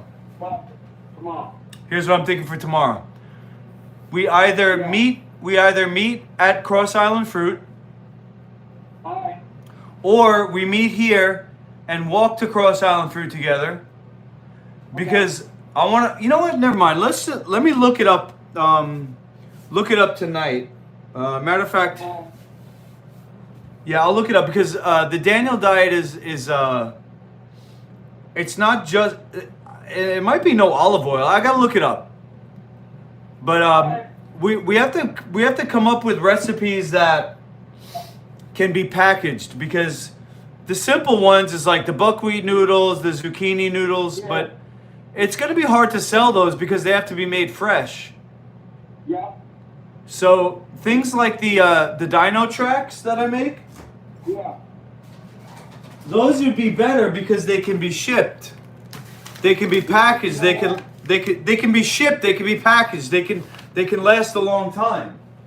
That's true, but you know what? The buckwheat pasta is something that everybody would like. I mean, that's something Italian people like. They were all like that. So when you just see that, it goes to the menu because that's something everybody would eat. Yeah. And also the zucchini pasta or pumpkin seed cheese. Another one. All right. And we'll call it the Daniel Diet. But that's in the Bible, that's what it is, the Daniel Diet. The Daniel Life Food Diet. No, I don't want to be Joshua. I don't want to be small time. I want to make a difference in the world. Yeah. I want to, like what Sir Doyle is saying is, we take the farmers and we take their product and we bring it to the world like this. So it comes Earth, farmers, up through Master Lukey brand, out to the world, like that. What part of the USA? New York. That's the place to start, is in the church. We get those people, get the evangelists, and the people going to watching all these events, that's a lot of people. God bless Sir Doyle. That's a lot of people. Dino tracks, guys. How many people are in the evangelical church? We got a lot. Wow. And are there hot babes? Yeah, they're hot babes now. Yeah, but they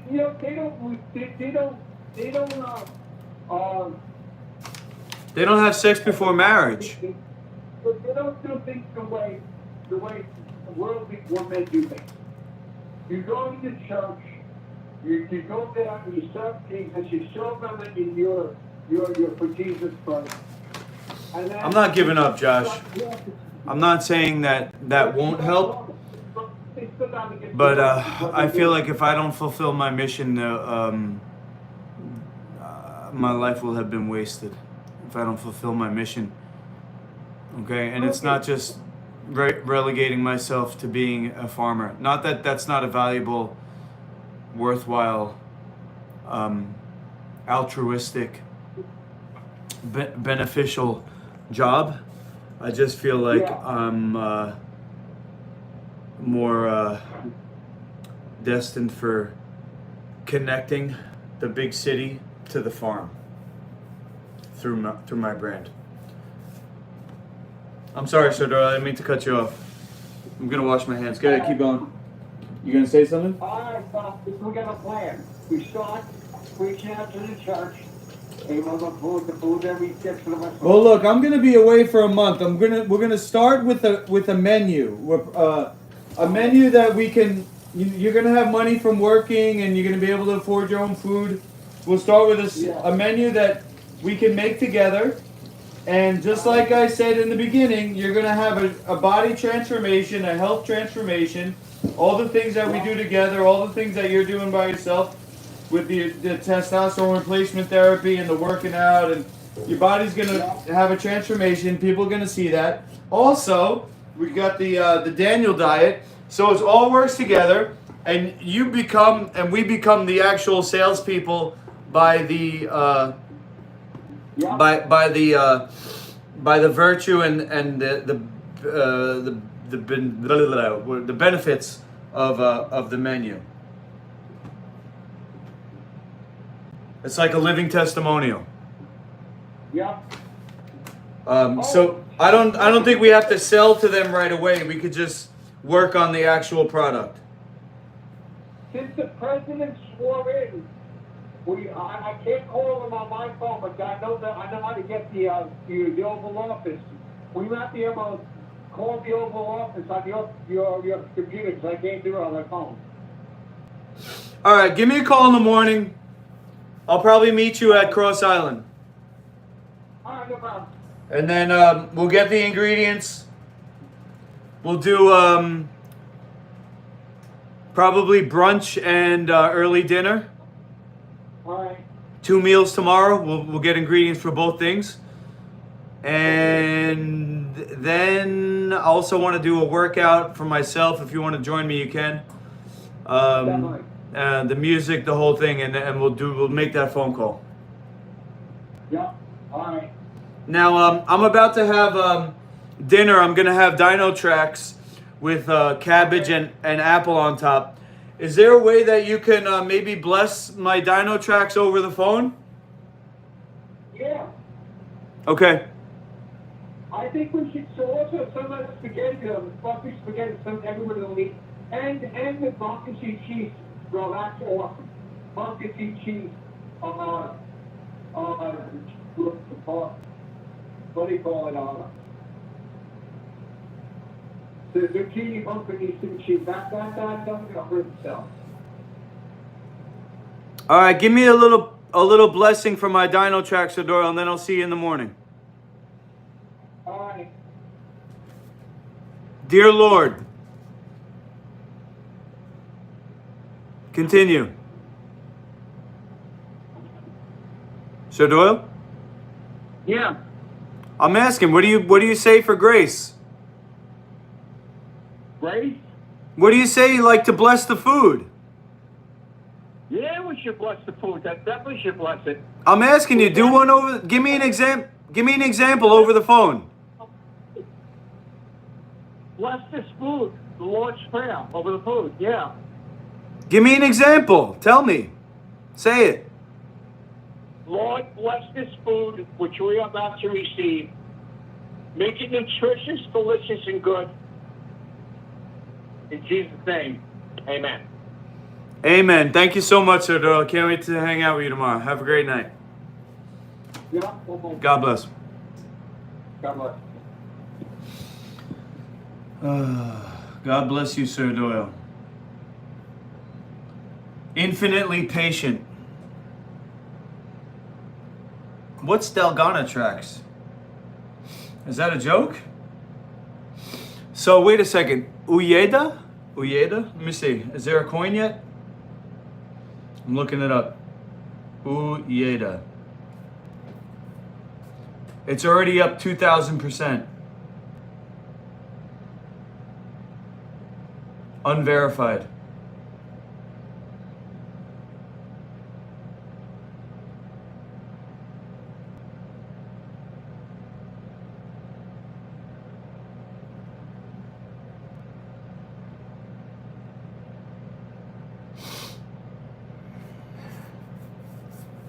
It's up 2.5%.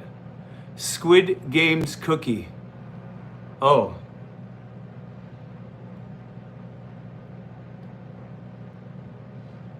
Author predicts XRP price after Trump takes office. Jason A. Williams, author of Bitcoin, Hard Money You Can't Fuck With, predicts XRP price. He says 6.6, almost $7. That's awesome.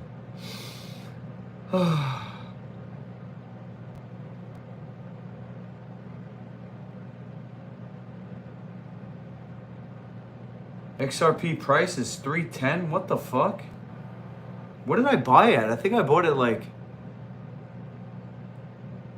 I don't remember. What am I looking up here? Oh, somebody texted me.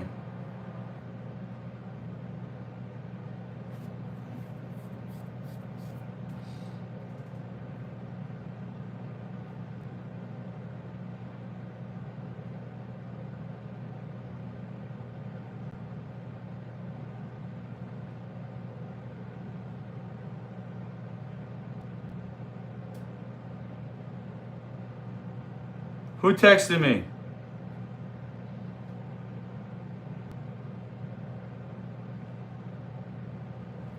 Which one of y'all texted me? Do you pop VTech? I don't know what that is. I can't explain anything or believe much, but ghost meters on a certain frequency seem to work. What I've seen on shows TV. Buy and hold, that will bring you back to more than whole. I might sell my bong for XRP or Hedera. Buy and hold what? XRP? I already did. Is that what you mean, Jay? Or are you talking about the Ayuda guy?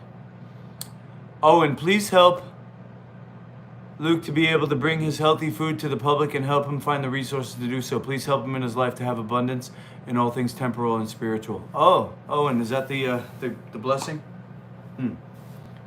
What's up, handsome?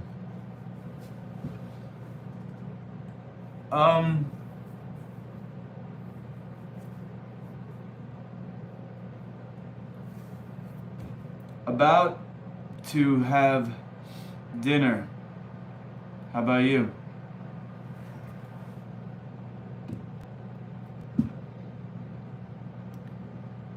I would assume you're talking about XRP, Jay. Not the IUTA guy, right?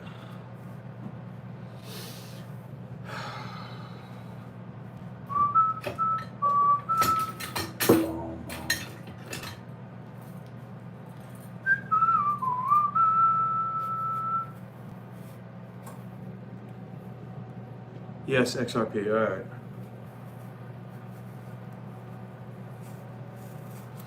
I just think I'm on like a time limit because say the government or the office of social services is trying to get Cherry's money back, they can put a hold on my bank account. Now the money is not in my bank account, but they might do some backdoor shit and not even give me a warning. Maybe it was, do you not have my contact saved? Haha.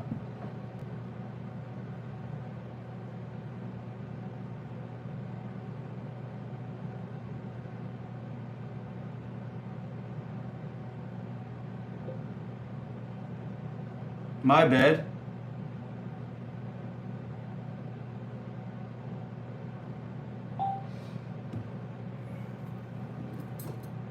Who is it?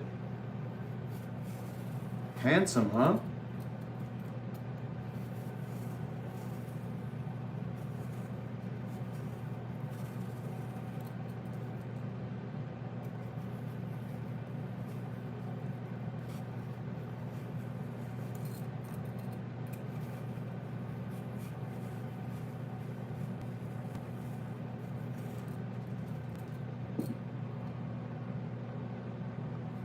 Chloe.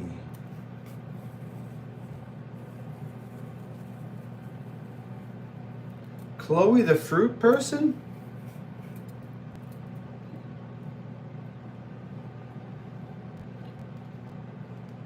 Do I practice yoga? Nah. Josh, I do functional patterns. I just started it, and they, what do you call it? They say that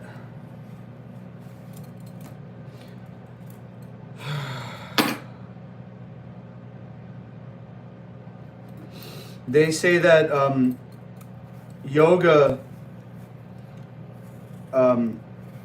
predisposes you to injury. Now look, I know it sounds like a crazy claim because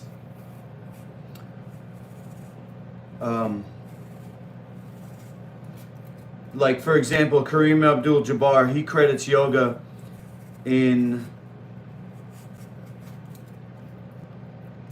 for him never getting injured doing basketball. Ring any bells? I have a new Insta.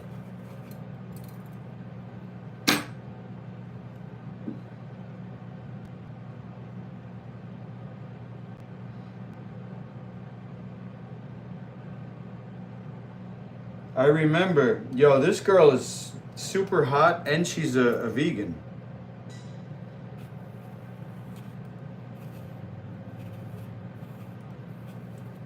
She invited me over, and at this time I was still kind of with that girl, my most recent ex, although I did see the writing on the wall, so like, you know, I just kind of started to look at other options. This girl invited me out. It seemed like a booty call, but then when I got to the place she was, it was almost like I got catfished. Maybe I'm getting catfished again.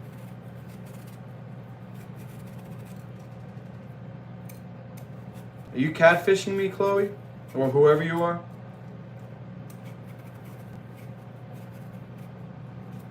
Ryan, you know this person? Suspected spam.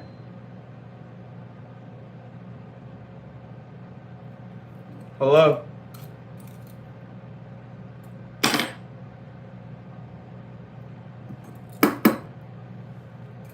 Hello?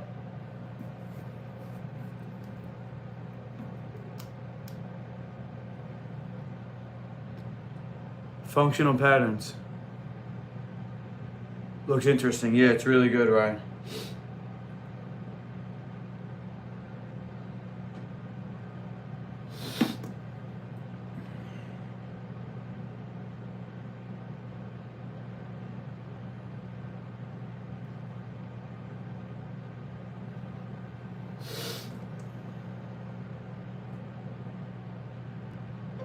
I'm sorry, Terry, I didn't get to do it yet because I was making a rack all day for my friend's birthday. But thank you for so much for reminding me. I'm definitely going to try my best to look for it tonight while I eat my dinner in a few minutes. Okay? Question mark. I'm sorry.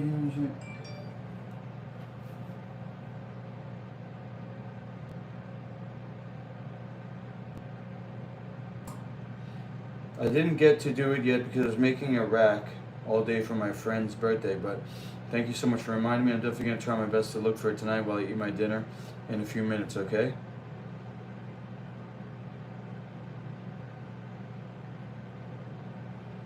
Alright. Let's check Insta. She says she followed me on Instagram.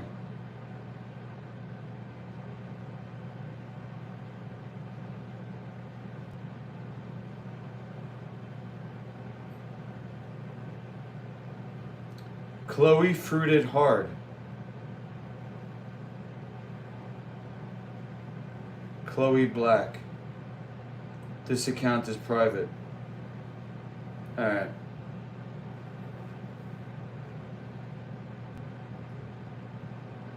I don't know. I'm probably getting catfished.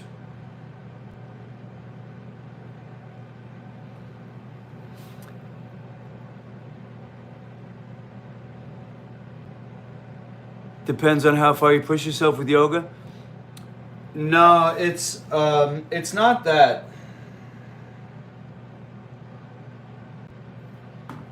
It's not that. Let me see if I could pull up what he says, okay? Functional patterns. It's actually a brand name. FP for short. It's by a guy who, you know.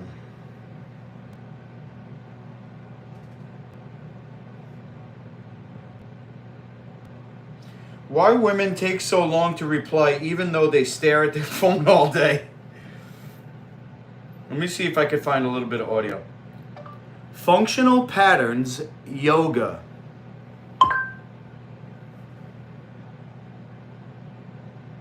"30-year yoga instructor does functional patterns." 30-year yoga instructor. Okay? So I think I'm probably going to say this wrong, but I think maybe what they're saying is that because it's static,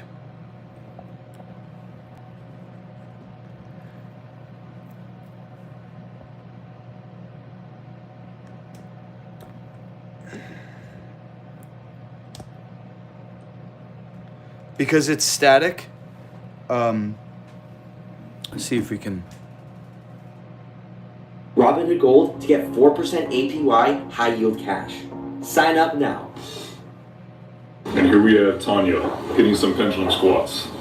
She used to do yoga for about 30 years. Here she is hitting some poses. She was also an instructor. As she says, I got my 200-hour yoga teacher certificate, and notice my balance and stability were getting much worse. Something was off when I went hiking or for a walk. That led her to finding functional patterns. And so the main difference here is that she's actually moving her body. Notice that these FP movements have her muscles working from head to toe. And this is in stark contrast to the yoga poses and stretches that she did for many years. This is no longer just a yoga instructor. This is someone who's moving with more strength and athleticism. As she says, I feel stronger and more athletic, confident and less anxious. And pay attention to this last part here.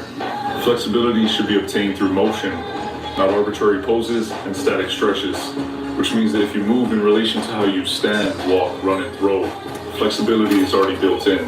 You don't need yoga. Oh, oh, oh!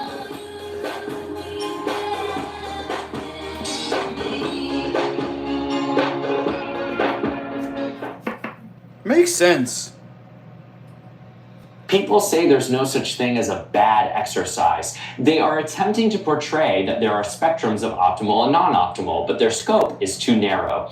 There is certainly a more responsible and less responsible way to do most things. Trying to say that nothing is bad is once again a compromise with mediocrity. Stretching has been around the fitness lexicon ever since anybody can remember. If you've participated in any team sports, done PE in school, or worked with almost any trainer outside of an FP practitioner, 99% of the population has heard about, seen, or participated in some form of stretching. It's a fitness status quo. Stretching has been awarded one of the #1 spots in essential fitness protocols with advertised benefits such as increased range of motion or flexibility, injury prevention, performance enhancement, increased blood flow, and the list goes on.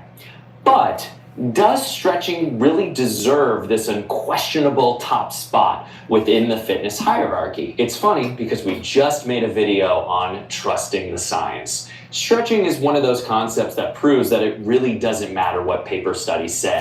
It's really people just wanting to do what everyone else is doing.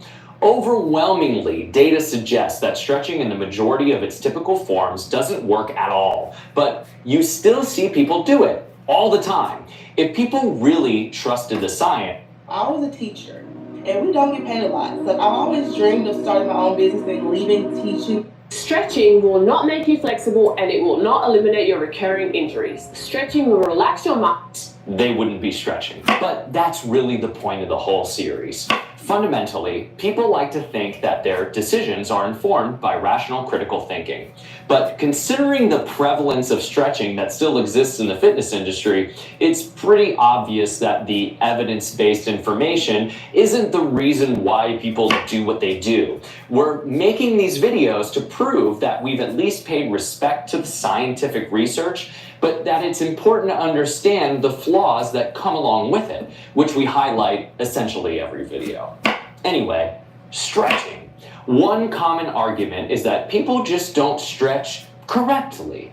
Well, that's sort of true. For example, we stretch at functional patterns, just not in the way that you might think. The truth is, the traditional aspects of training, in whatever form, static, PNF, quote-unquote dynamic stretching, all come with their problems. We're arguing the concepts as it stands traditionally should likely be shelved completely. For the most part, people stretch when they feel tight. Let's look at a common problem people have: low back pain and tightness. So, someone's lower back feels tight. What do they assume that they have? A mobility problem. What's the #1 way to increase mobility? Stretch. If a muscle or area on the body is tight, then it must need to be lengthened. This is the problem with blindly trusting your surface area intuition. Most people think of things this way. Sometimes it really is that simple. I would say if you have lower back pain, in addition to functional patterns, consider the idea of cleansing the gut to relieve the congestion on the front side of the back. I found that to be very helpful. Do simple addition. Ryan, are you on Instagram? Look up functional patterns testimonials or functional, what is it? FP results. It sounds convoluted, but nobody has the results that they do. FP results on Instagram. All you need is a little arithmetic. But some concepts in science and health are non-intuitive. There's an excellent example of this provided by Stuart Chase, author of Tyranny of Words. If you make a ship out of steel and it weighs several tons, when you put it in water, initially one would assume that it would sink from its weight if you don't understand certain scientific concepts. But it doesn't. It floats. Common sense sometimes leads us in the wrong direction, and we have to think more critically about certain problems to solve them. Let's say I have a tight low back. I see a fitness professional about my low back pain because my doctor tells me I need to exercise to resolve it, or I need to see a physical therapist. Under the direction of a trainer or PT, I do targeted stretches for my hamstrings, hip flexors, and lower back. And I feel better. Then I do some movement, or I sit at my desk, or I stand for a long period of time, and then I feel tight again. So I stretch, and then I feel better. Then I work out again, or go on a hike, or play a game of basketball, and then I feel tight again. So I stretch, and then I feel better. Then I do some movement, or I sit at my desk, or have a stressful day, and then I feel tight again. So I stretch, and then I feel better. Then I stand for a long period of time, or go on a run, and then I feel tight again.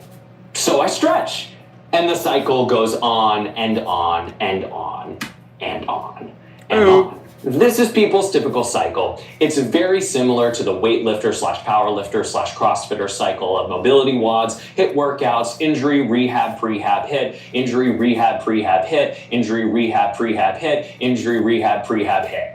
The fact of the matter is, stretching is a short-term fix. In order to better explain why, we need to think about a concept called tensegrity. You see, the bones in your body float in a sea of soft tissue. They are held in position by tension from your muscles and fascia. The shape of your body isn't maintained by rigid joints and compression like a house, but by this balance of tension across your entire structure. When you stretch in isolation, the integrity of this balance is compromised. If you passively stretch a myofascial aspect of your structure again and again and again for short-term relief, in the long term, those muscles will experience an inability to contract effectively. This is because the stretch was performed passively, as opposed to respecting reciprocal inhibition. Reciprocal inhibition works like this.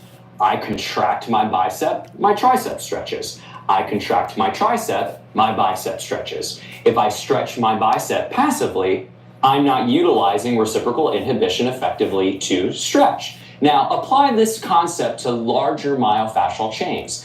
If I contract my front line, my back line stretches, and vice versa. This is actually the more correct way to stretch. This is why many studies find that strength training to an end range of motion actually creates more flexibility than passively stretching.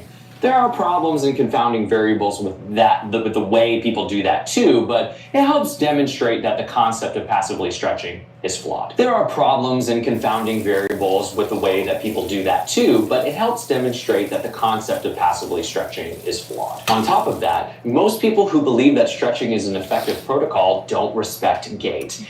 Gait is... What I like about functional patterns, Ryan, is that they don't isolate. So if you go to a conventional physical therapist for a back problem, they're going to give you back exercises. If you go to a functional practitioner, a functional patterns practitioner, they're going to train your whole body. Full body motion, all of them. All the exercises have your whole body working. There's no isolation. Zero. Reference point for the optimal myofascial tensions for our body structure. We can't just stretch and manipulate our body however we want. People say there's no such thing as a bad exercise. They are attempting to portray that there are spectrums of optimal and non-optimal, but their scope is too narrow. There is certainly a more responsible and less responsible way to do most things. Trying to say that nothing is bad is once again a compromise with mediocrity.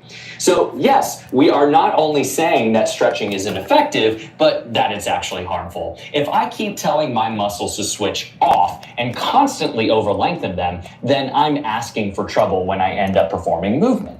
This is what flexibility gurus don't account for. They mostly don't study athletic motions that account for how human beings are optimally made to move. So, then what does the science say? Well, we have another really big surprise for you. There's no consensus onto whether or not stretching works in the scientific literature. In case you haven't already seen it, check out my previous video on scientific research to see why that's not really a surprise at all, hence my obvious sarcasm. In fact, in this case, the consensus is certainly leaning towards not working on any front. This includes the top reasons why people stretch in the first place: flexibility, injury prevention, treatment of delayed onset muscle soreness or DOMS, treatment in injuries and chronic pain, and performance enhancement. We'll drop some studies in the caption to help justify this, but you could literally type in stretching studies on Google and find out very quickly that it's hard to justify maintaining stretching protocols in any rehab/fitness programming. I'd like to address the fact that some people might say, well, it feels good, so I'm going to do it anyway. You can do that, but then you have to acknowledge that you're not taking into account the potential long-term consequences of getting trapped in the perpetual stretch cycle. Because the concept of tensegrity has another aspect to it that most people don't consider, and there are no studies that take that into account, which is another big problem with science. They don't really know what to test for. So I want to make a quick point here. If there's a new way of thinking about something and there's no current research on how to do it, do we disregard it? Especially if the concept is sound in regards to first principles and logic, as well as repeatedly tested in reality, would I seem a little silly to say, nope, can't be true, there's no evidence? This idea of completely ignoring observations in nature in favor of paper research, and low-grade research at that, is a relatively new phenomenon. I promise you that this is not what Newton, Tesla, Copernicus, Einstein, or any other of the world's greatest scientists did. You see, the stretching paradigm mostly lives within the days of the isolated anatomical framework. Any physical therapist or fitness professional that's not in the Stone Ages knows this model to be obsolete. This is because of the discovery of the connective tissue in your body called fascia. The implications of understanding the body this way leads us to believe that your body is connected through myofascial lines that create plyometric spring mechanisms to propel you through space. This isn't the only property of fascia, but it's certainly. Here's an easy thing you can do to add to your routine so that you age better, or maybe better yet, don't even age very much. Is this boring, or do you guys like hearing about it?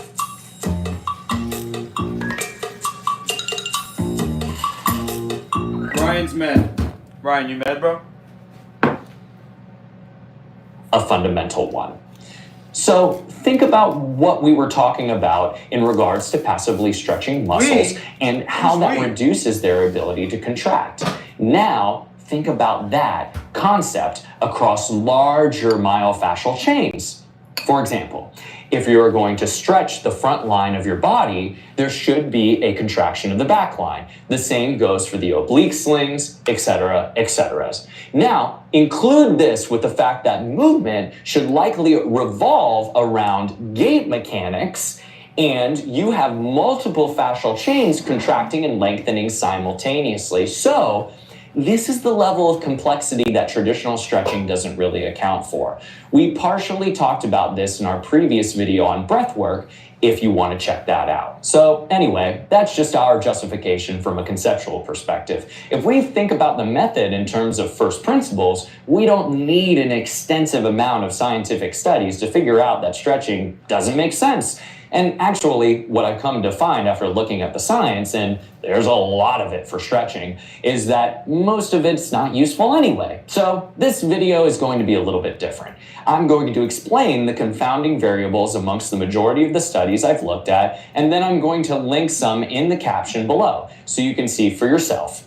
Some I'll mention specifically, and others I may read a specific excerpt or two. But if we take the time to look through the confounding variables of every study, you and I will be here a long, long time. Which is another thing I want to mention briefly. We're doing this series because we want to make sure people understand that we've paid respect to the science. But ultimately, at Functional Patterns, we want people to understand that there's probably better things people can be doing with their time.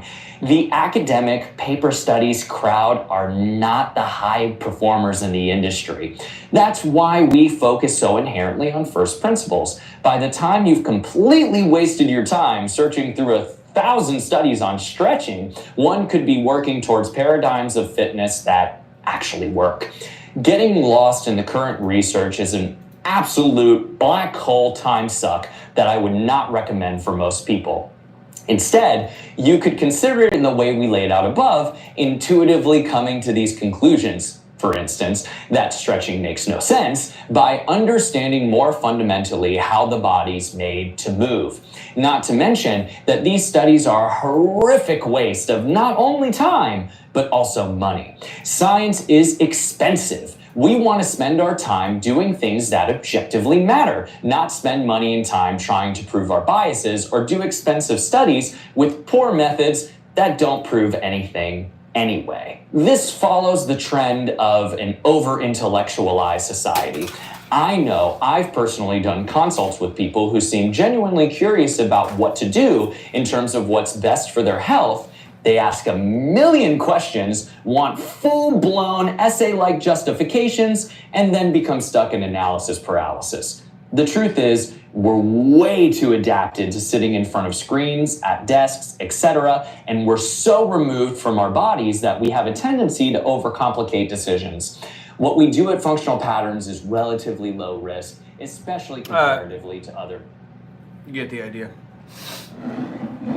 I don't want to scare away my viewers. So I'm going to go downstairs. Let's see, we got 22% battery. I gotta keep the battery in.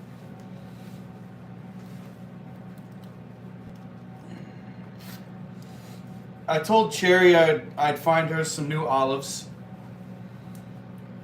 The last ones I got for her were olive oil and salt, or maybe just salt.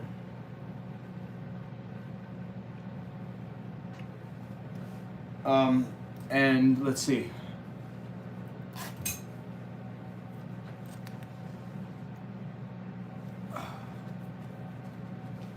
I want to try to find one without the salt.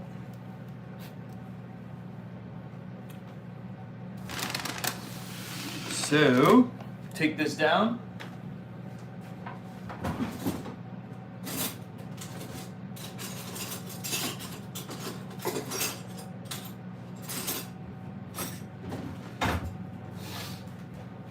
It's Dino Tracks, olive oil,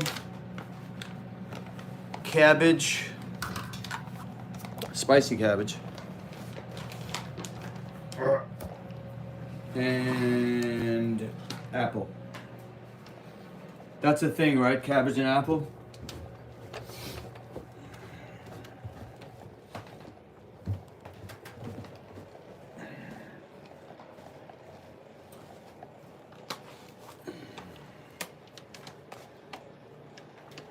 Here,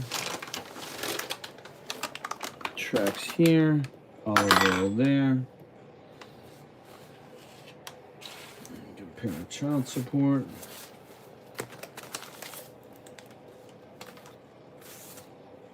Okay, turn on the computer. This on.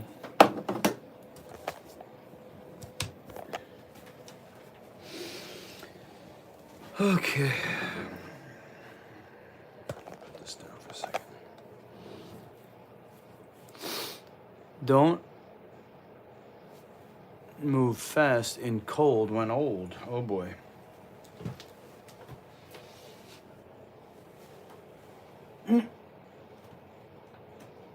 Okay. Cold when old.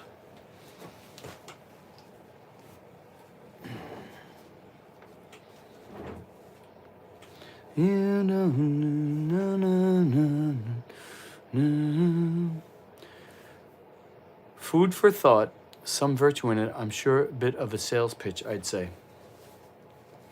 Well, is that the world or not? Do we live in a commercial world? Is Christianity a brand?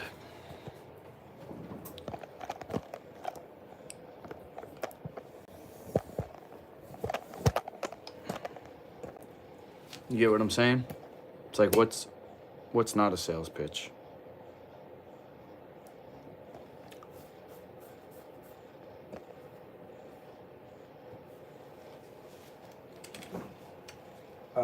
Put this here.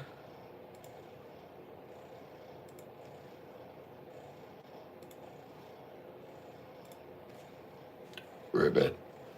I got the mix.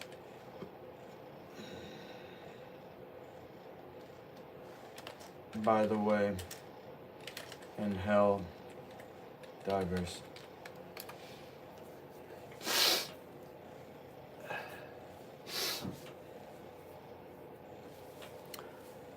If I grew olives,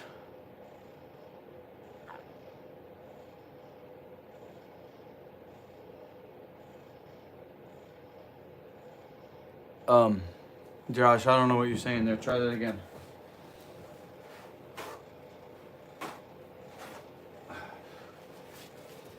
I don't know what you're trying to say right there.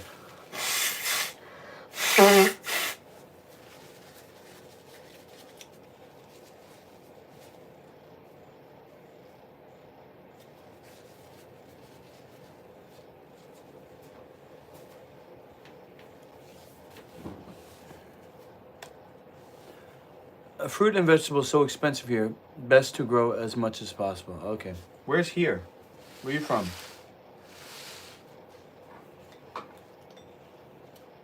Oh. X. This over here. This over here. Okay.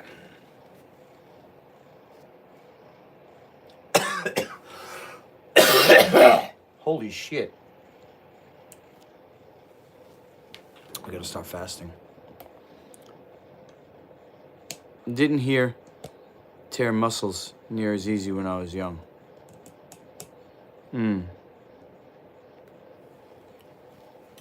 Alright. I'm getting nervous. Change the subject.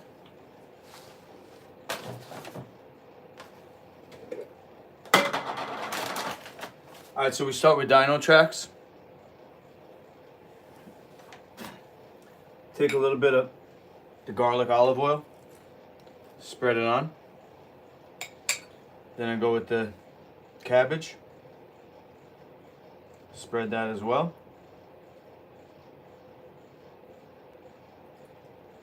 And then we're gonna do a 2-biter, I think.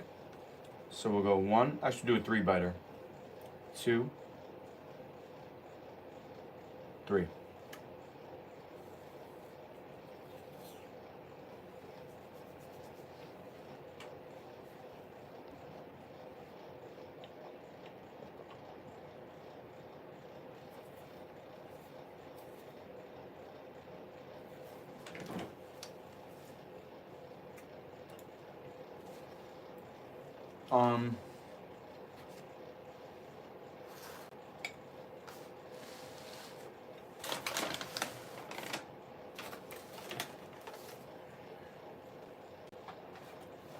And GL is pretty good.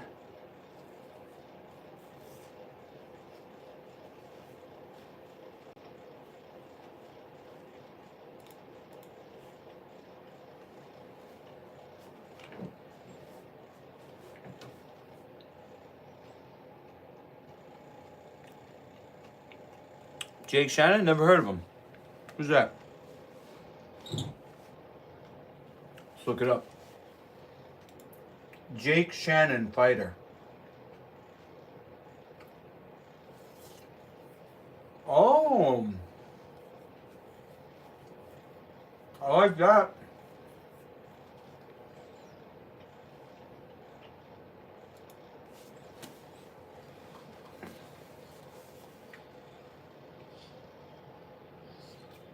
Yeah, I've seen him. I have seen him.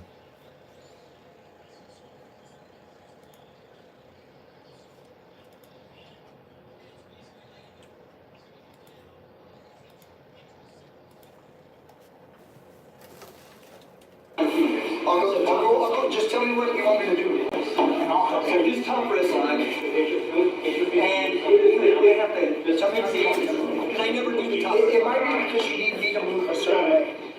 Yeah, because basically I want to switch the move. Hey Sam, do you remember the top wrist lock counter from here where I end up in the top wrist lock? No. I know the way to talk. You know what I'm talking about? I'm trying to remember my kids. I'm going to tell you the honest truth, I forgot. That's embarrassing. He's trying to remember. Yeah, it's like basically like, I scooch on my hands. Do you want me to fall or do you want me to stay? You're going to fall. That's the thing about catch wrestling. It's not scientific. John Danaher really... Oh, is he wearing the same knee pads as me?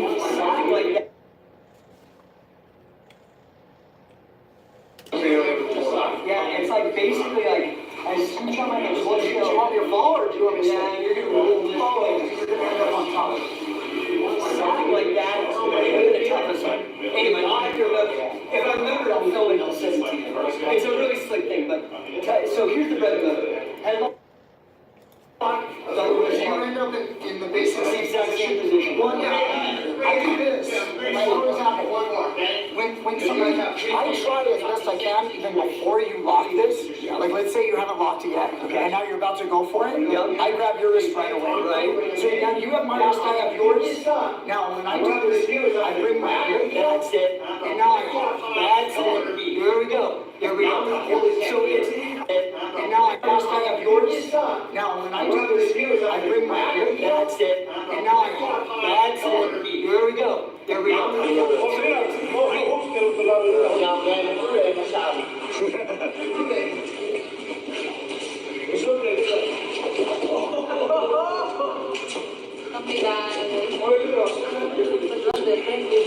¡Oye! Saca los prohibidos, mijo.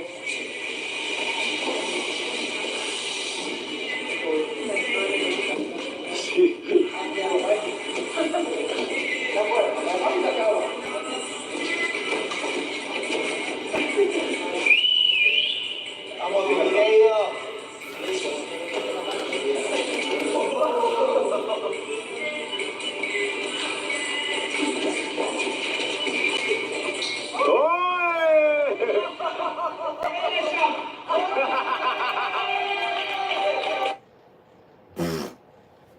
Alright. What I'm trying to find is some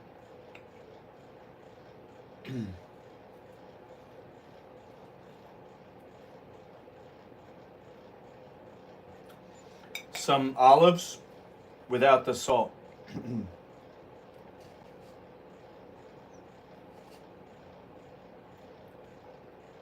So maybe just olive oil.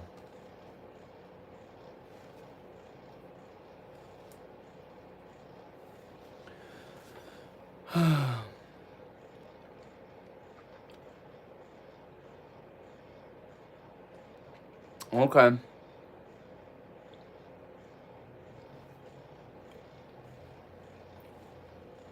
Yeah, Sambo's cool.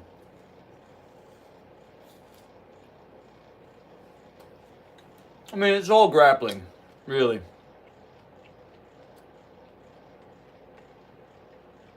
But I think the way that John Danaher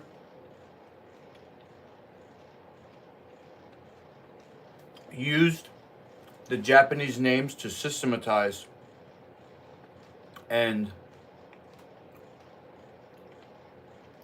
really use math, geometry, and physics to create very specific scientific wedges and movements that, whereas you got this guy who is supposedly representing catch can wrestling, he really doesn't understand the intricacies because it's not scientific as much as John Danaher did.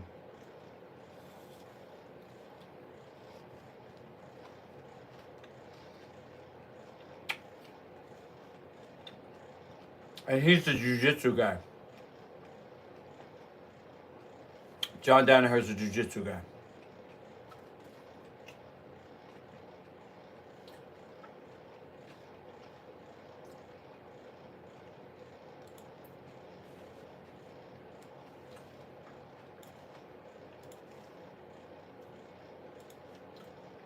Is there a way to get cured olives without added ingredients? Because I want to order some for a friend without the salt. Is that the only way to cure olives?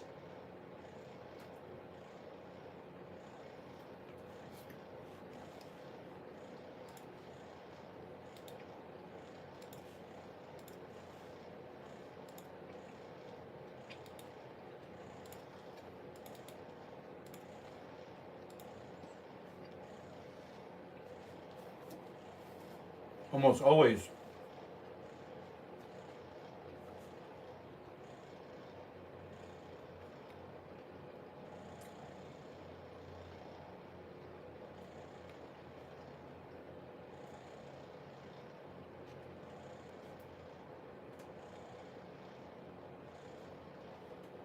Sun-dried. Okay. Sun-dried olives, salt-free.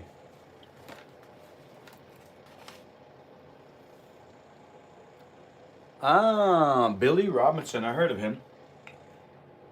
He's a Brit, eh? And you're from down under. I'll have to remember that, Josh.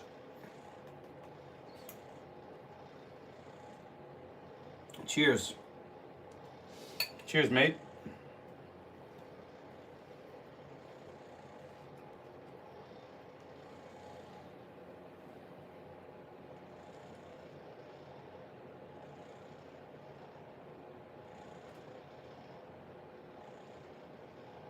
Sambo from Russia.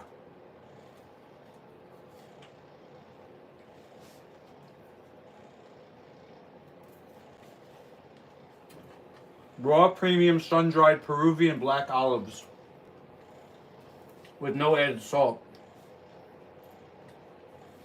Out of stock.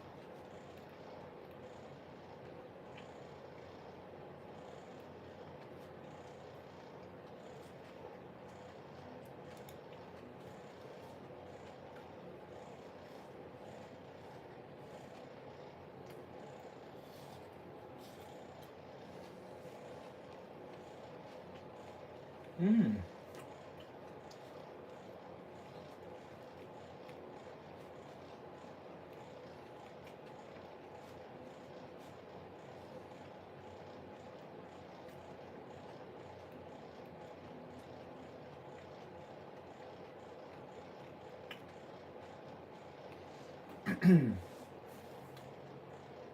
California grown.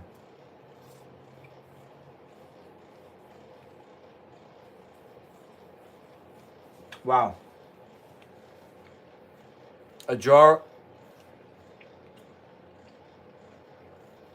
an 8-ounce jar is $14, $15.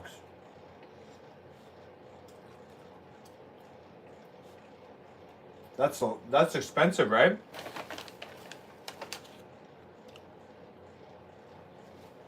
Yeah, here's the thing, Josh.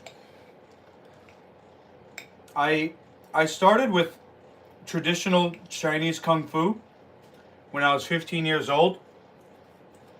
And we watched Ultimate Fighting Championship when it came out. This was in like 1995 when I started. So like in the late 90s, I was watching UFC. And when we sparred, we did ground fighting, and you can look up certain Chinese martial arts, and they have, albeit very rudimentary, they do have ground fighting because there's Chinese grappling arts. One is called Shui Chao, I think it's called. It's kind of like Mongolian wrestling, kind of like judo. But it wasn't a, if you look at traditional Chinese Kung Fu, it's not a major part of it. Like if you look at a yin yang, it's half white, half black. If you look at mixed martial arts, you can be a better striker or a better grappler, but you have to have both. You can't just be one or the other. So I went from Kung Fu, then I started to do Muay Thai and Jiu-Jitsu, but because of the Kung Fu, I was better at the striking, and I didn't grow up wrestling. So I was always at a disadvantage wrestling, even though Brazilian Jiu-Jitsu was a heavy part of my training, and it saved me, to be honest. Brazilian Jiu-Jitsu saved my life on numerous occasions because of the ground and pound and the submissions. I did a lot of wrestling, and I still do. I still do a lot of Brazilian Jiu-Jitsu.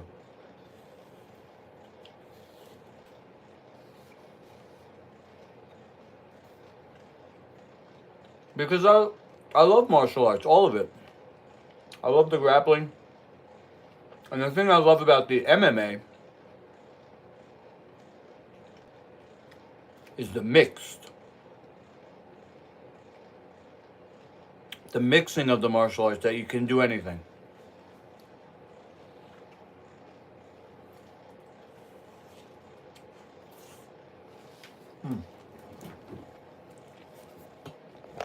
Let me bring you guys in here.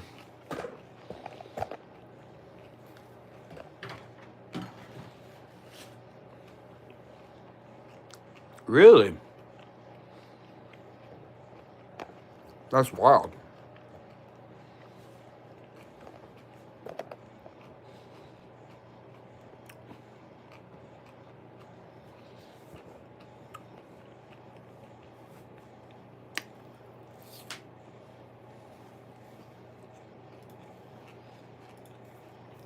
Stalin executed Sambo founder.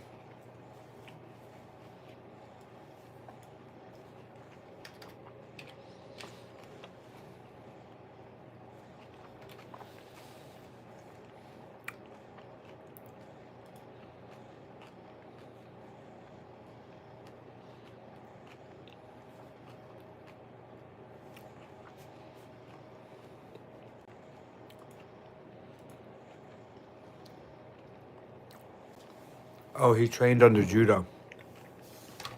Wow. I actually want to learn about this.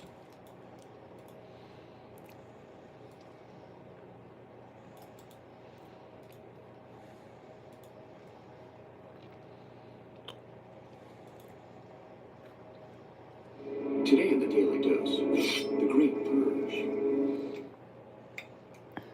After Bolshevik revolutionary leader Vladimir Lenin died in 1924, Joseph Stalin declared himself dictator in 1929, despite widespread scrutiny by Bolshevik party members who challenged his authority and right to rule. Combined with the rise of Nazi power in Germany and expanding military aggression by Japan, a paranoid Joseph Stalin set out on a course to purge his perceived Bolshevik enemies in what he professed to be a legitimate effort to unite and strengthen the USSR. The Great Purge, or the Great Terror, as it was known, began in 1934 with the murder of Stalin's closest ally, Sergei Kirov, who was assassinated at Communist Party headquarters by a man named Leonid Nikolaev, who many believe was sent by Stalin to carry out the murder. Wow. Claiming he had uncovered a dangerous anti-Stalinist conspiracy against his rule, Stalin began the systematic murder or imprisonment of suspected party dissenters eventually eliminating all of the original Bolsheviks who had participated in Lenin's Russian Revolution of 1917. During the Great Purge of 1936 to 1938, a veritable conga line of show trials known as the Moscow trials were undertaken, which effectively purged Stalin's political enemies and critics in what Stalin called the fifth column, or the enemy of the people. Most of the perceived saboteurs were executed after their mock trials, nearly all of them confessing to anti-Stalinist sentiment following merciless sessions of interrogation, threats, and torture. After killing off or imprisoning Bolshevik party members, political officials, and members of the military, Stalin expanded his genocidal cleansing to include peasants, ethnic minorities, artists, scientists, intellectuals, and ordinary citizens. He also signed a decree that made family members liable for the treasonous crimes of husbands and fathers. Oh my God. Leading to the mass execution of children as young as 12. What? By the end of Stalin's purge, about 1/3 of all Communist Party members were executed, leading to the death of an estimated 750,000 to 950,000 Russians, although some historians place the death toll much higher, since many accused dissidents died of exhaustion, disease, or starvation in prison camps known as gulags, making Joseph Stalin one of the leading mass murderers in human history. Wow. And there you have it, the Great Purge of Mother Russia. Today in the Daily Dose. Get your nerd on with the Daily Dose. And if you enjoyed today's episode, That was wild.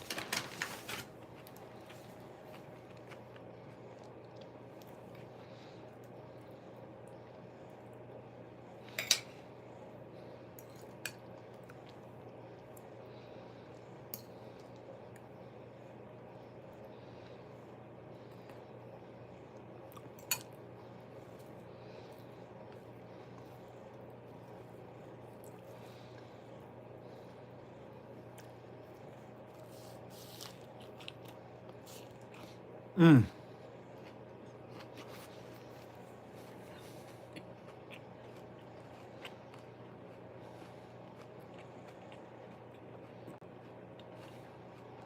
What are they rolling on? Dirt? Oh.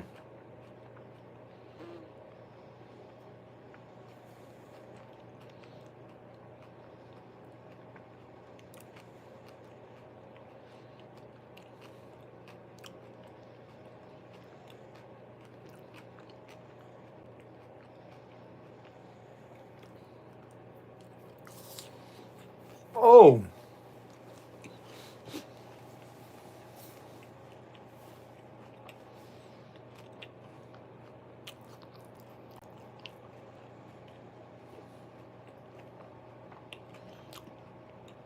No sound, huh?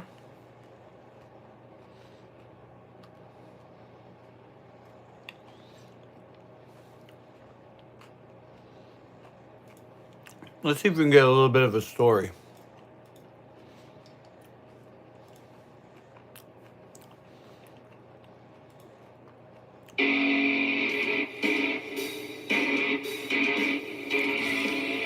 Hey, Adolfo.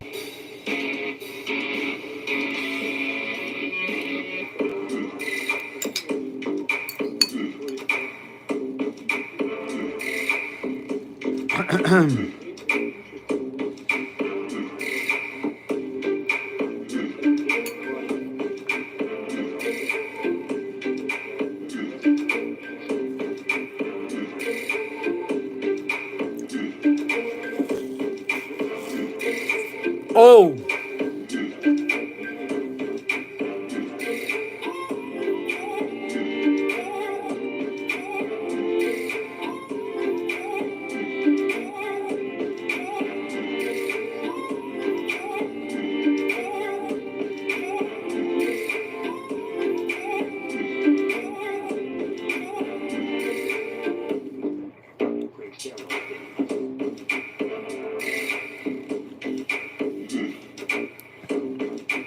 Oh.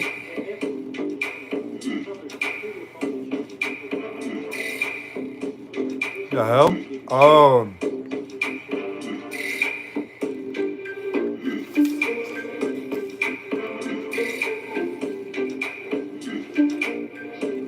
Oh. Broken knee.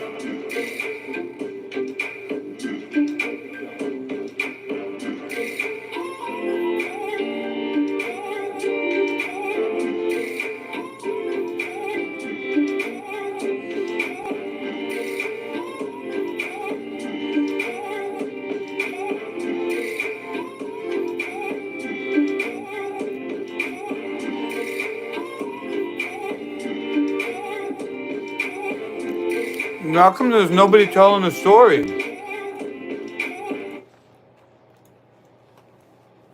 I want to know the story.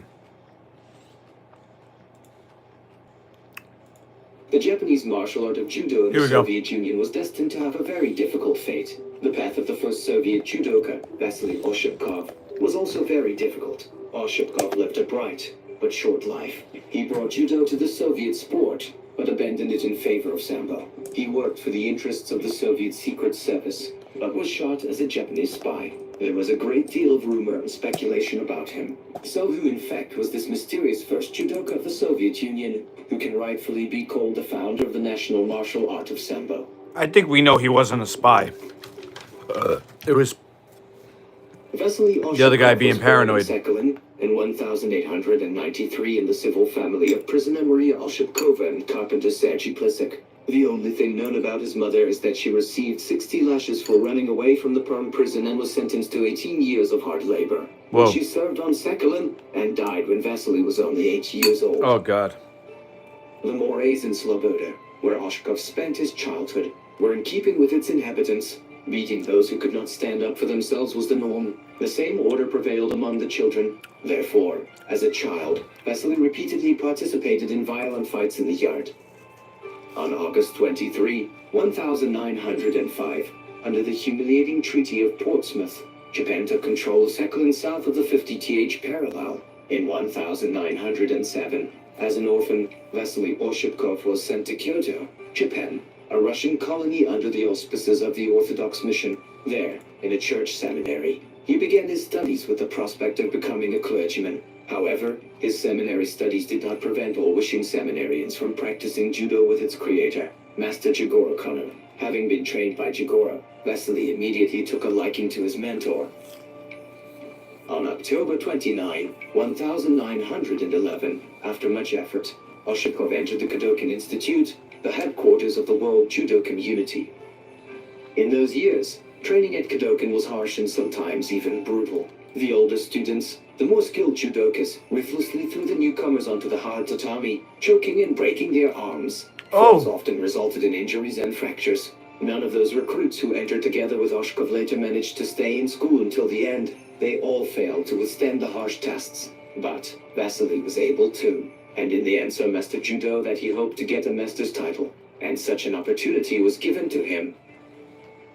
He was awarded first, and after half a year of training at Kodokan in 1913, he was recognized as a judo master, which in itself was very surprising, because master degrees were not handed out left and right, especially to foreigners. Oshkov earned praise from Jigoro Kano himself, and that was worth a lot. After all, the Japanese master was always stingy with his praise. After a few more years of hard work at the Kodokan school, and Oshipkov again passed the exam to the strict teachers, who again were unanimous in their decision.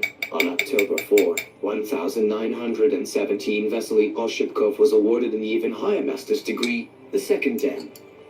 Yo. Oshkov returned home as an educated man, fluent in Japanese and English. Therefore, in Soviet Russia, Vasily became the secret agent of the Siberian military district and collected intelligence in Japan and China.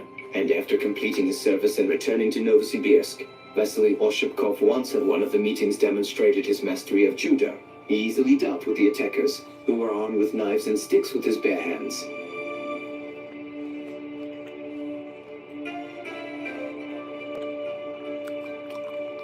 As a result, in 1929 were organized training courses in hand-to-hand combat for commandos of the Moscow garrison, which had at Oshipkov. In fact, the first judo school in the Soviet Union was established.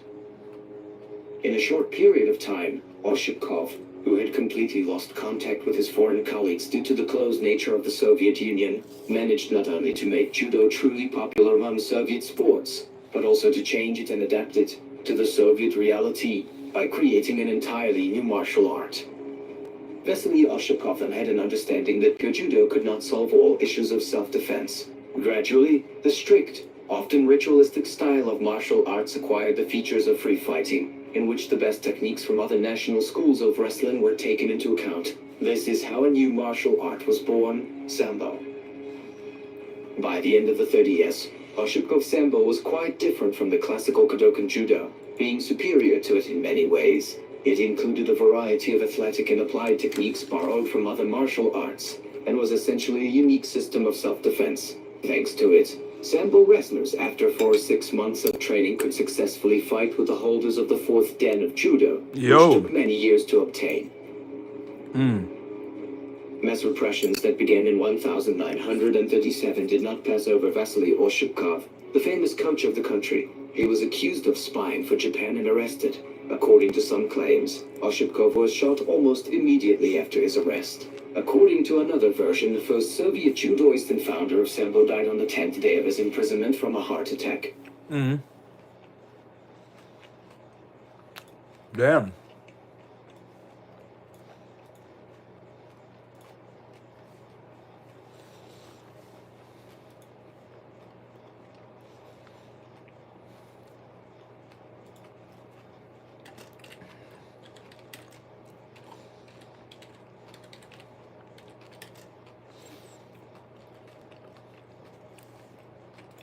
Whoop.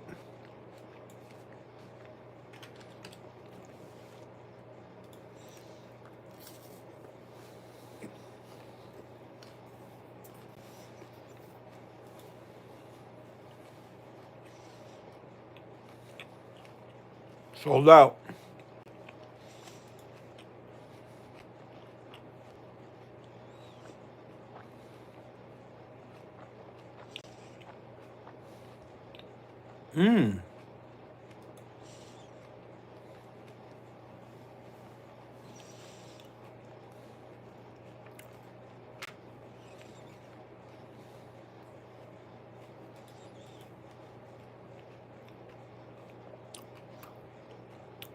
$17 for 11 ounces.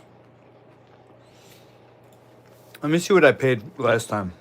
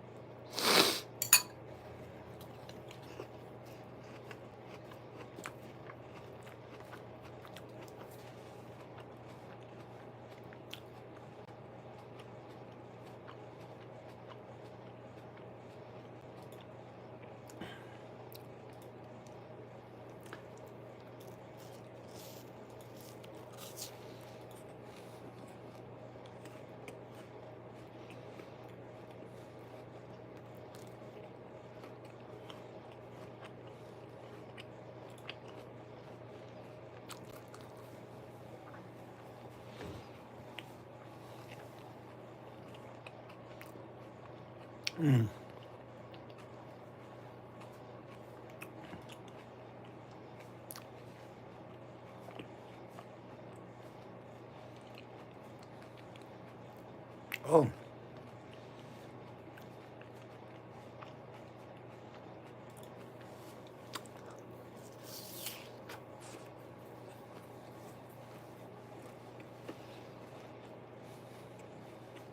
Let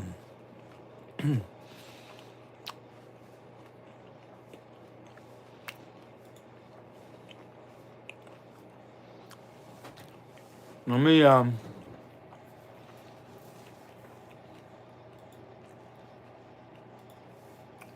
Google Voice. Can I retrieve text messages that I deleted? Nope.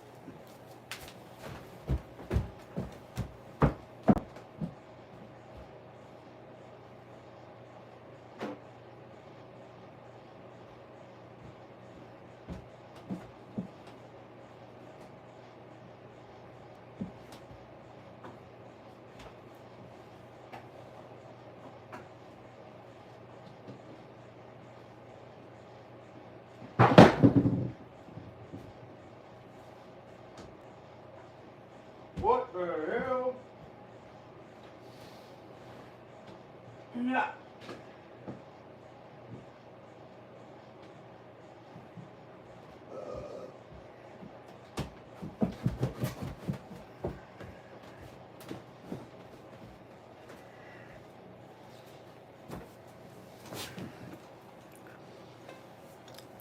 I'm looking now.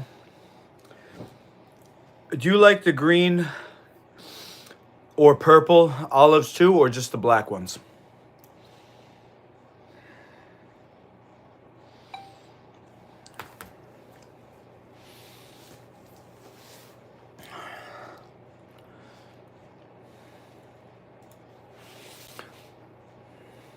Dry natural black olives.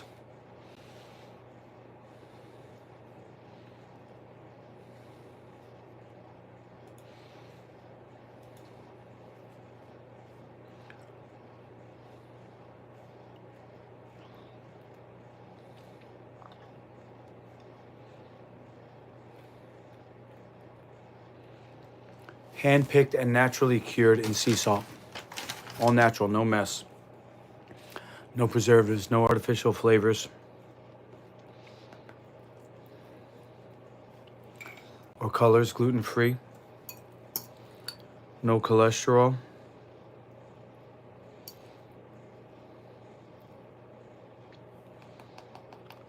I don't care about cholesterol. I just want to know what kind of salt they're using. But where's the ingredients?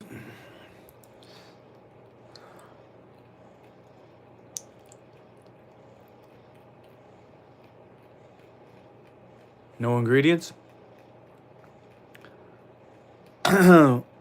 What's my PC specs? Let's see. Are you a techie, bro?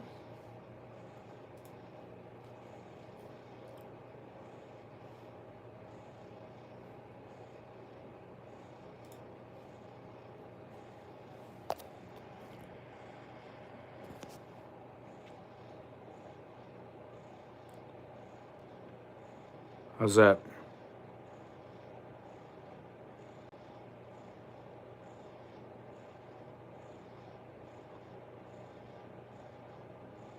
Am I giving you sensitive information that can be used against me, like the device ID and product ID?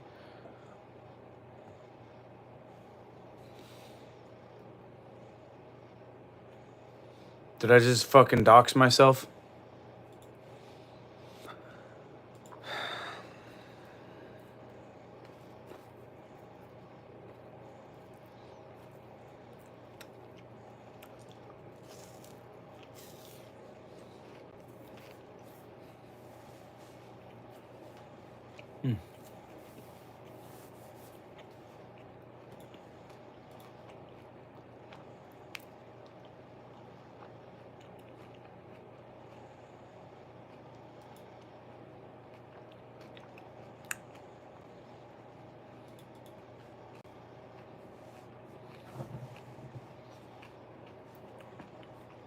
You're spending $2K on a GTX 4090. That's crazy.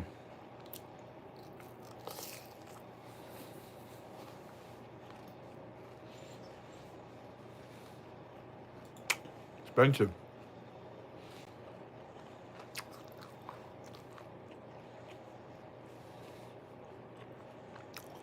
Oh, Live Live. They're in New York City. Whoa. 12-pound box of cold cured Kalamata olives. Drained of brine and lightly rolled in organic olive oil. Wow. Look at that.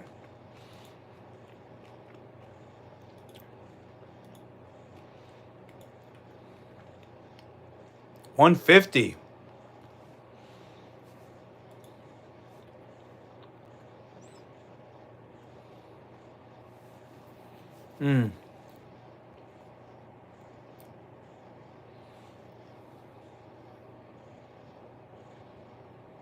All right.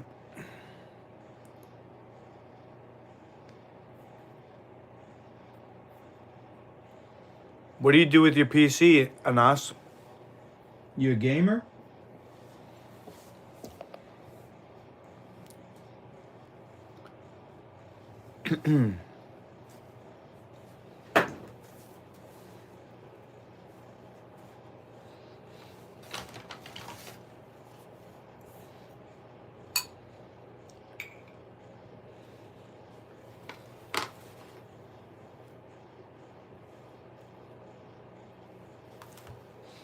Oh, I found it. I really shouldn't. I think this is a catfish.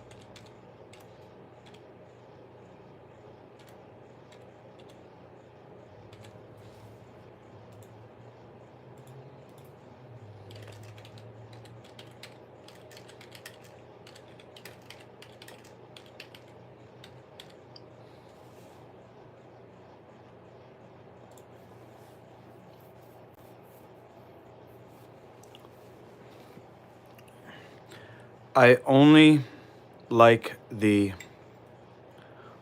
black ones. Okay. Kalamata, right?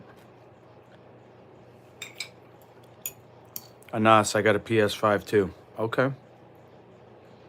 Okay, gamer boy. Or girl, sorry. What game? Look, if you're trying to get a girl,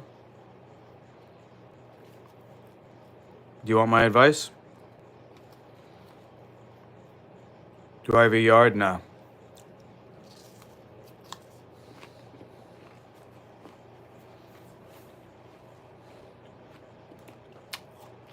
I'm going to be homeless in a few months.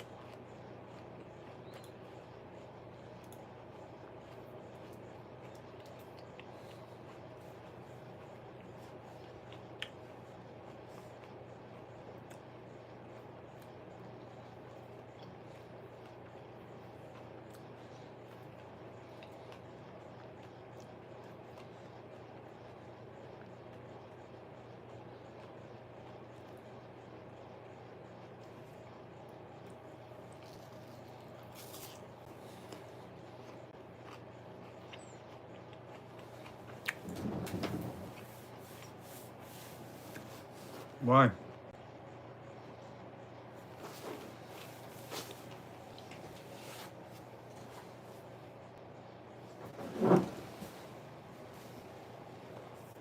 I have to be an us. I can't keep living under my dad's roof.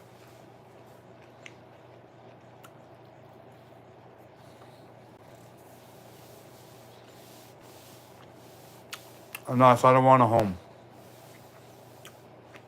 I want a successful business.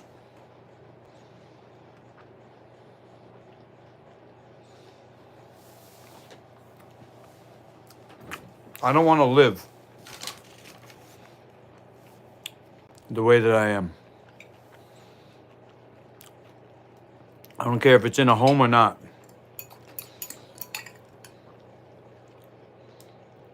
I want to make my brand a reality so that the last 15 years of struggle would not have been in vain. The last 15 years that I traded for a normal life with a wife and kids, instead living in a basement, a moldy basement, losing my hair, destroying my body, in pursuit of this entrepreneurship.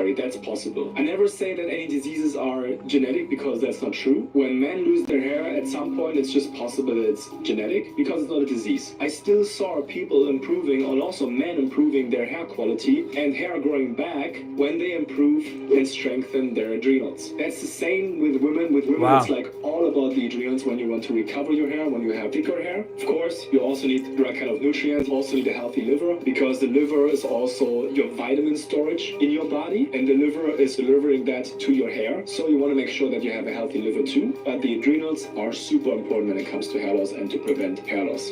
How can I prevent hair loss? I mean, as a man, you know, if you get bald, it's not a disease. Well, then I'm gonna die in vain, Anas. If my life is in vain, then my death will be in vain. And that's it.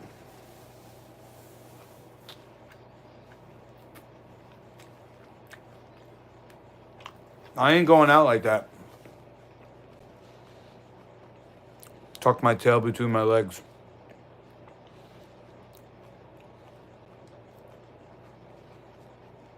I fought this far. I'm gonna fight to the end. $20 for 8 ounces. This is crazy. Let's check this out. 6 incredible quality specialty olive. Ingredients: Greek olives, cold pressed of extra virgin olive oil, and sea salt. Huh. It seems like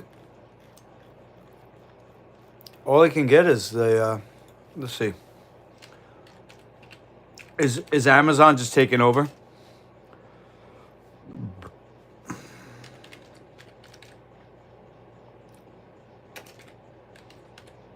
Amazon just took over, huh?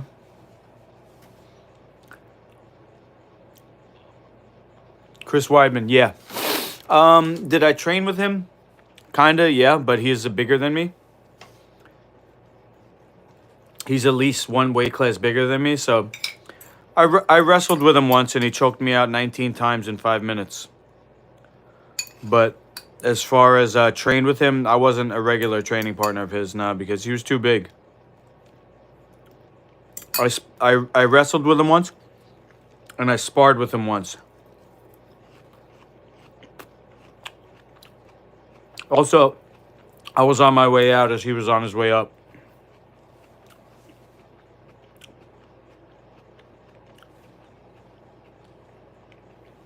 What's your product?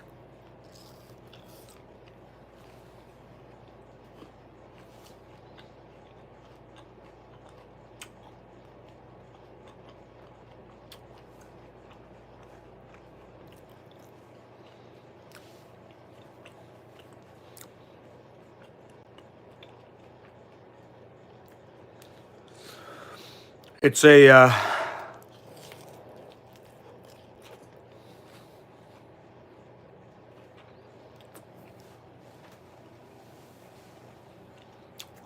brand for martial arts safety and nutrition.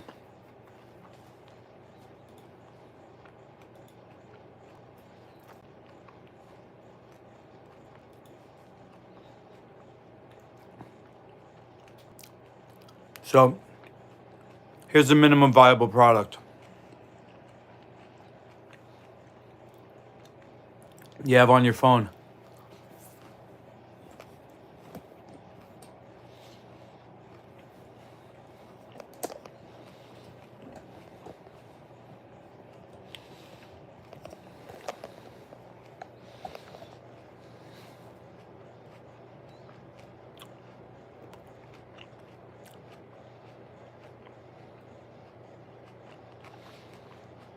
This is a live video. Underneath you have 2 fighters. And you take your thumb and you give each a score from 1 to 100.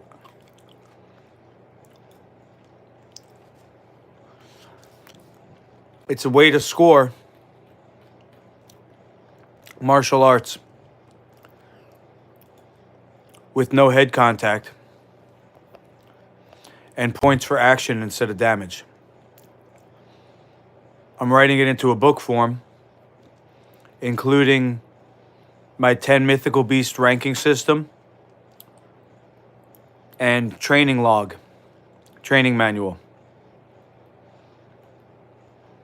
This is the rough draft. Here's the rules.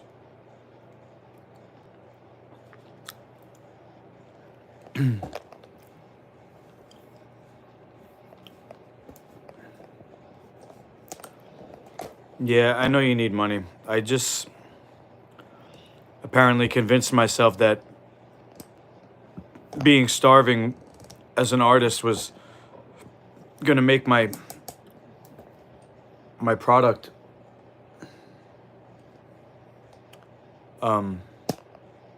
better as an artist.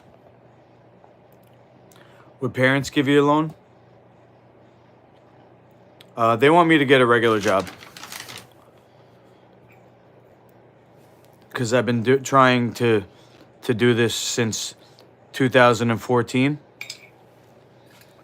and I'm still in the same spot where I was. Although I developed my method a little bit, I still haven't made any money at it. So my dad in particular says, you know, wasting your time. My mom says there's something wrong with my brain. She's trying to get me to see somebody.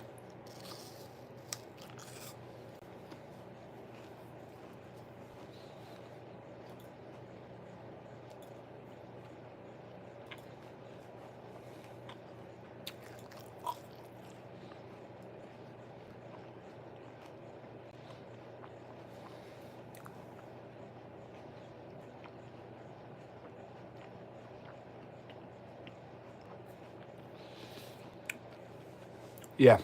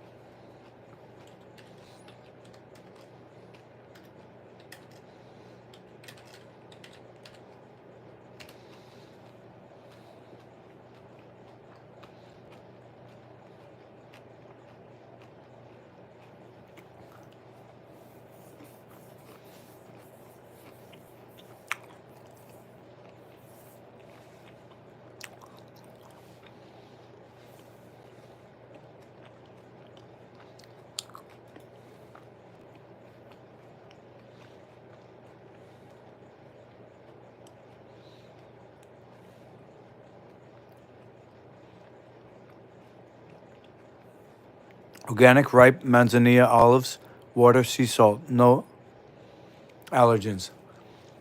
12 6-ounce cans. What does the top of the can look like? Cherry can't use a can opener. We need a jar.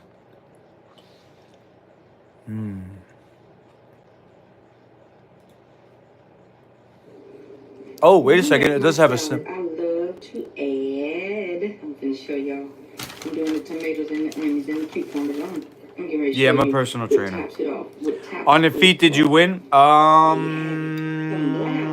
Yes. He was very powerful, and I was tired. Excellent. I don't like all brands of black olives. And he definitely came after me. I did all right for myself, but Hold up, I'm going to pour some water off. you know, there's a reason why there's weight I'm going to classes. show you. They come in the juices already. These are so good. Sometimes when you buy black olives, they're all mushy and stuff. These are so good. Let me taste it for you. It has that tink. When I come back from my trip March 1st, I'm teaching at the new gym. I put it on my salad or pizza or spaghetti. You know, just eat a bowl of them. Cause I can eat all this by myself. I just wanted to share this with you because when I try something, I like to let you know what I think about it. And I love these black olives. This brand is the best. Go get you some. I tried it for you. Now go get you some.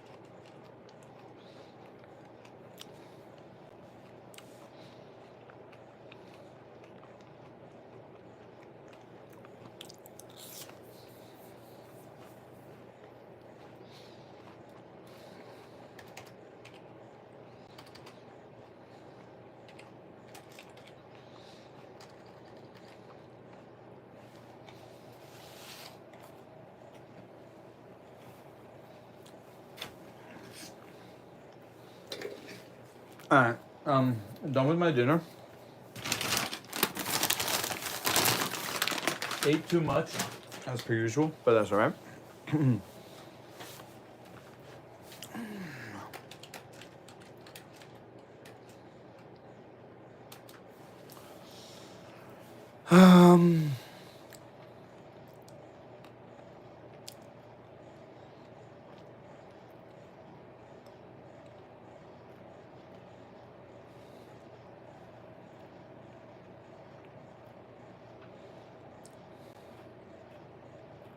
What do you think? Metal cans? Pack of 6 for $40. Let's put it in the cart for now.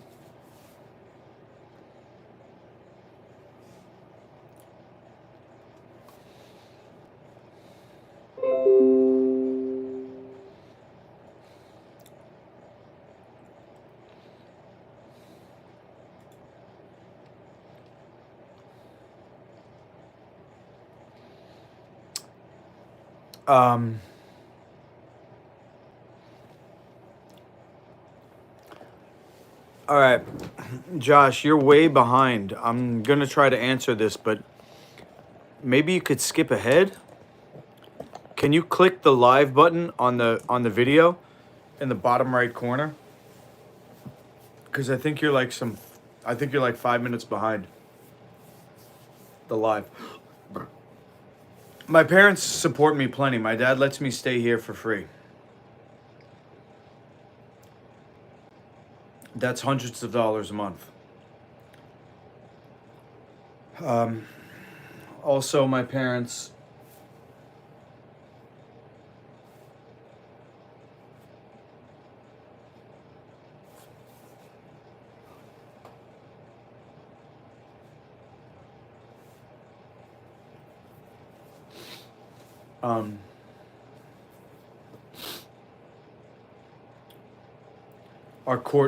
were court-ordered supervisors.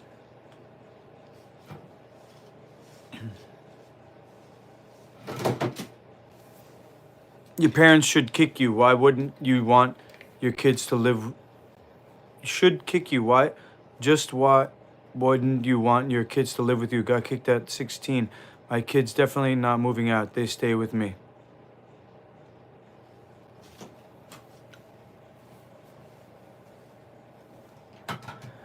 I tell you what, look, the thing that I'm resentful about is the major issue is the health and my kids, my 2 sons. It was traumatic for me, and it was the beginning of the end of the marriage, because not only did she cheat on me, but she cheated on our agreement to raise the kids a certain way. When I was their primary care provider, they were never sick the first 3 and 5 years of their lives. So my older son is 16 months older than my younger son. So he was 5, the younger boy was 3 when we got to split up.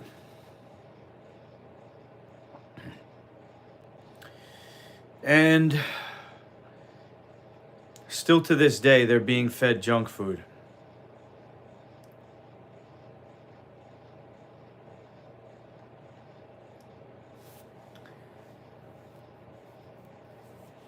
My mom said, because I'm planning to go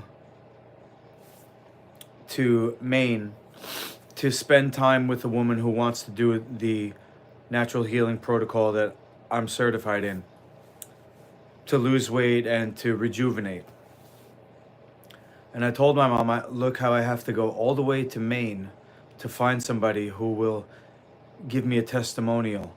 Because my mom has been in Weight Watchers for 30 years and has only gotten more overweight.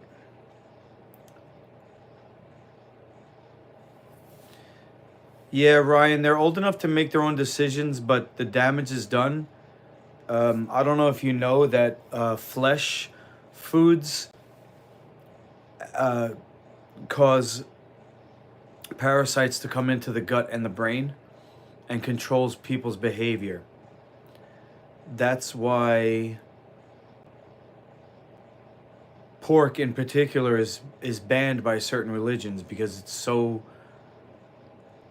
poisonous to a human animal. And they've been fed bacon, and they've been entrained by her to eat the standard American diet. Now, I'm different because I was raised vegetarian. So I believe I didn't have those worms in my gut and brain. So the damage is done. Not only that, Ryan, but there's something called a child-parent alienation syndrome, where when a parent is removed from a child's life, the child has to latch onto the other parent for their life, for their safety, because they equate being abandoned with dying. So here's my son thinking, I'm gonna die, and I have to latch onto my mom because she's the only one that could take care of me. And now I become the alienated parent who's a freak, who's talked about when I'm not there in a negative way. Even if she's not speaking directly to the kid, she's on the phone with her sister talking shit about me. She's talking to her new husband in the same room as the kids, talking about me. My parents and anybody who's speaking about me have a tone in their voice, just like I do, because I've also been brainwashed to think that I'm a piece of shit. And so everybody, including my sons, thinks that I'm a bum, a deadbeat. And so anything I do is opposite of what should be done. And they do not want to eat my food anymore. They do not want to see me. They do not want to talk to me. So no matter what age they are, they're done. The relationship is dead. If there was going to be a relationship, it would have to be a brand new one. Because I can't even get a text back. You ate that shit for the first 19 years of my life and went vegetarian and then vegan on my own. All right, well, look. That's an amazing thing. I fully support vegans, vegetarians, animal rights activists. I think that's noble. And gosh, I'll keep hope alive, man. Keep hope alive. Joshua, you don't get it. I'm not going out like that. There's two ways that I'm going out. One is by my own hand, and one is by somebody else's hand, okay? I am not tucking my tail between my legs and living a normal life. I am going down in flames. Period. So stop trying to put me into a box that you think you would do if you were me. I'm not normal. I'm not okay. I have a death wish. Okay? It's like the samurai who committed ritual suicide because they dishonored the clan. That's my only way out. That's the only acceptable way. Success or death. Period. I'm not changing my course. Yes, I'm crazy. Speaking of, let me ask ChatGPT what to do on this, because I'm still not convinced either way if this is a... Anyway, just to go back to what you said about my parents supporting me, the thing that I'm upset about is my mom sticking with Weight Watchers and telling me she didn't want to eat what I eat. She'd rather stay overweight than eat what I eat. She'd rather stay overweight and eat what she likes to eat rather than have me cook for her, lose weight, help my business, and that's why I have to go to Maine to work with somebody who wants to help me. I'm not meaning to offend either, Josh. I just want to express to you that I hope you can understand why I get upset, because I think it's an evolutionary, meaning a cellular reaction that my DNA, my offspring, are being harmed. And that's why it upsets me. It upset me that they were being given junk food by all the people in my family, including my ex-wife and my parents. It upset me so much that I wanted to destroy the people that were killing my kids. And yeah, okay, it's an exaggeration, they're being killed, but what is the number one cause of death across all ages? Is preventable lifestyle disease, like heart disease and cancer and diabetes. I'm hurting. I cry every day, all day. If I wasn't talking to you guys, I would be sitting here thinking about ruminating about my kids.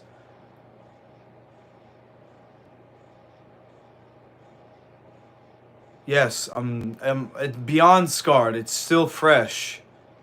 The wound is open. I'm bleeding to death.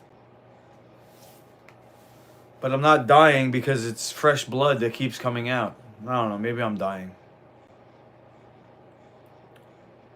But I get sidetracked. I've lost my train of thought. I don't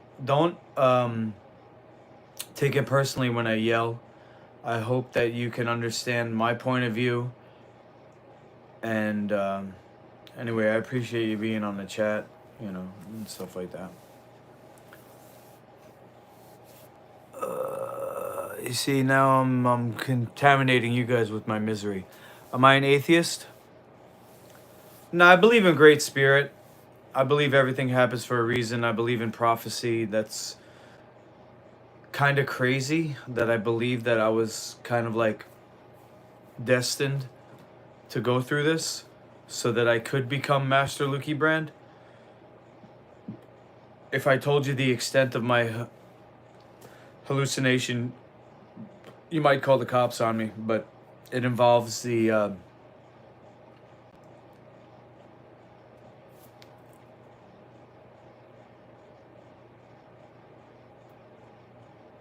concept of prophecy and destiny. Ryan says my parents are both overweight and watched me lose 100 pounds. Wow, congrats, bro. Parents don't take their kids seriously? Nah. It's not too late. One day your sons will seek you. That's a big maybe, Josh. Because alienated children don't always return to their parents. You could look that up. Just like my ex-wife who raised my kids, she never reconciled with her father, even on his deathbed, when he wanted to see her and she said no. So I gotta ask ChatGPT something.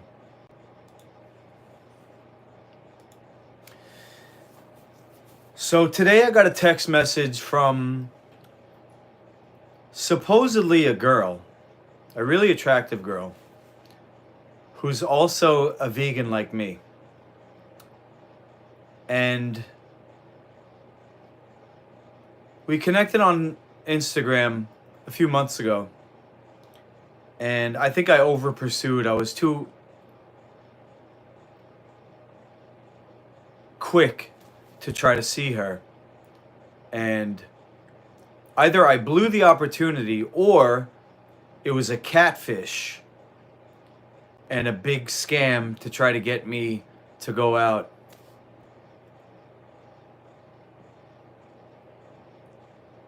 And then, you know, somebody's just laughing at me when I'm texting to try to meet up and the person saying, oh, I'm not home. Anyway, today I get a text message from the number, same person apparently. They said, hi, handsome. I didn't know who it was because I didn't save the number. Yada, yada, yada. Fast forward. And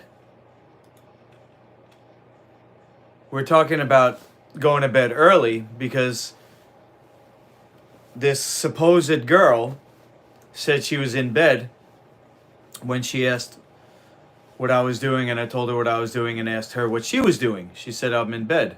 This was a couple hours ago, so it was about 7:30 p.m. So now I'm telling her, yeah, I should go to bed early too. And she said, why you mention that? Do you have sleep issues? I said, I do stay up. And she said, why?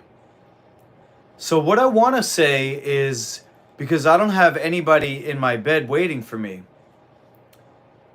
But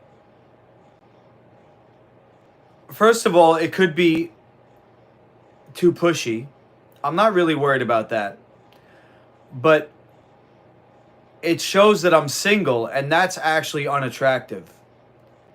So I'm wondering, is there a way that I can insinuate that if she was here, I wouldn't stay up late, I'd get right to bed, without saying that I'm single, because due to the concept of pre-selection, the most attractive thing that a woman wants in a man is that he's attractive to other women. So I have to kind of invite her, but also indicate that, you know, it could be anybody.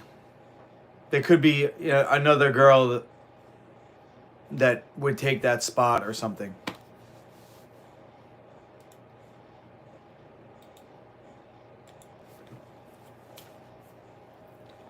Don't say that.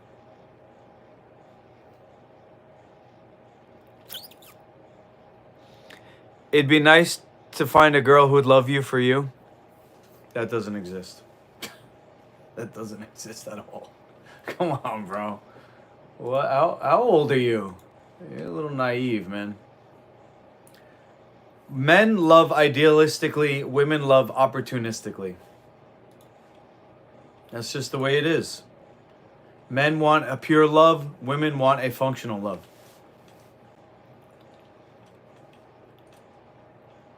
Okay, she says, why? I say, if I had the right kind of company, I'd be out like a light. Okay, another one. All love is conditional?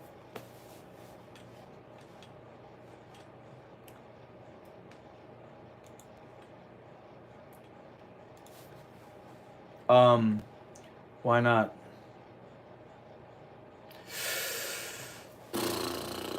No, I can't say why not, because another.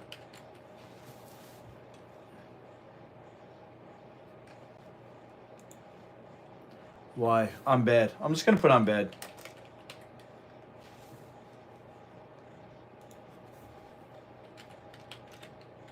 I'm probably bad, I wrote. ChatGPT is corny. Just send a selfie. Ryan, you are sending these messages to boys, to men. You cannot take the same approach to dating males that you can to women, females. It's totally different. There's subcommunication, there's opposites. Men, you can make eye contact from across the room and it's on. Women, you have to be more subtle. You can make eye contact.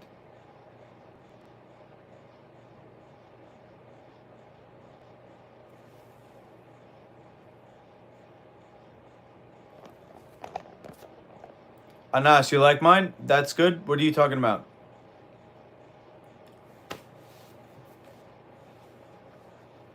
Ryan, dick pics do not work. Never send a selfie. See, Anas, you know. Nah. Nope, nope, nope, nope, nope, nope, nope. You are approaching this from a point of view of attracting a man. Now, what you're doing, what you're talking about, would work on a guy, 100%. If she sent me a text, a picture, because a man is visual, boom, I'm sold. Men are visual. Sorry. Difference. Now, I know you didn't say dick pic. I wasn't saying... That's just an example. See, Joshua knows. This is a different species. It's totally fucking backwards thinking. I'll give you an example. When you said happy wife, happy life, right? You're saying, one way to interpret that, not saying you. One way to interpret that is make her happy, do what she wants, and then she will be nice to you. But it's the actual complete opposite. The nicer you are, the more of a bee she is. Because her role, her subconscious evolutionary method of mating is to destroy you in her mind so that she can get a better man. It's called hypergamy. She wants to bring you, you're here, she's here. She wants to date up because this makes her feel safe. If she's with somebody who's better than her, she feels safe. As soon as you bring her, you know how they say don't put her on a pedestal? As soon as you're actually equal to her, and you tell her that if she says I love you, and you say I love you too, automatically she's looking up here now. As soon as you even get onto her level, equal, she wants better. It's called hypergamy. You have to be above her.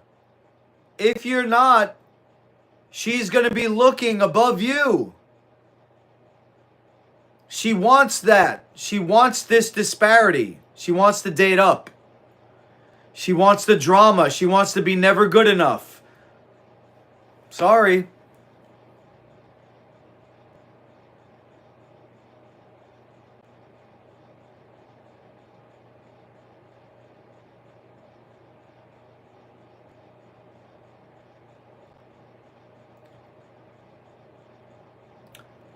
Ryan, another fallacy that you've believed. Straight women tell you these things, okay? It's called, don't listen to what they say, watch what they do. They say they want one thing, they do another. They want the nice guy, they date the asshole. They want somebody who's gonna take care of them, they cheat on him for the guy who doesn't give a fuck.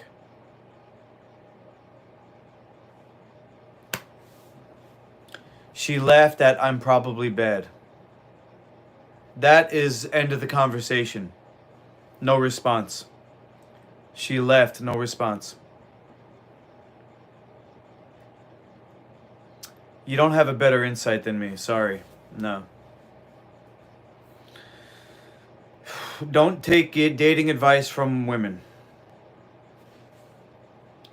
I've studied this for a long time. Okay? And I've studied this from people who have real world results, which you don't have. You have theory and you have secondhand information from women. Alright, now I deleted the text. She gave me no response. It's done.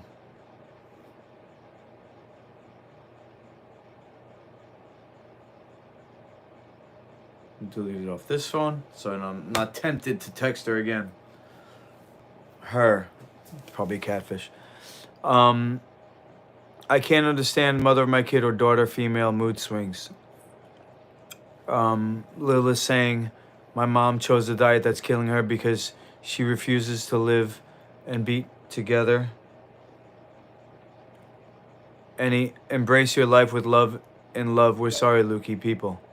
Oh, she messaged. What, like binge eating at night? Vague.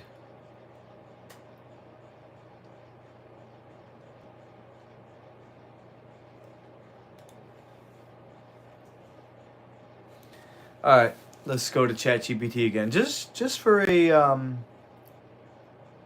No, I don't do wanking, Josh. I don't do ejaculation. Play it too cool and you'll lose her, guaranteed. Just talk normal. You probably am right. I'm crying. So you just ended the convo. Uh-huh.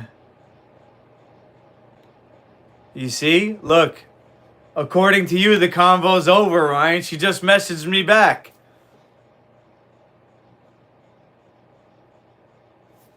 I'd make a good counselor. She wrote back and she said, because I said, I'm bad. I'm probably bad. And she said, she left. So I deleted the conversation and she said, what, like binge eating at night? Vague.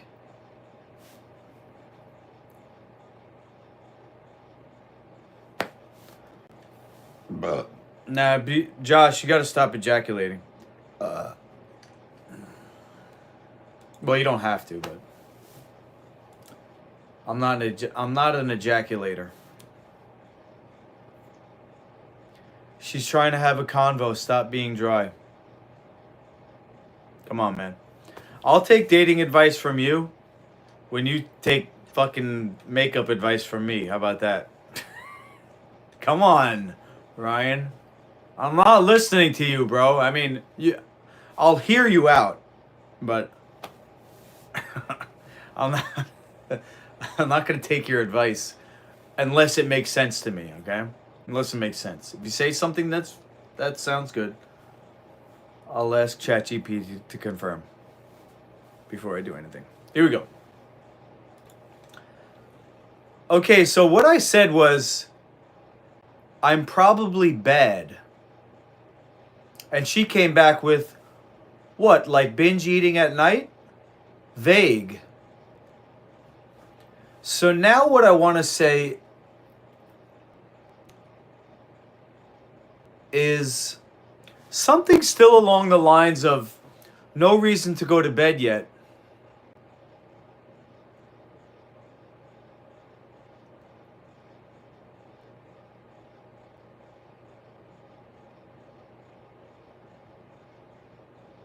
Ooh, I know what to do. Never mind.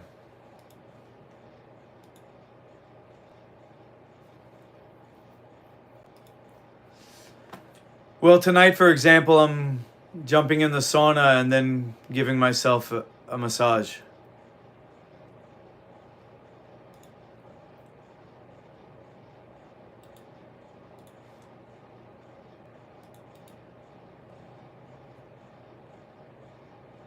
I should work out, but I'm tired. Oh, she wrote again. Triple text. Triple text. You're happy about a text back. Let's see if you can seal the deal. he trolling me? You little mother clucker.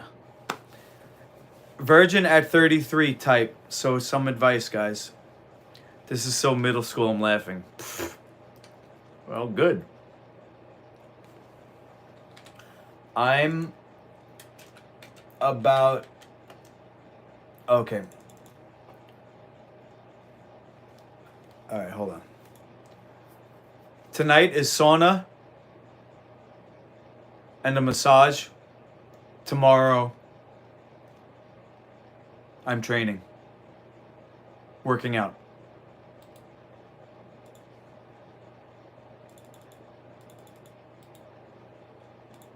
Ah, shit. I hit copy instead of paste.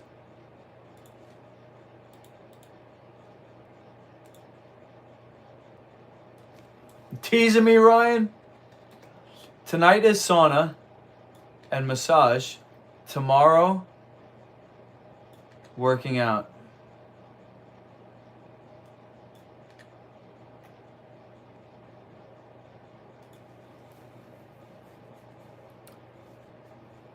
I didn't wank for a month, was on Tribulus as well. Got blue balls, massive suicidal depression. Had to relieve. Wow.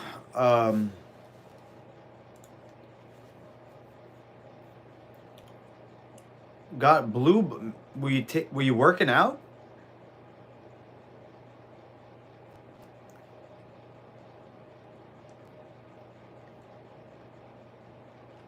What was I missing in school? Never talked to a girl in school. People talk like school is a brothel that I didn't get in. Yeah, you know, I grew up in an all boys house. I mean, my mom was there, but I had 2 brothers, no sisters, and the only relationship that I really learned from was my father and my mother, and I wouldn't say that was a good example of communication. So what I would say you missed in school, Anas, was how to just be friendly with a girl, you know? Yeah, like what you're saying, Ryan, just have a normal conversation. Yeah.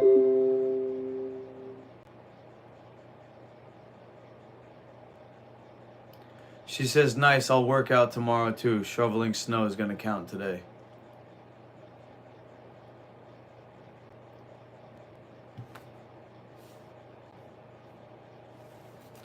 If only she knew you were live streaming using ChatGPT. I think you know this person, Ryan. She's from Rockville Center, supposedly.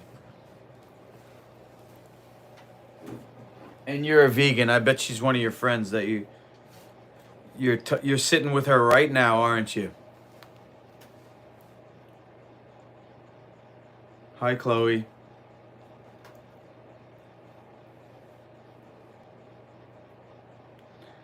Ew. What is that? Ew.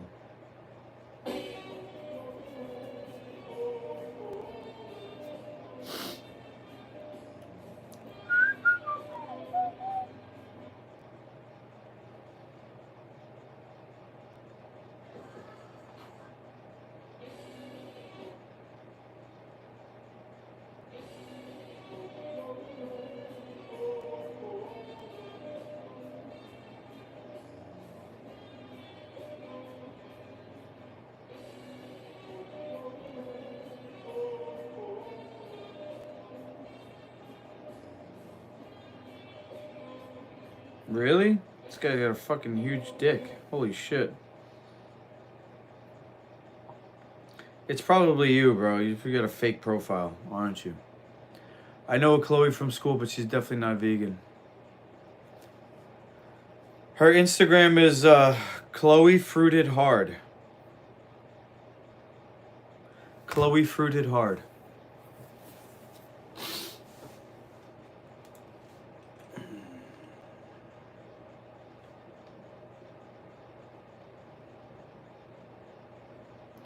I'm never gonna dance again.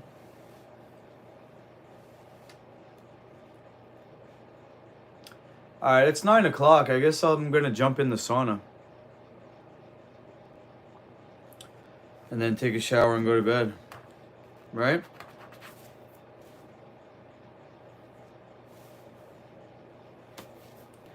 Anas says, all I talk about with my friends is beer and cars we can't afford. I don't think a girl would be interested. Okay. Well, you have friends, so why don't you get... Is there a place you can go out and meet people? Also, do you think maybe you spending money on alcohol when you're complaining about not having money? Excessive Tribulus. After time my balls shrank, I was scared.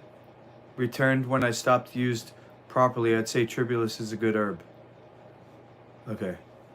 Yeah, I think you got to be careful with that dose of Tribulus.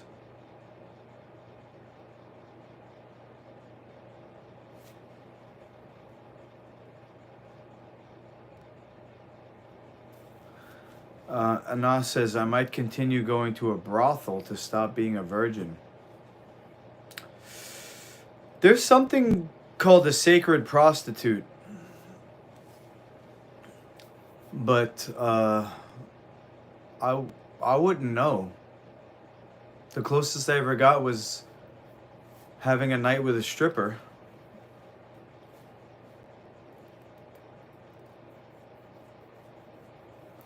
A 20 pack is $22. Okay, but how many times a week are you drinking? How much, to be honest, how much money are you spending per week on alcohol? What you could do is invest that money into a dating coach. Just saying. Just saying, man. Instead of spending money on drugs, you know, take it from me. I spent a lot of money on weed in my life.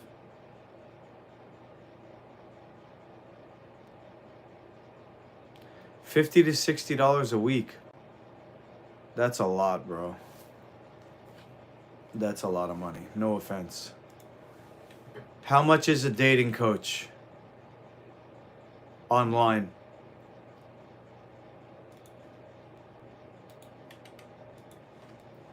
We're asking ChatGPT here.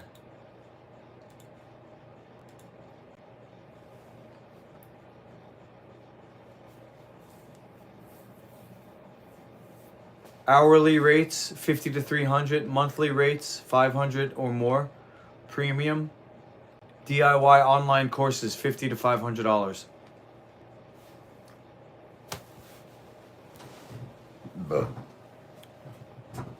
$50 to $60 a week is $200 to $300 a month. Online courses are $50 to $500. Her account is private, yeah. You want to see? I'll show you.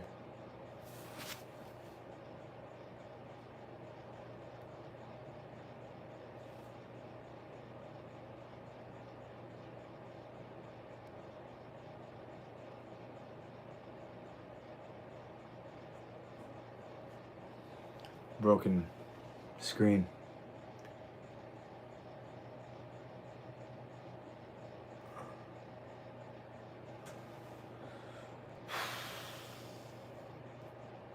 Looks fake. Vegan since 2011.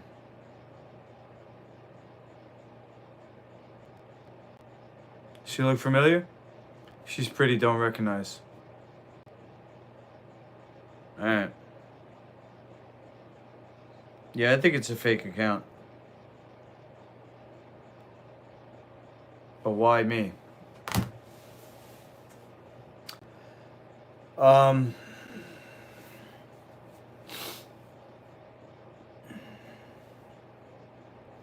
Looks like a cat lady.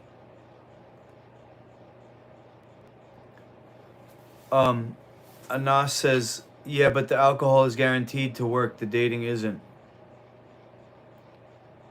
Is that a joke, Anas? There's a couple of ways we could look at this. So I'm speaking to one of my YouTube subscribers in the chat, and he's wondering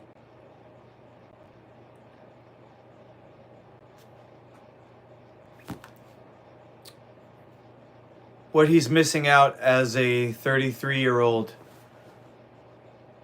single male.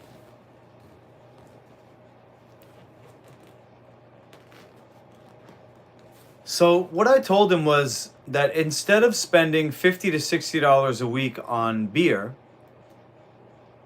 if he wanted to, or if he prioritized dating and learning how to date, not just to get a girlfriend, because it's a game of numbers. It's not about getting a girlfriend. It's about becoming somebody who can get a girlfriend. It's like you don't train to win a fight. You train to become a person who can win a fight. It's not about just winning a fight, because you could just walk down the street and knock out an old person and say you want to fight. But can you train yourself daily through struggle to become stronger, to defeat the inner warrior that wants to quit? The person that's inside of you that thinks they're not good enough, that thinks that nobody wants to date them. Over time, you start to get results that indicate that maybe you can get a girlfriend at some point. It's not going to happen overnight. You don't spend $50 to $60 or whatever, $200 to $300, and then all of a sudden you have a lineup of girls. You have to spend this money to invest in yourself in this training. And these guys who you're paying have done this for 5 to 10 or more, 20 years. And they had many failures, many thousands of failures, thousands of failures. And that is the only thing guaranteed that you will become through struggle, through perseverance, determination.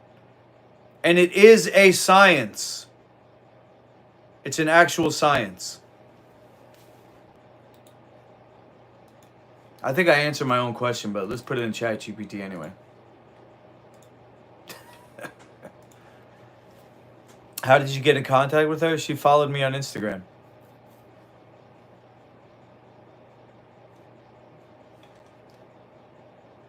Bruh. It is guaranteed to work, bro, but I'll tell you another guarantee. Alcohol is guaranteed to keep you in the same spot. All right? Good motivational speaker? Thanks, bro. I wish I had somebody like me to tell me back then. Your advice is grounded in the concept of self-improvement. I'm going to read ChatGPT anyway. Which is essential for dating and personal growth. Here's a polished version of what you can say to your subscriber, making it concise and impactful. Oh, hold on. Sammy, the married guy, is going to tell us about how to be single. Come on, Sammy. After that, we're going to listen to the gay guy, Ryan, and then a female. Okay? First, we'll listen to the married guy, how to be single. Then we'll listen to the gay guy about how to date females. And then we'll listen to the female about what it's like, what women want.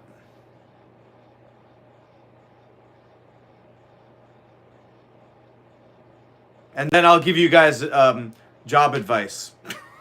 I'll give you guys financial advice after that. Get money. Okay. Get money, he says. So your wife is a whore? Is that what you're saying, Sammy?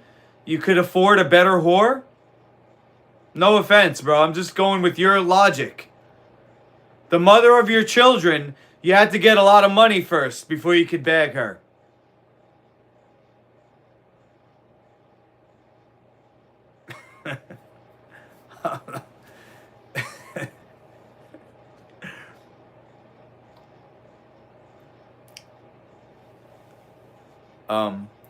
You're ignoring a woman in your phone. You have to. That's the game, Ryan.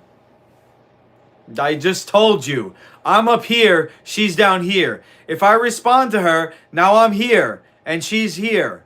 Now she's going to be looking here, and I'm not there anymore. You understand?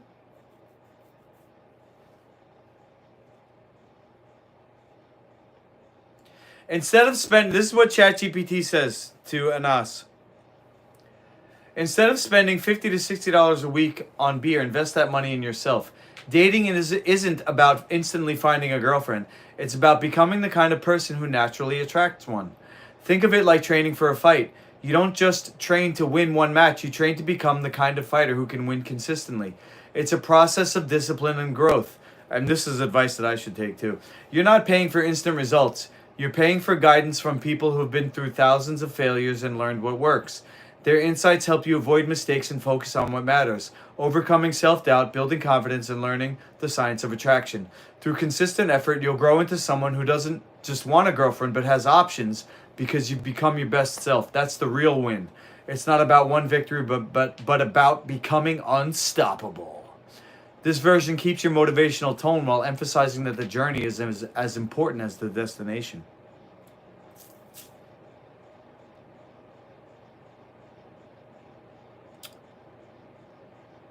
Rude is not bad, Ryan. My wife makes way more money than me. She owns 2 businesses. So then why do you need money, Sammy? Why are you putting that up there? All right, now we got somebody else in the chat saying that instead of focusing on dating, the guy should be focused on making money. So approach this from the point of view of a dating coach and a self-improvement speaker. And say something about how you can do both. And as a matter of fact, it's better to do both because having a social life is a part of a healthy function. And you shouldn't just limit yourself to head in the books type of a life where you just grind on your job and the gym and you never go out and you never meet people and you never date. But how is a social life and dating not only beneficial but actually necessary for someone to be a whole person? And that there's ways that you can date without having to spend a lot of money. And even if you're not rich, you can offer value to another person by being fun to be around. Take that, Sammy. Put that in your pipe and smoke it.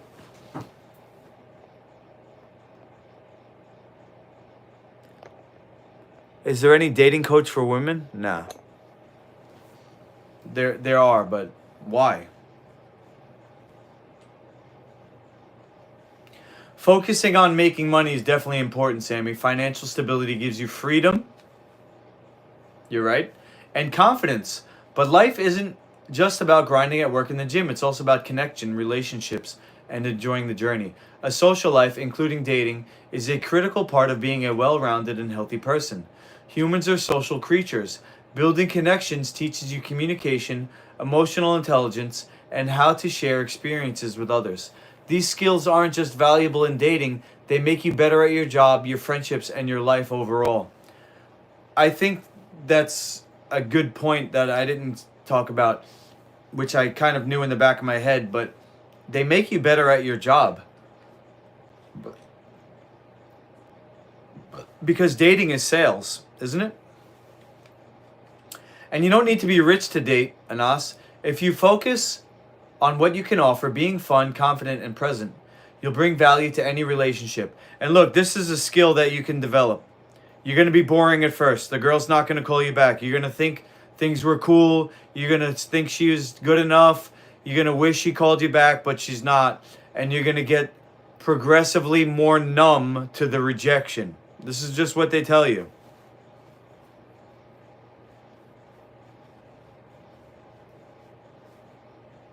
It's annoying? All right. A walk in the park, homemade picnic, or free local events are all ways to enjoy someone's company without spending much. I just don't know what's going on in Montana. Maybe it's middle of fucking nowhere, nothing to do. The key is to show you're intentional and interesting, not that you have a fat wallet. Don't lead with your wallet, Sammy. The truth is, doing both, working on your career while also developing your social and dating life, is better for your growth than focusing exclusively on one. A rich bank account doesn't mean much if your personal life is empty, and a fulfilling relationship won't last if your life lacks direction. Balance them and you'll not only thrive, but become the kind of person others naturally want to be around. This keeps the tone motivational while validating both perspectives, encouraging balance and growth in all areas of life.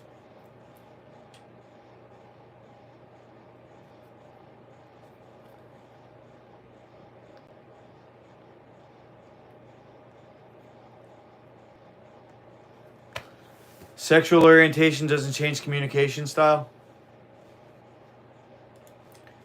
I got somebody in the chat saying that men and women communicate the same way. Please correct him. because that's crazy to me. Hold on. Please correct him. I won't say that's crazy. It's not crazy.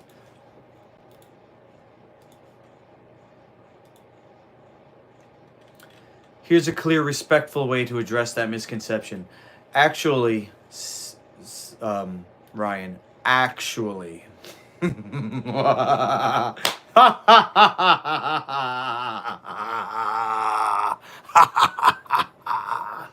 Straight men actually do have women figured out, bro. Look up Casey Xander. This guy's my actual hero. If I was gonna tell Anas anybody to look at, I would say join the $50 a month group for Casey Xander. You're not biased, bro? Come on.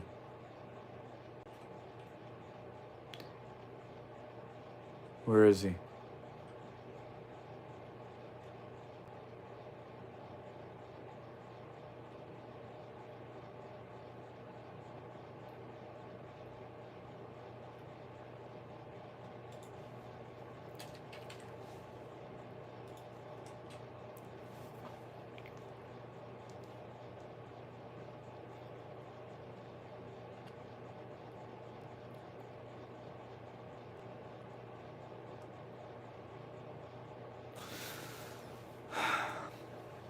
Even though they stare at their phone all day. So I'm going to tell you a lot of cool stuff today. I'm going to probably be telling you things that nobody has ever told you before. I'm going to explain to you why women take so long to reply even though they stare at their phone all day. And they're constantly looking at their phone, they're staring at social media, they're looking at what this person said, what that person said. Why do they still ignore you? I'm not saying I'm not going to text you. I'm trying to think of something good to say, bro. Why don't they seem more and I'll wait. Urgent to make plans with you? I'll wait as long as I have to come up with a good one. Told you this before, but since I explain these topics literally better than anybody, I really understand this at a high level, and I wholeheartedly believe that I can really break this down for you into a step-by-step process you'll be able to understand. And the cool thing about this video is you'll be able to actually take this info and apply it into your own dating life once I show you this. So on top of that, we just crossed over 1,570 guys inside of our community. What I advise you to do after the 70 guys inside of our community, what I advise that's where you should look up in us. Is learn, understand, and master the language of women, which I can help you with. And since I have so many guys inside of there actually getting far better results in their own dating life, I know that I can help you too, and I want you to see what I made. It's truly. Oh, okay. So your problem is ejaculation in us. Depression, anxiety,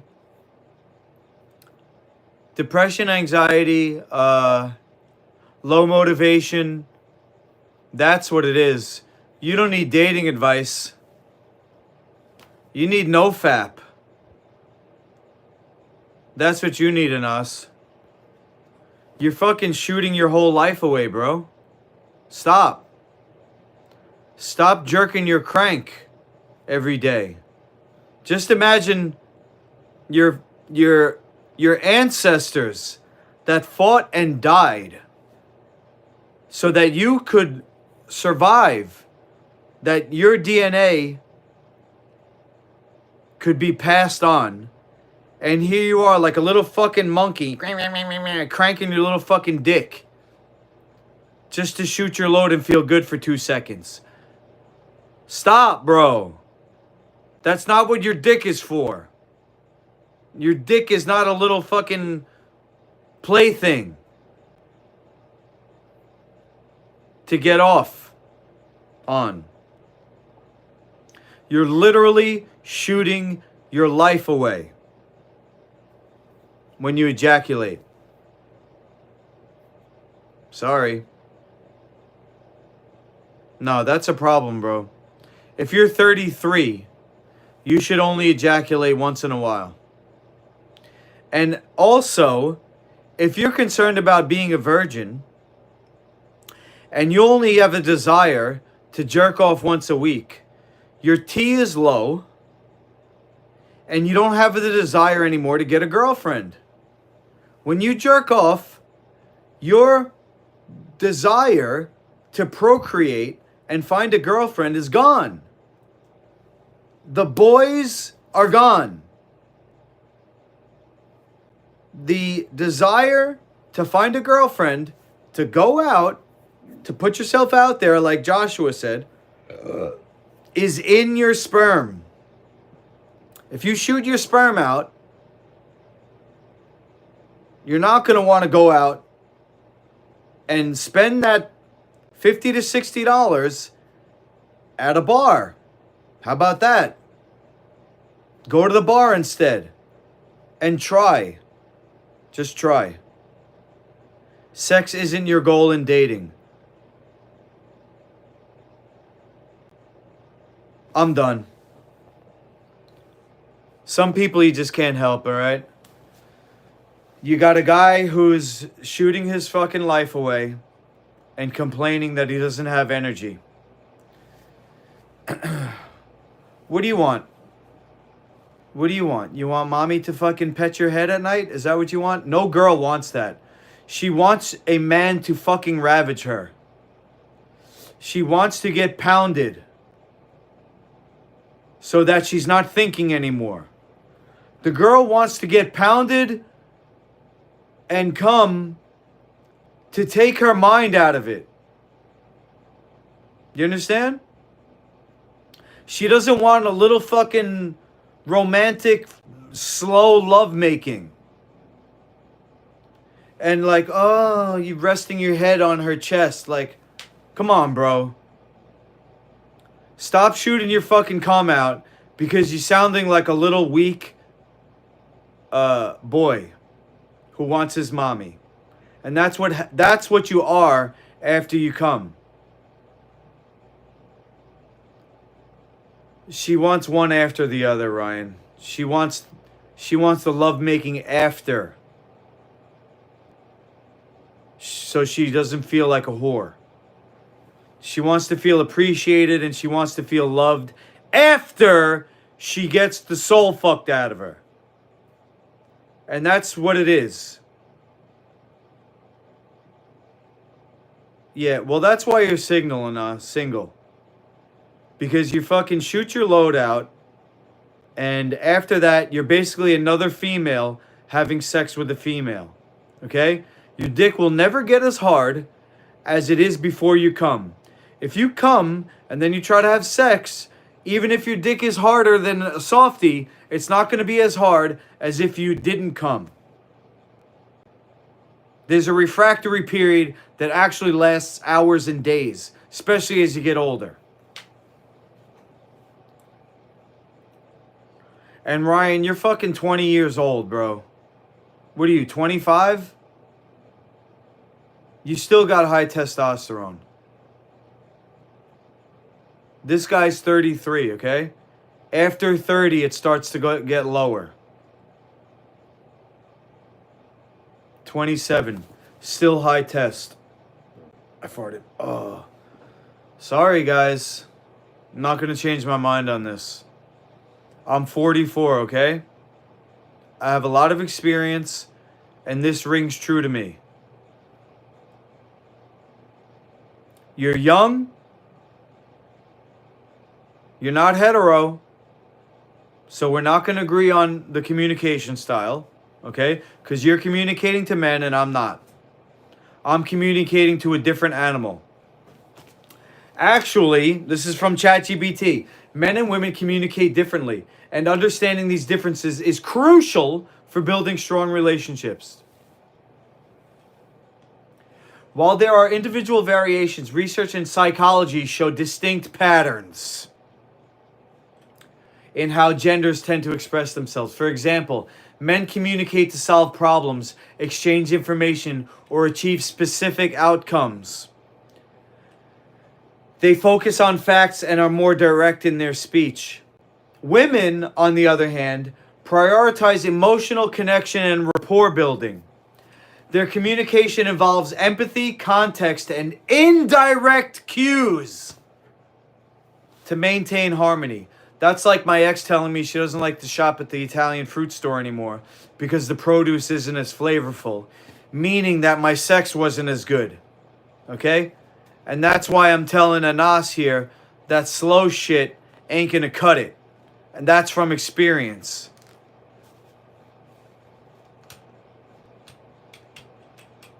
It's a mistake to assume men and women communicate exactly the same way. Communication is not communication, Ryan. Sorry. Recognizing these differences is a step towards understanding and stronger connections. So me not responding to her and her wondering when I'm going to respond is actually beneficial to the relationship, to the interaction. This is the best thing I could do. The best thing I could do is be a jerk to her and to have her hate me. If that's what she's thinking. If she knows how I feel, she knows how I feel. She's wondering how I feel.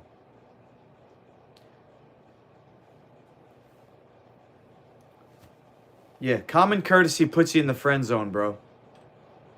Oh, your name is James? Okay, so I should just stop porn, alcohol, and get out there. I will stop the porn, but the alcohol will be hard.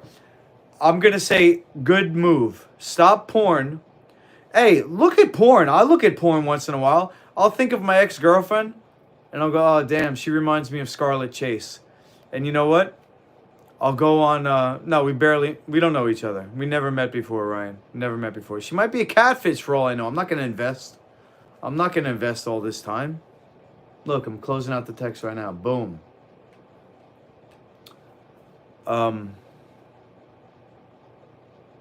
You can look at porn, but don't come. You can even ejaculate. You can even jerk off, but don't come. The problem is ejaculation. When I have a girlfriend, when I have a lover, I have sex. I love sex. I look forward to sex, and I miss sex. But I do not ejaculate. That's the difference, bro. Matter of fact, if you're used to ejaculating, if you're sitting here like this at home jerking off all the time, you should jerk off without ejaculating and practice and develop those muscles. Because if you're used to cranking your chain and shooting your fucking cum out, and then you try to have sex with a girl, you're going to last about 3 fucking pumps. Because that's what you're used to. You trained your brain and your muscle's not strong enough to hold that shit in. You have to get used to getting to an 8.9 repeating. 9 is the point of no return. 10 is ejaculation. It goes 9 to 10. There is no 9.1. There's no 9.01. There's 9.0000001. There's 9 and there's 10. But there is 8.9 to infinity. And that is called the male multiple orgasm, where you can come without ejaculating. But you have to strengthen the PC muscle so that the energy doesn't go out the dick, but it goes up the front of your spot, up your body, and comes over your face like this. And you get an orgasm, but then the energy circulates and you can keep having sex. Male multiple orgasm, look it up. I didn't kill the combo, Ryan. I put it on hold, okay? So tell your friend.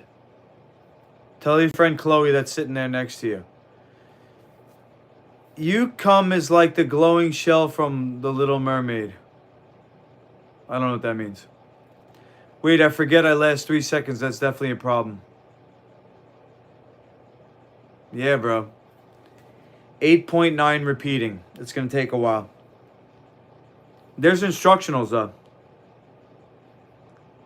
Dude, you're paranoid. Definitely. So now I'm going to get a little water, and then I'm going to go sit in the sauna. Do you guys want me to stream that, or should I just say goodnight?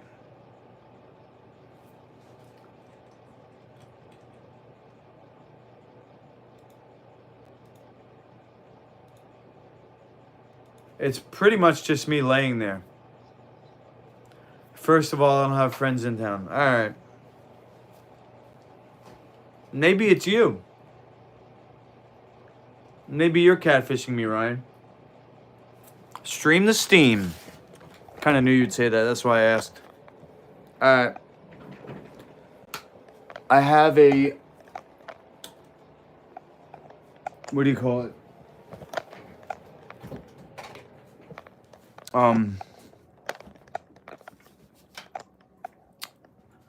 I have another phone I could use for the, what is it? The Google Chromecast. So we could watch something together. This way I don't really have to like talk as much because I'm going to be focused on the sauna, you know? Say goodnight, I'm sleeping. All right, James, have a good one. James, if you have any questions, you know, and I'm not on stream, just hit me up. If you go to the About section of this channel, my info is right there.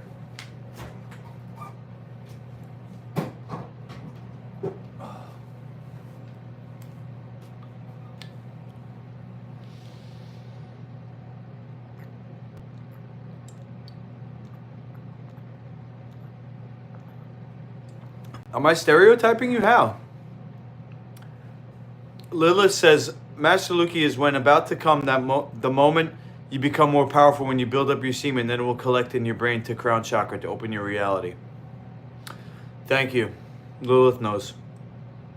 Something like that.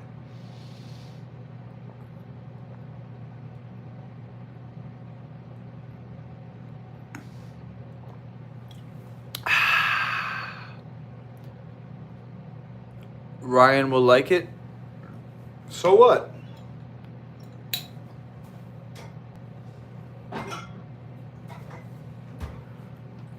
So what, Ryan? You don't think like the female streamers appreciate all the this is gonna sound bad, the simps in their chat? Not that you're a simp, but I'm just saying. How cold is it? It's dick shriveling cold. I know that's what you're getting at, Rodolfo.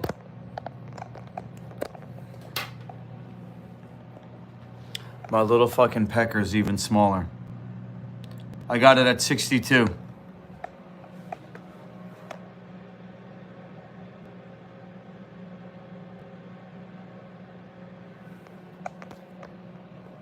Oh, you're gonna play dumb now, huh? You're gonna pretend like you're not talking about how cold it is because I'm about to get in my underwear. I'm on to you, Rodolfo. Telling me to dance and all that. I'm on to you, buddy. Don't pretend.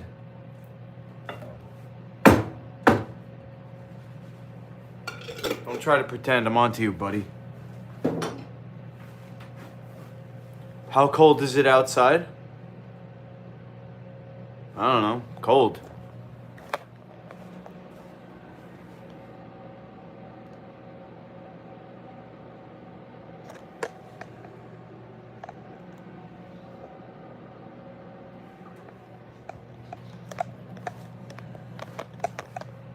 Want me to look up on my phone?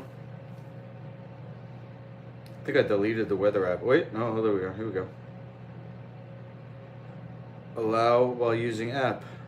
Lynbrook, 18 degrees.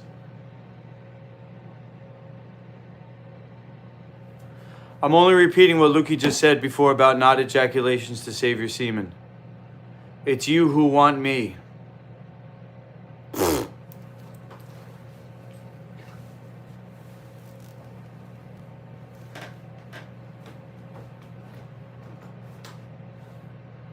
You know something, Adolfo? You got a lot of nerve, buddy.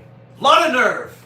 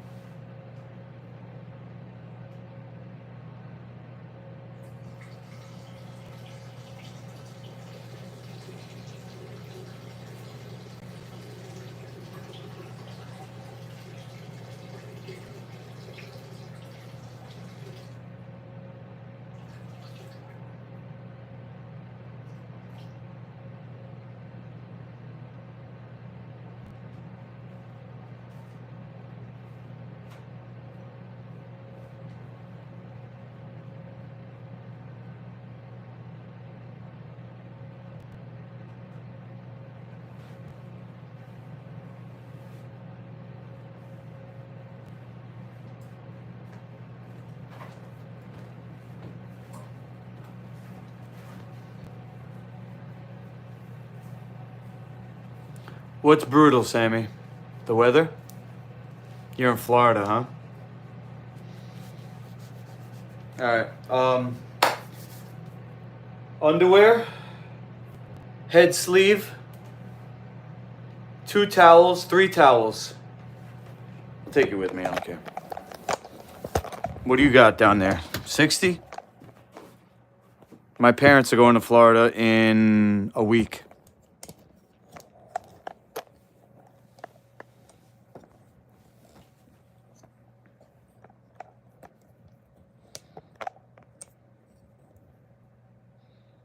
Your fingernails are clean.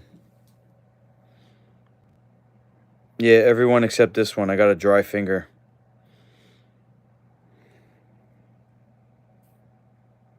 I just clipped them. Okay, so 1 towel, 2 towels, 3 towels.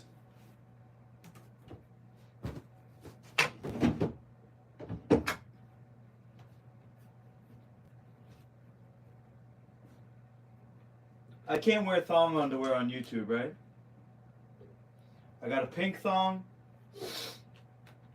I got an orange thong. I got a black thong. I don't have any Speedos. And I have boy shorts. I'll wear the boy shorts.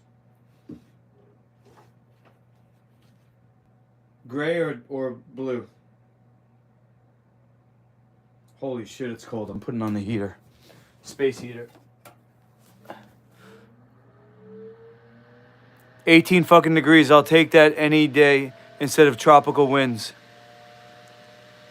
Jock straps are way more comfy.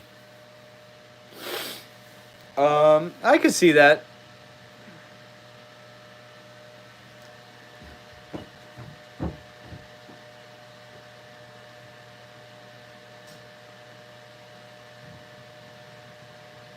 I'll put it up to 65. What do you say? Gray or blue? Gray or baby blue? Oh! Never mind. I'm going with the blue. Thong wedgie, no thanks.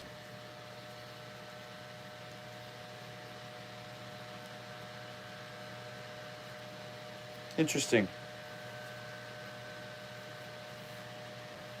Kind of makes sense.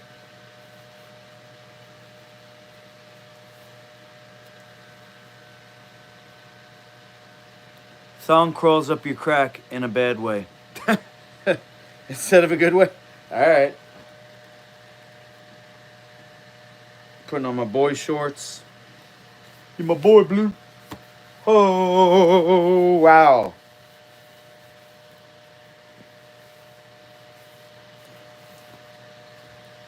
Cold, cold, coldy, cold. Goes in the hamper. With me. Light off. Okay, in this room.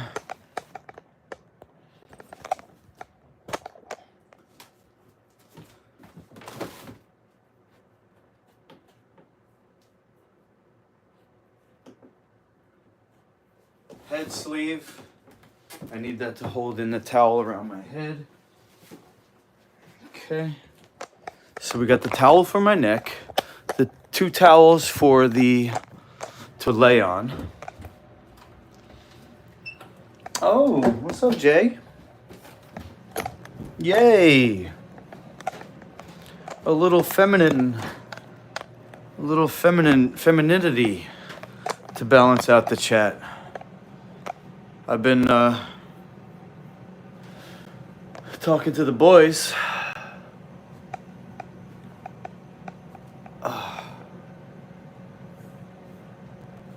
Thank you so much for being here.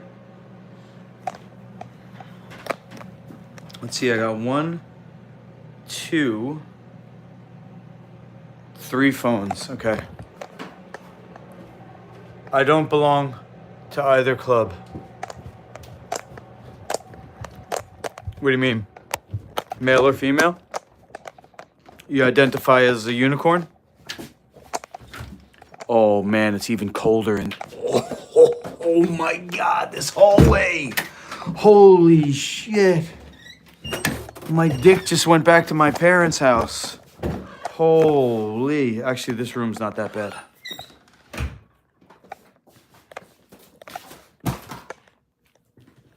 My fucking dick and balls just went back to first grade.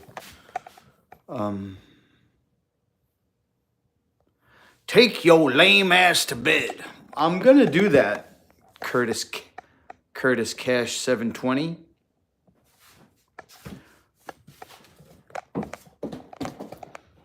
Jay loves androgyny. Okay.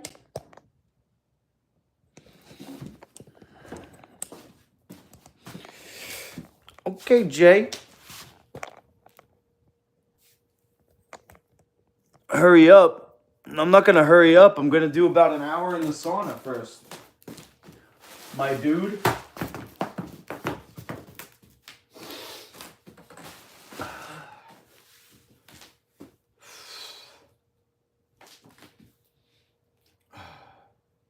Yeah, I'm pretty much all thighs.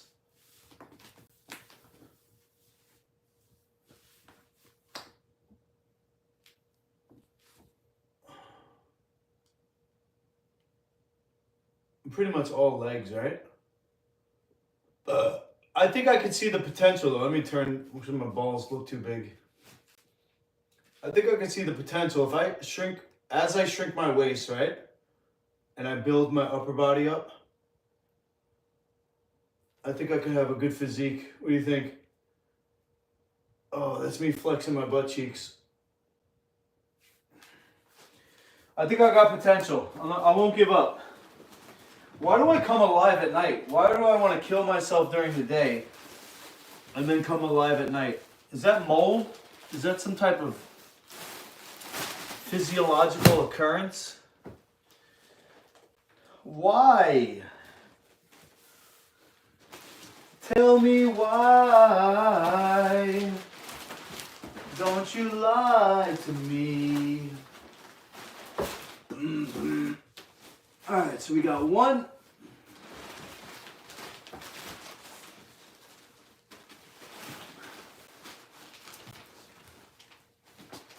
Just make sure this is right. This looks pretty good. Oh, okay. And then 2. Let's go to this one.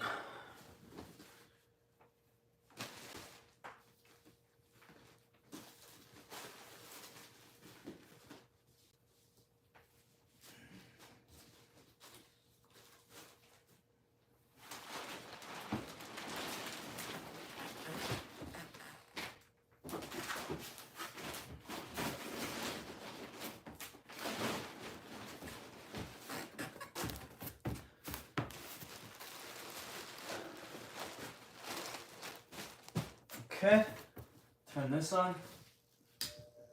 Now put the towels over it. Keep the heat in.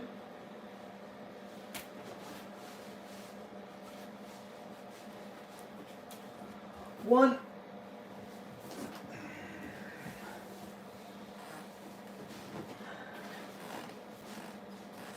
2. Und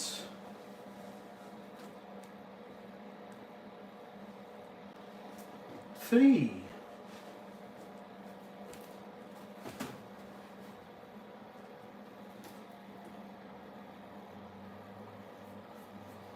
Okay, that's on.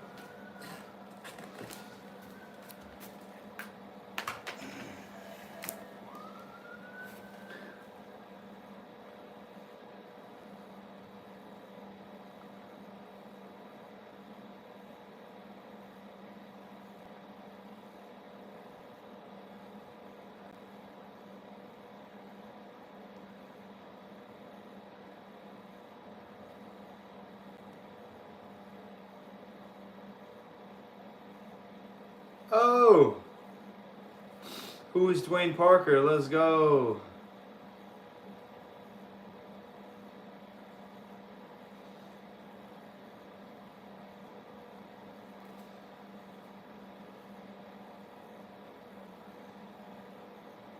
Let's go. Alright, so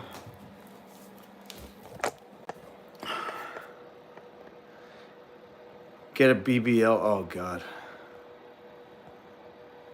The taint hole in my undies? Oh my god. What the hell? Damn. Whoops. You just in your sauna? What kind of sauna you got, Jay? Mind if I join?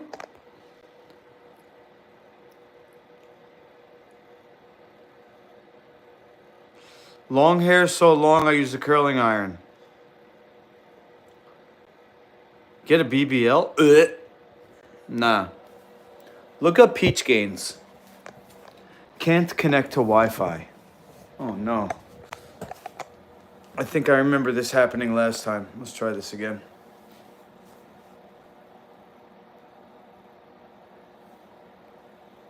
Google Home. Devices. Add a device. Chromecast. Create another home. Too many homes. Okay. Let's see here.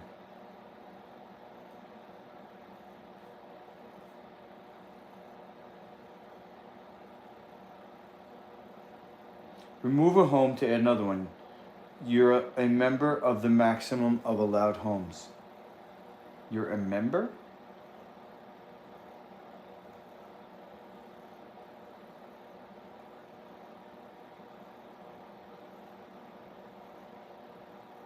Home, next. Looking for devices.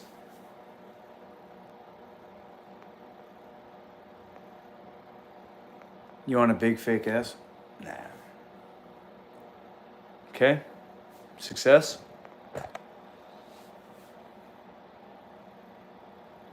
Next. Make sure your network name and password are correct. Connection failed. Try factory resetting your device.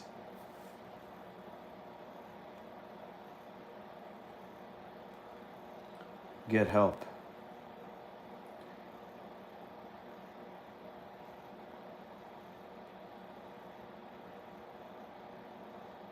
Connectivity issues.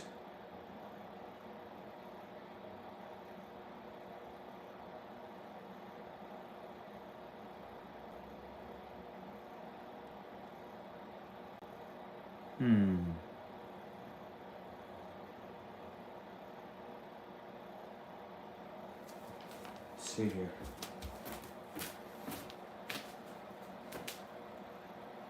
Factory reset. I don't know. Does that mean unplug? Count to 30. 1 Mississippi, 2 Mississippi, 3 Mississippi, 4 Mississippi, 5 Mississippi, 6 Mississippi, 7 Mississippi, 8 Mississippi, 9 Mississippi, 10 Mississippi, 11 Mississippi, 12 Mississippi, 13 Mississippi, 14 Mississippi, 15 Mississippi, 16 Mississippi, 17 Mississippi, 18 Mississippi, 19 Mississippi, 20 Mississippi, 21 Mississippi, 22 Mississippi, 23 Mississippi, 24 Mississippi, 25 Mississippi, 6 Mississippi, 27 Mississippi, 28, 29 Mississippi, 30. Alright, let's try this again.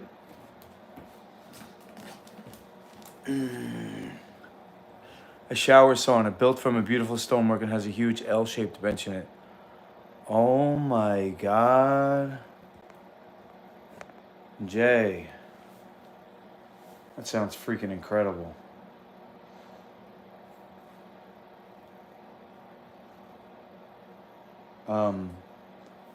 Have you ever, you know what, in there?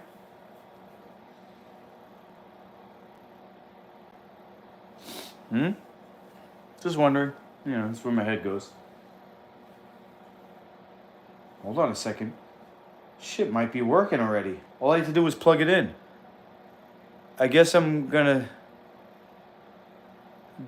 die alone before I found myself from weed gave me in this cowardice world. What? Not yet. Damn, Jay. You want to though, right? I want to help you christen that. That's like, sounds like something, you should. If you want to. Bless it. You gotta bless that thing with a ceremony. Are you rich? How do you afford something like that? Fly me out. Fly me out as your medicine man. And let's do a ceremony in that thing. And bless it. And then every time you go there, there will be a masculine energy that's very healing. What's a plane ticket from Maine to Alberta? Try factory resetting your device? Oh my God. What? What the hell? Devices, add device. Boom. Let's try a different one maybe. Looking for a device.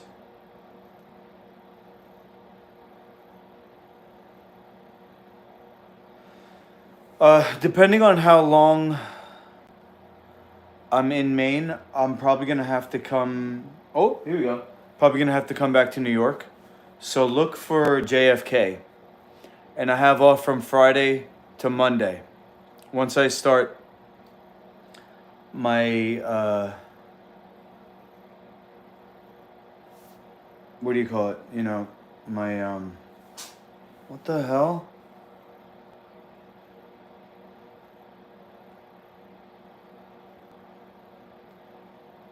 Devices. Living room TV not available. Okay. This is pissing me off now. Living room TV device information, ambient mode video. Remove device. Remove. Okay. See devices. Add device. Set up. Create another home. Too many homes. Dismiss. How do you delete these? Help. How do I remove devices? Exit. Settings. No thanks. Add an address. Big TV. Back. Let's see here. Invite person, no. Continue. Services. Delete this home. Delete big TV, yes. Okay. Choose a home. X. Get started.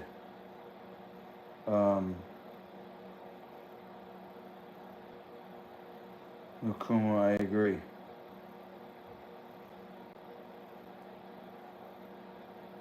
Create another home, okay. Dawes Avenue, we'll call it.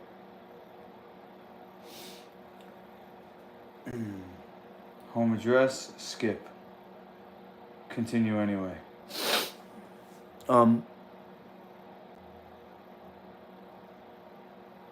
Fuck, I was in New York a year ago. Well, I mean, look. I'll break you off anywhere we meet. But I was thinking about the that sauna. I mean, that sounds incredible, Jay.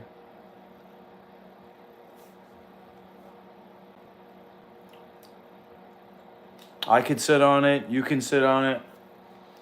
I got to be in the Bronx by Friday because the boy's birthday is on Friday.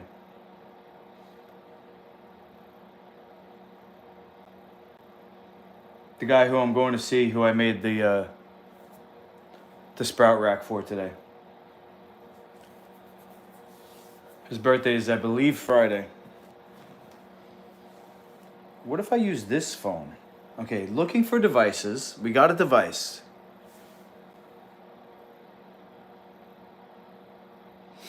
But yeah, look, if you want to come here because you think I'm a stalker, you can come out to New York if seems like you're rich.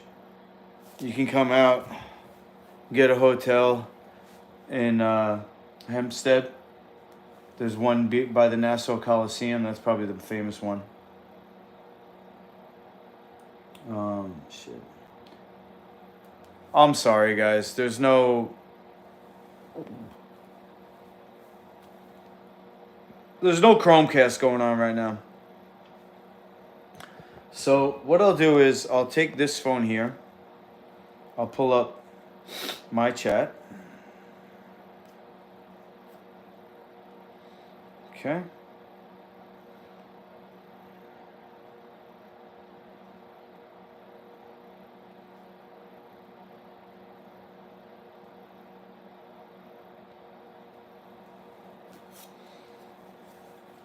Put this here next to my head so I could read it.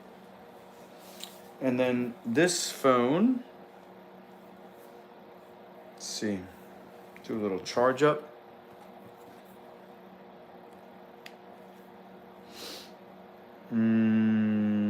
Do I have a YouTube? I don't even have YouTube on this channel. Oh my God, what?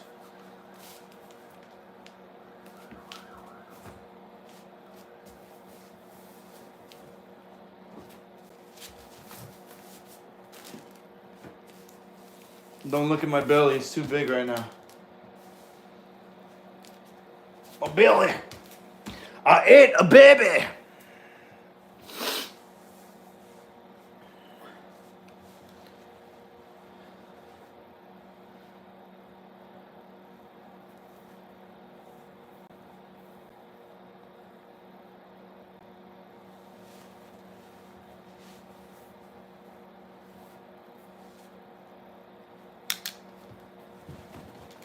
Okay.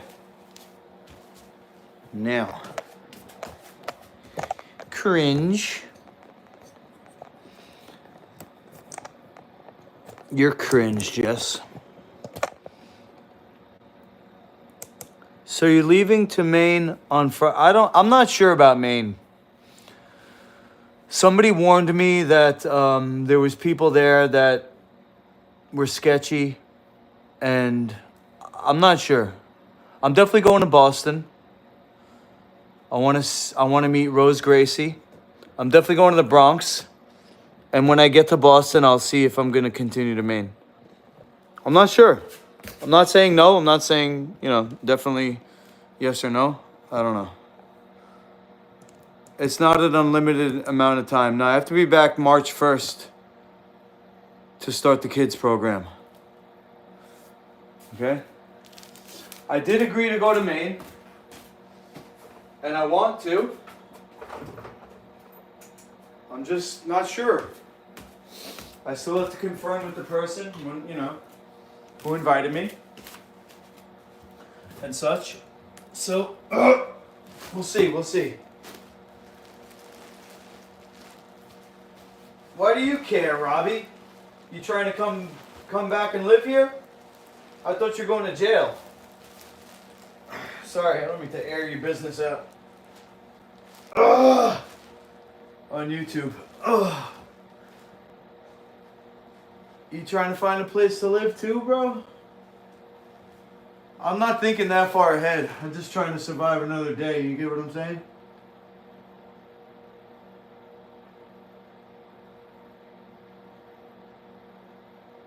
You're not going to Harlem? I'm going to the Bronx first. I gotta put this over here. Who said Harlem? Did I say Harlem? They used to live in Harlem. They live in the Bronx now. But it's been years, so I don't know what you're talking about. Maybe I misspoke, or maybe you misunderstood.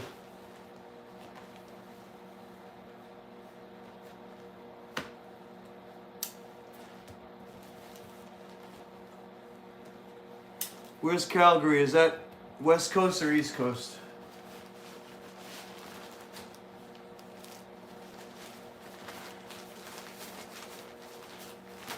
This is where it gets boring, guys. I'm just telling you. Just letting you know. I'm not going to be as active. You guys might have to entertain each other. Oh, I'm thirsty though.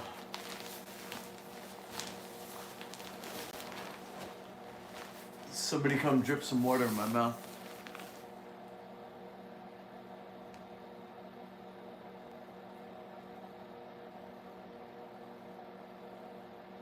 No, I don't live in Maine. I live in New York. Lynbrook, New York, Jay. Fuck. No, I was gonna go see Justine in Maine. Help her lose weight and do cleansing for rejuvenation.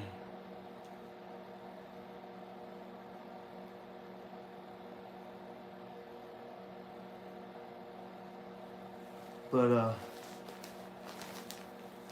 it's not set in stone. We're just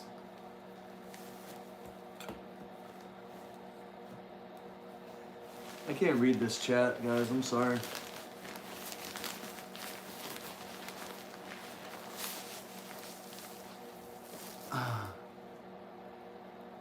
I go to Toronto from time to time. Maybe I'll come visit someday. I won't hold my breath. Nice thought, though. What do you do in Toronto? Business? Personal? Yeah, we're about 8 to 11 hour drive, depending on how fast you go.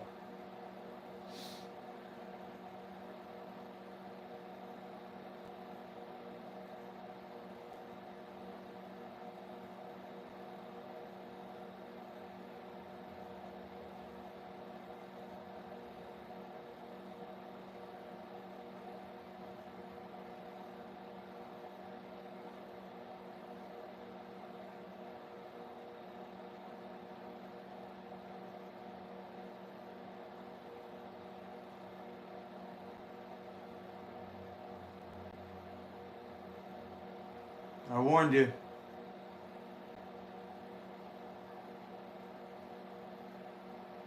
It's the boring part.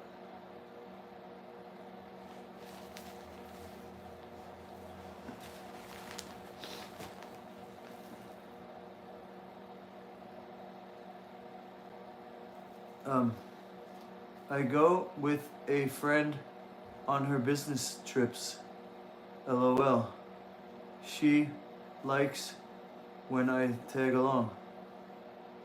Sweet.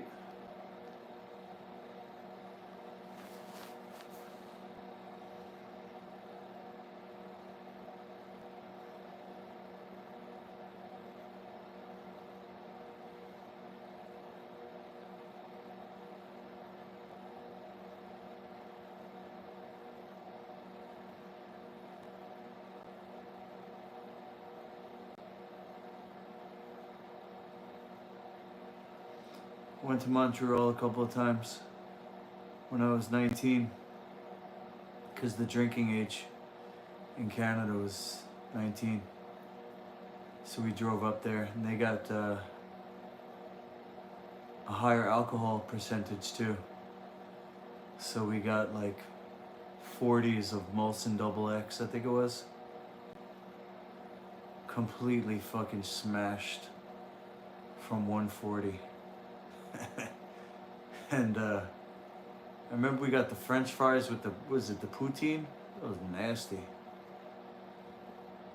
I was like, just give me the French fries. Put some ketchup on it, whatever this other shit is. And then I went to Hamilton, Ontario a couple of times for my ex-girlfriend. She had an apartment in Ontario, Hamilton. So I went up there and stayed with her a couple of times.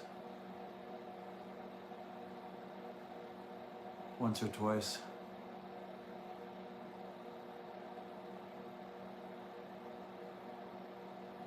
I think either the second or the third time I tried to visit her, I got denied. That's why I'm wondering if I'll even be able to get across the border, because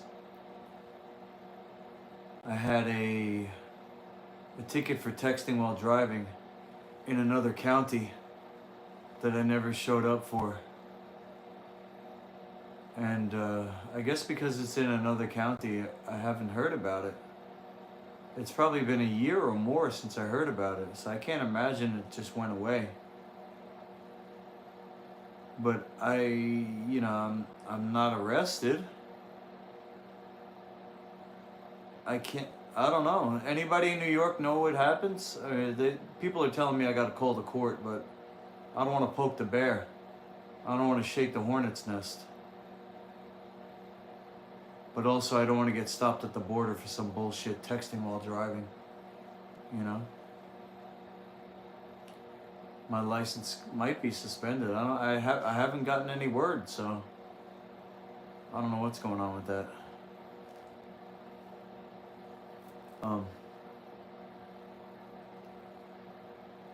Lilith, we will all log off this chat if you want to stuck your head inside your sauna,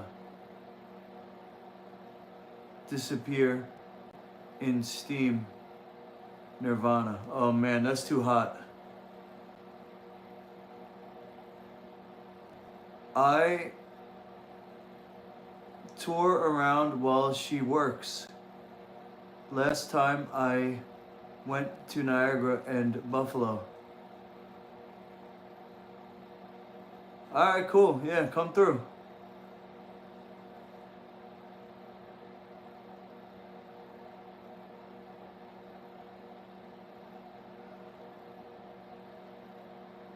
Unless you want to fly me up to Niagara, we can meet there. Sorry, I'm broke. I'm like a pool boy. You just gotta hire me out. I give good massage though, I'll tell you that much. I'll start on your little toes.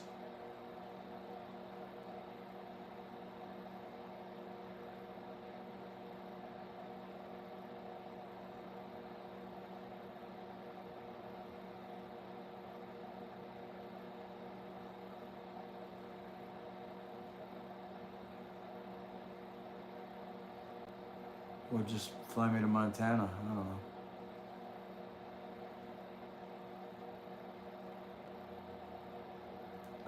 The guy in the chat, Anas, he's from Montana. James, his name was. He went to bed though. Wait, what time is it? If say it's 11 o'clock, and you're what, 2 hours behind or 3 hours behind? Dude went to bed early, huh? It wouldn't be for a while, but I'll keep you in mind next time I'm out east, 8 p.m. Keep me in mind next time you're in the shower, in the sauna. I'm not even sweating yet, it's just hot. Come on, man, break it, break the sweat.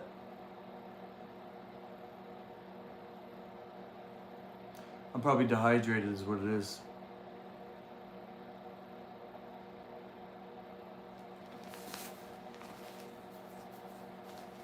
Definitely feeling the heat.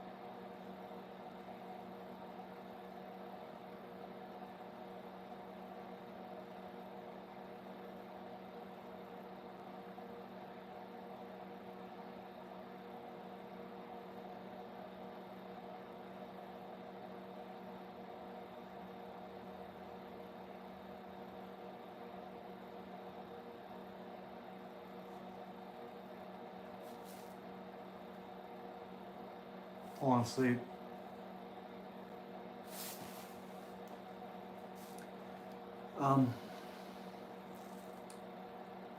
Logging off. Yeah, cool, Jay. Good night. Talk to you again another time. I think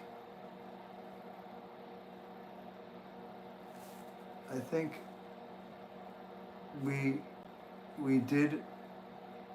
Lilith, I hope you're having a great night. My phone is not able to send a message to you to say hello, but I will. Good night, all. Okay. Yeah, I'm sorry, guys. I'm kind of zoned out.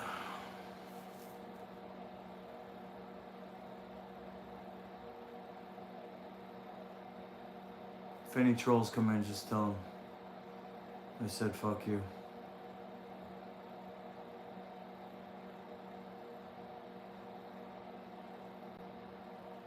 Starting to sweat now, too.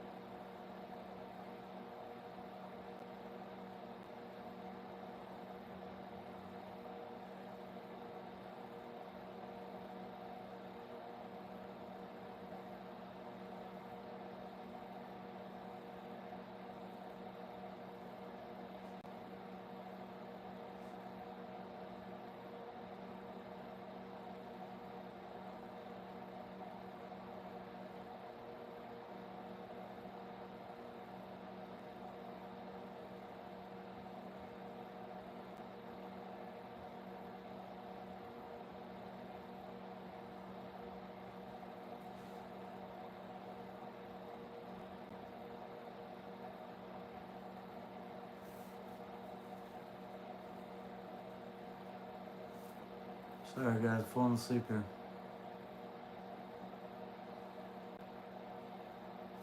The timer's gonna click off. I'm gonna do it one more time when it does. Just starting to sweat right now. Not dripping, but you know, that moist heat instead of dry heat.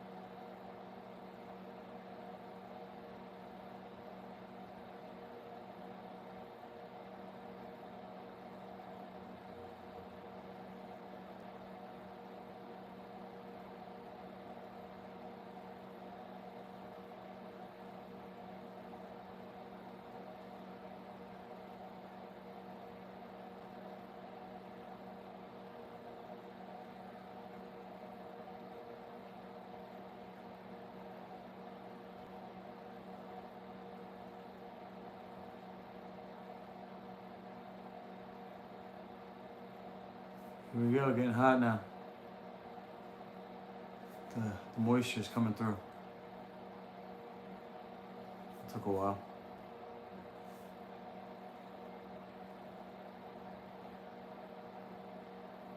What's up, Cupcake?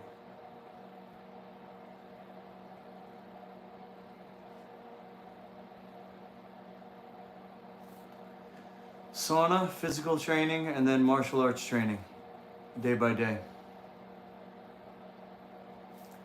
Sauna, today. Tomorrow, fitness training. Wednesday, martial arts training.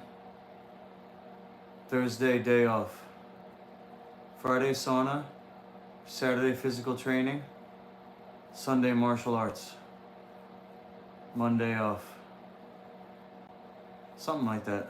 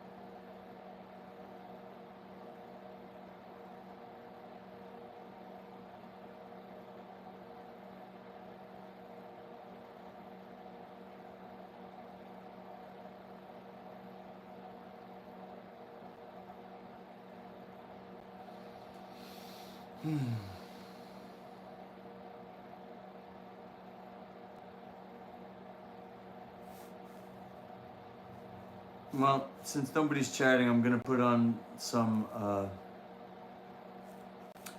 audio to listen to. As soon as the thing shuts off.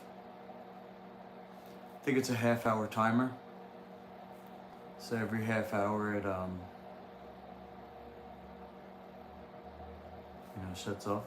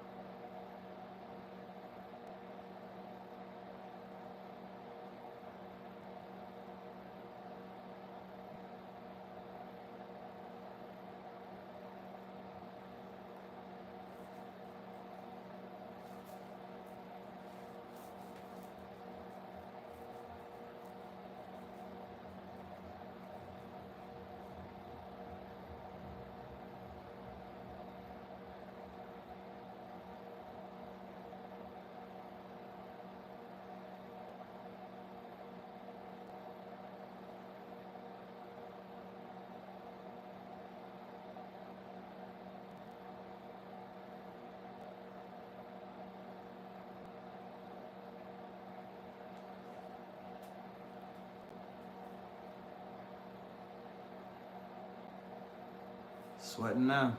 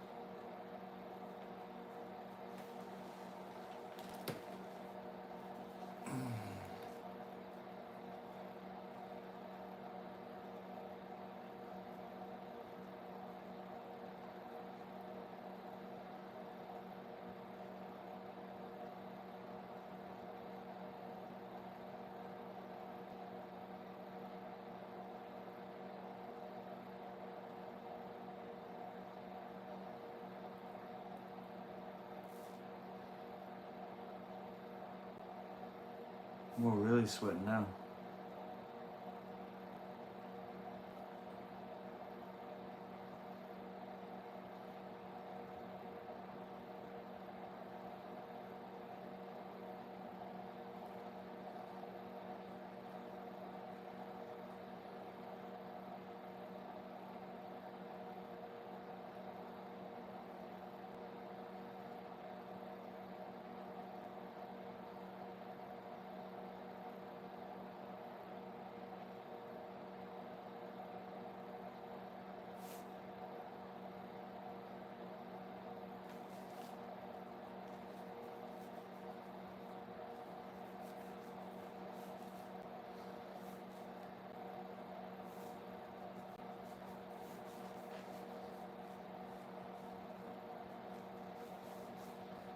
Mm-hmm.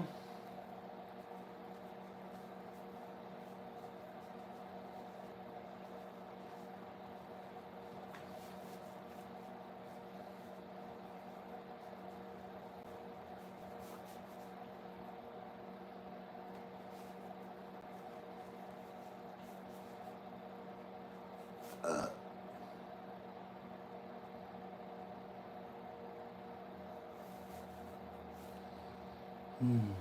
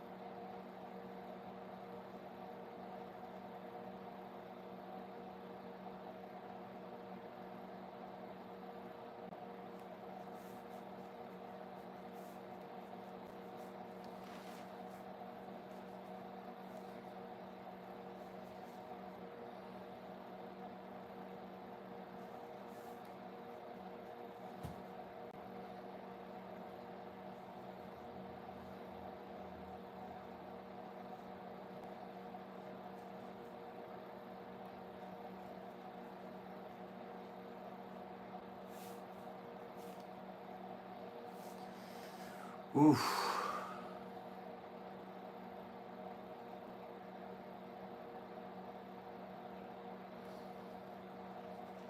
Getting hot.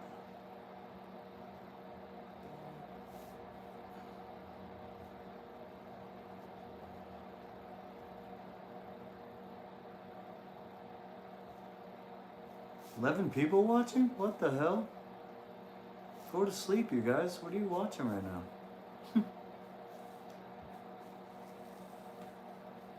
I wish there was an x-ray. I'm literally dripping sweat. Anybody ever see the movie Dune? The original Dune, when he had to put his hand in the box? And she's like, if you take your hand out, you die. Or something. She has to kill him. And his hand feels like it's burning off. And then it goes away and he takes his hand out, it's perfectly fine.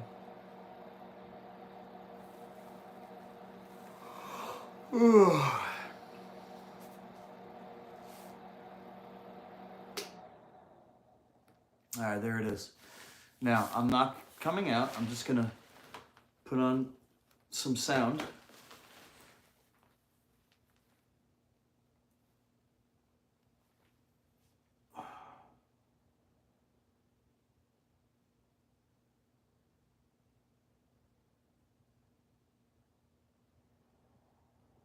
A warning to your travels, Boston included.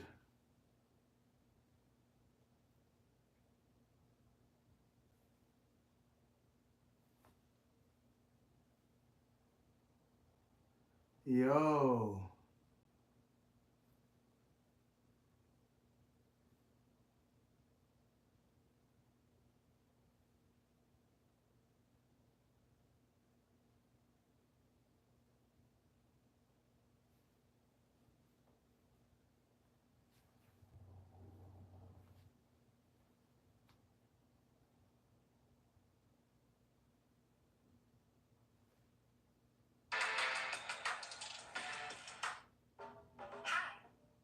Charity water.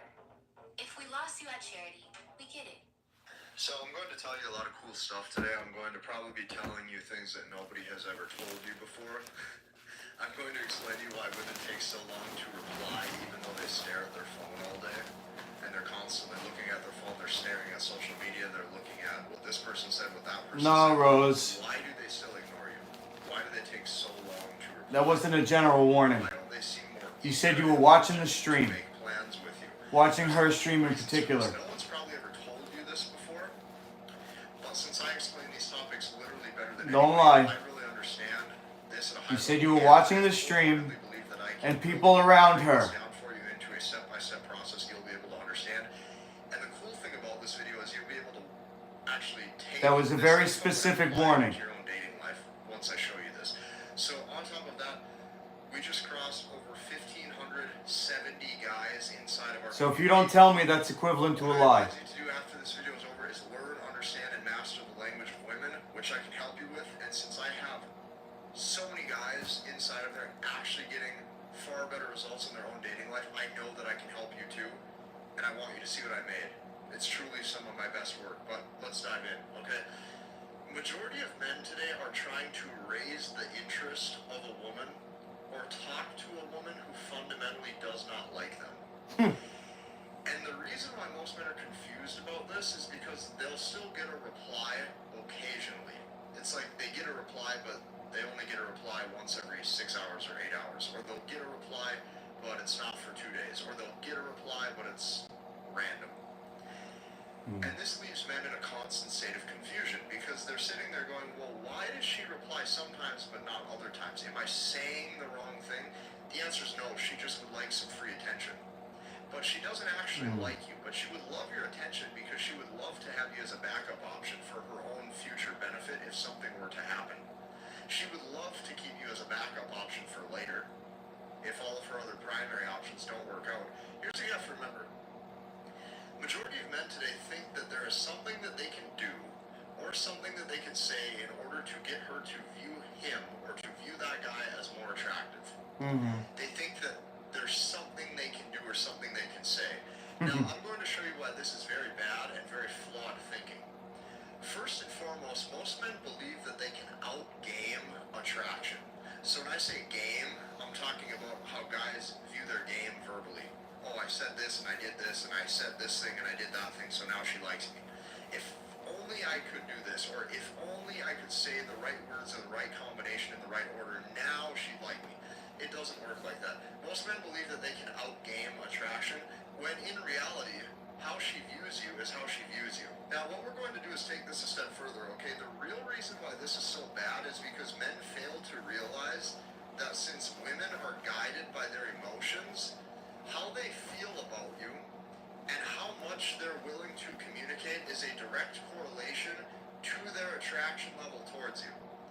What does that mean? That means if her emotions were happier and felt better and were more attracted to you as a man, she would be replying more, okay? Their emotions oftentimes guide their decision-making process. So how they feel about you and how much they're willing to communicate is a direct correlation to their attraction level towards you. So let me give you an example here. So here's what you need to do. Instead of trying to say the right things, instead of trying to text message the right things, instead always focus on changing the lens she sees you through to alter your perceived status. Okay, she's viewing you through a specific lens. Like her worldview of you needs to change to one of elevated perceived status. That is how you're going to gain her attraction, okay? It's not going to be by saying something different. So, how she thinks or feels when you instantly message her. Like when you instantly send that text message, here's how she feels. She goes, wow, he is trying to talk to me. Look at him try. He is trying to communicate with me. Wow, he is trying to see me. And then she goes, he must not have other women at or above my current level of attractiveness. Look at him try. Look at him try to talk to me. Look at him try to communicate. Look at him try to see me. If he had all of this value that a guy is supposed to have in my mind, wouldn't I be the one trying to talk to him? Wouldn't I be the one giving more effort? He must not have a lot of value if he's trying. This is what she thinks. You trying in the first place is exactly what makes you less attractive. Is trying. But most men don't know this. Most men think it's my job to pursue a woman. It's my job to look for companionship. I need to show her how much I care. If she doesn't reply to the first 2 text messages, I better send 2 or 3 more. This is what happens. And at the end of the day, she is going to want who she wants. Okay? So, let me tell you something. It makes 0 sense for you as a man to try. Literally 0. You should be coming into any interaction already full of value. And I'm going to show you why it makes 0 sense for you to try, okay? Women naturally seek things things like strength, status, protection, resources, all of these things from a man that he could bring to the table. Therefore, it's her nature to desire you, okay? But men have been misled to believe that it's their job to pursue a woman and to lead her. And this is not true. It is not your job to pursue a woman or even lead her. I'm going to tell you what is your job. Your job is to lead yourself. And at the end of the day, she will decide who she follows. You lead yourself. That's it. You worry about you. You are number one and you're going to worry about you. If you even take the time to lead a woman, where you tell yourself, in this relationship, I'm going to prioritize being a good leader and leading her. Once again, what is the signal? Care. It's going to signal time. It's going to signal effort. And once again, look at him try. The only person you focus on leading is you. And what you're going to notice is when you focus on leading you, she decides to follow, oftentimes, if she views you as the man that she wants. Okay? Keep that in mind. So, men with excess value, okay, or men with an excess amount of value or status have no need or reason to try. And she knows this deep down. She knows that men who have a lot of status or who have a lot of value don't need to try because they're selected. See, if you would stop trying to learn so much game, and instead you focus on learning, understanding, and mastering the language of women, so that way you start to see how a woman views her own lens of attraction, this is what you're going to start to realize, is that guys who understand this have no need or reason to try, okay? So, how women behave when they want you. I'm going to show you, I'm going to explain. This is how women behave when they actually want you. You're going to see them do things like this. If you're out, she comes up to you, or a woman comes up to you, and she says, hey, my friend likes you and thinks you're really cute and wants you to talk to her. Can you go talk to her? She really wants you to talk to her. That's one thing you're going to notice. The second thing, you might be out at a restaurant or something, and she just comes and sits by you when you're out. Maybe she asks you, is this seat taken? Oh, what did you order? Oh, how does that taste? I didn't order that. I got this. You're going to notice she will just start to talk to you. Okay? And I'm even going to show you how a lot of my relationships have unfolded over the years in my own personal stories, but stay with me until the end to see that, because this will all come together. Okay? Friends, okay? Like, let's say you have friends on social media. She might friend you on social media, or she starts replying to your stories, or liking your stories, or replying to them. She starts trying to communicate with you, okay? Another thing, here's what you have to remember. She doesn't text you back because she doesn't like you, but she will gladly take that free attention. She doesn't like you. You gotta realize this. There's a lot of women you're talking to right now in your cell phone, and most of them don't like you. Most of them have no interest in you at all. They will just keep taking minutes of your time talking because this allows them to feel safe, because they know that, well, at least somebody's out there for me. At least somebody's out there to give me some attention. If my relationship doesn't work out well with John or Tom or Brad or Frank, at least Henry and Tim are here waiting. So I better just give them one text message every week or two. That's going to make me feel better, so that way I know I'm safe down the road if my current relationship fails. At least there's some man out there who's going to give me some of that value that I'm after, which would be his status or his ability to provide or some kind of safety and resources.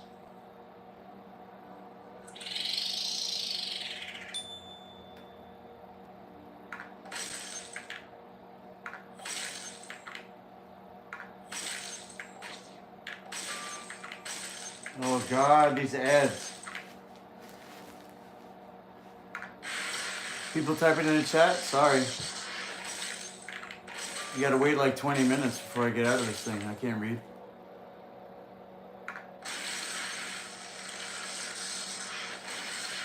How long is this ad gonna take? God damn. Ugh.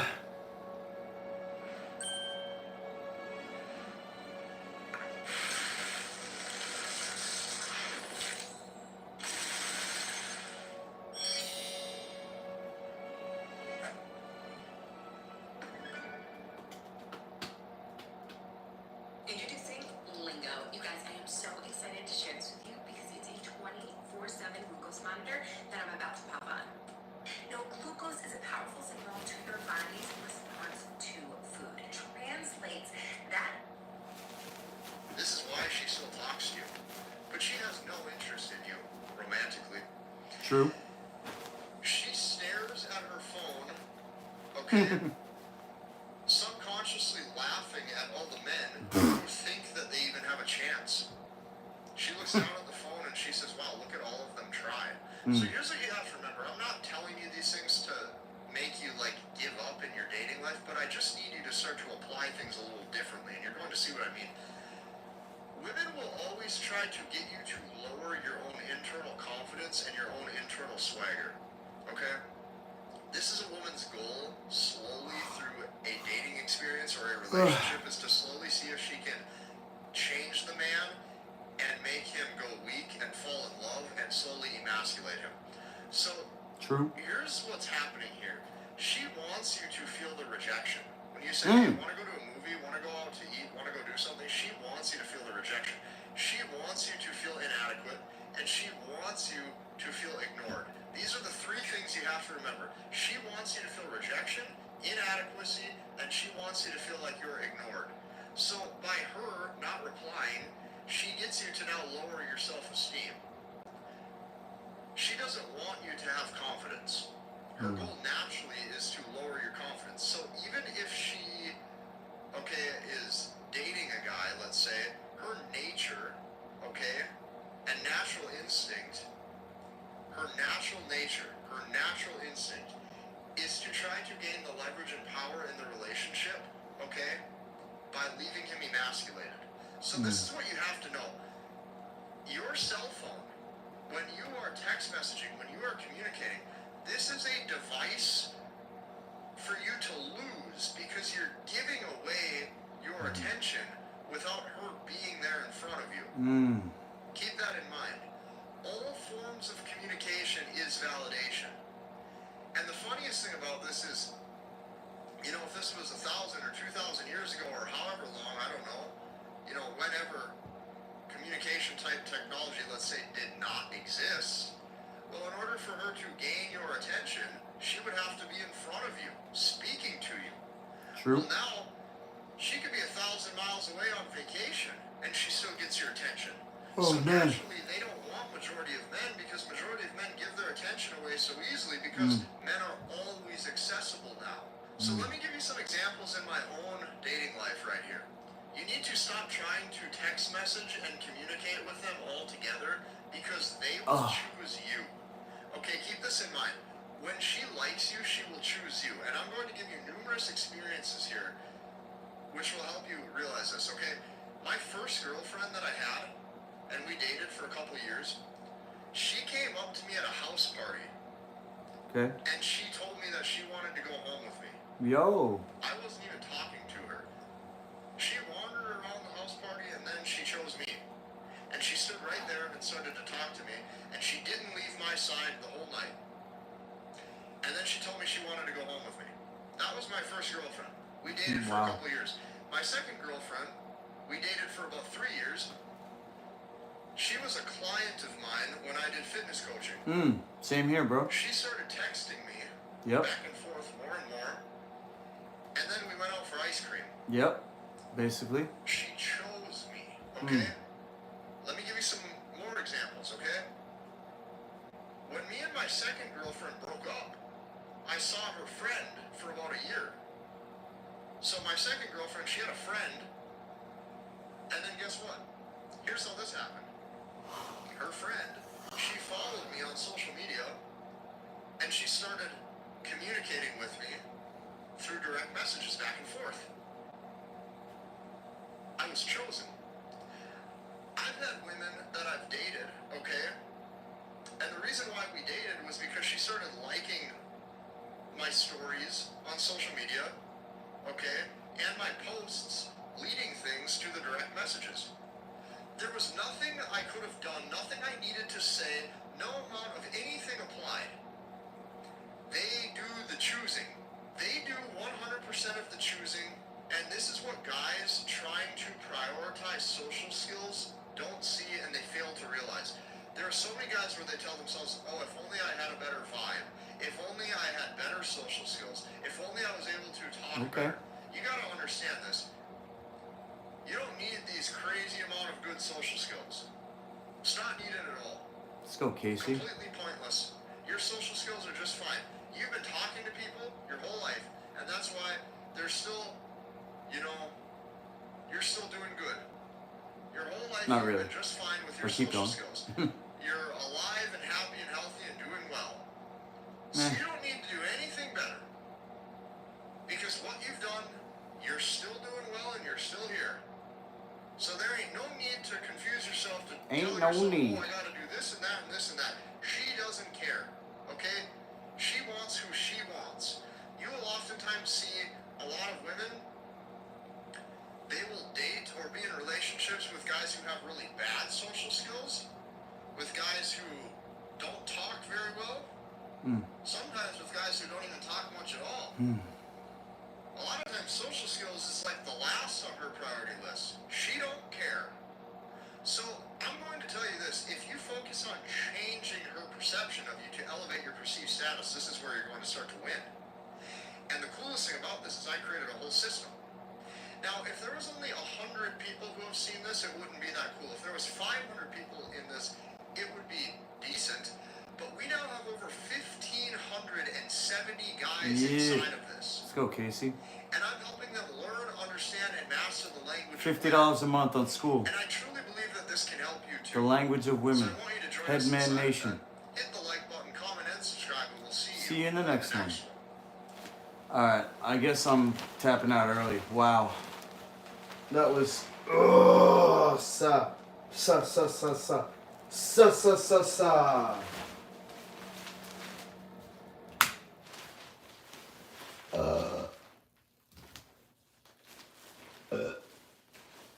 Let me ask, how would your life change if you were making an extra 10K with your own Extra 10K. I'll start with anything, bro. Start your online fitness business? My Whoa. average student makes at least 5 to 10K in 12 weeks. No, seriously, man. If you implement my proven online fitness framework and you don't make at least an extra 5 to 10K within 12 weeks, we'll give you your money back. But I know that if you're serious There you go. and you implement everything I teach you, you'll get the freedom to work from anywhere using my social media and sales process. The thing is, this didn't just work for me.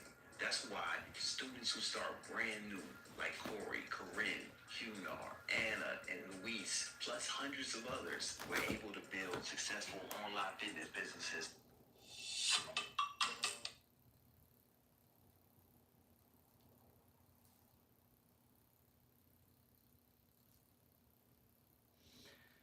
Okay, let's see. Owen Cook. Sneak. Juice Call. Big. Brandon. That's tomorrow. I'm going to say 12 p.m. Say 2 p.m. And then we'll alert 1 hour before, 2 hours before. Okay.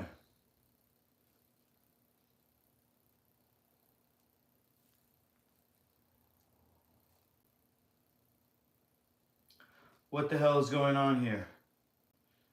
I just did a far infrared sauna.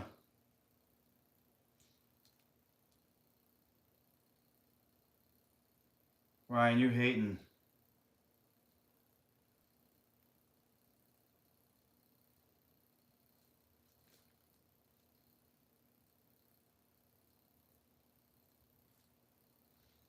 And he's got the proof.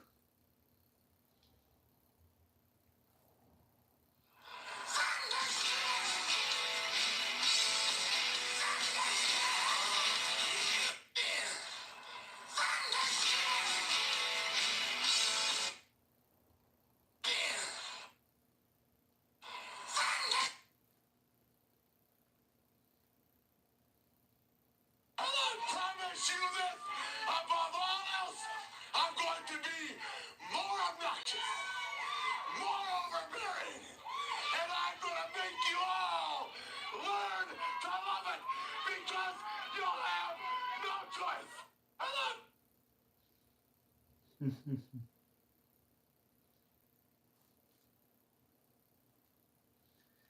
All right.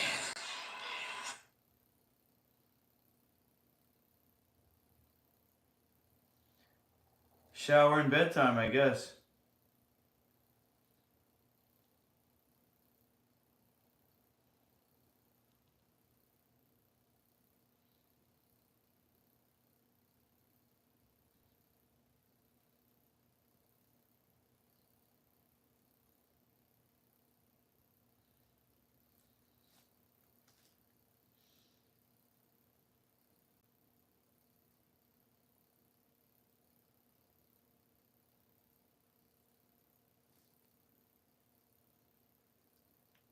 Okay, 47's dead.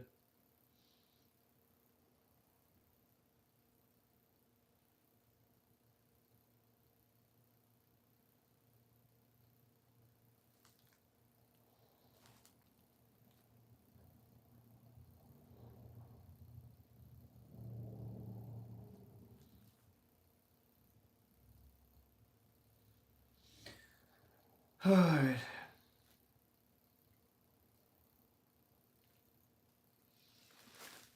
So, yeah, that's a wrap, yo.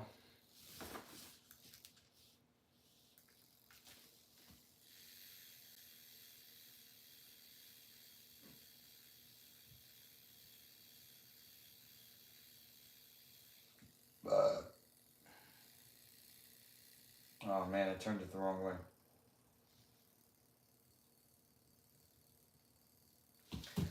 I guess I'll just unplug it. No, I can't.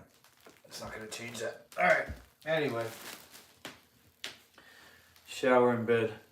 Stream over.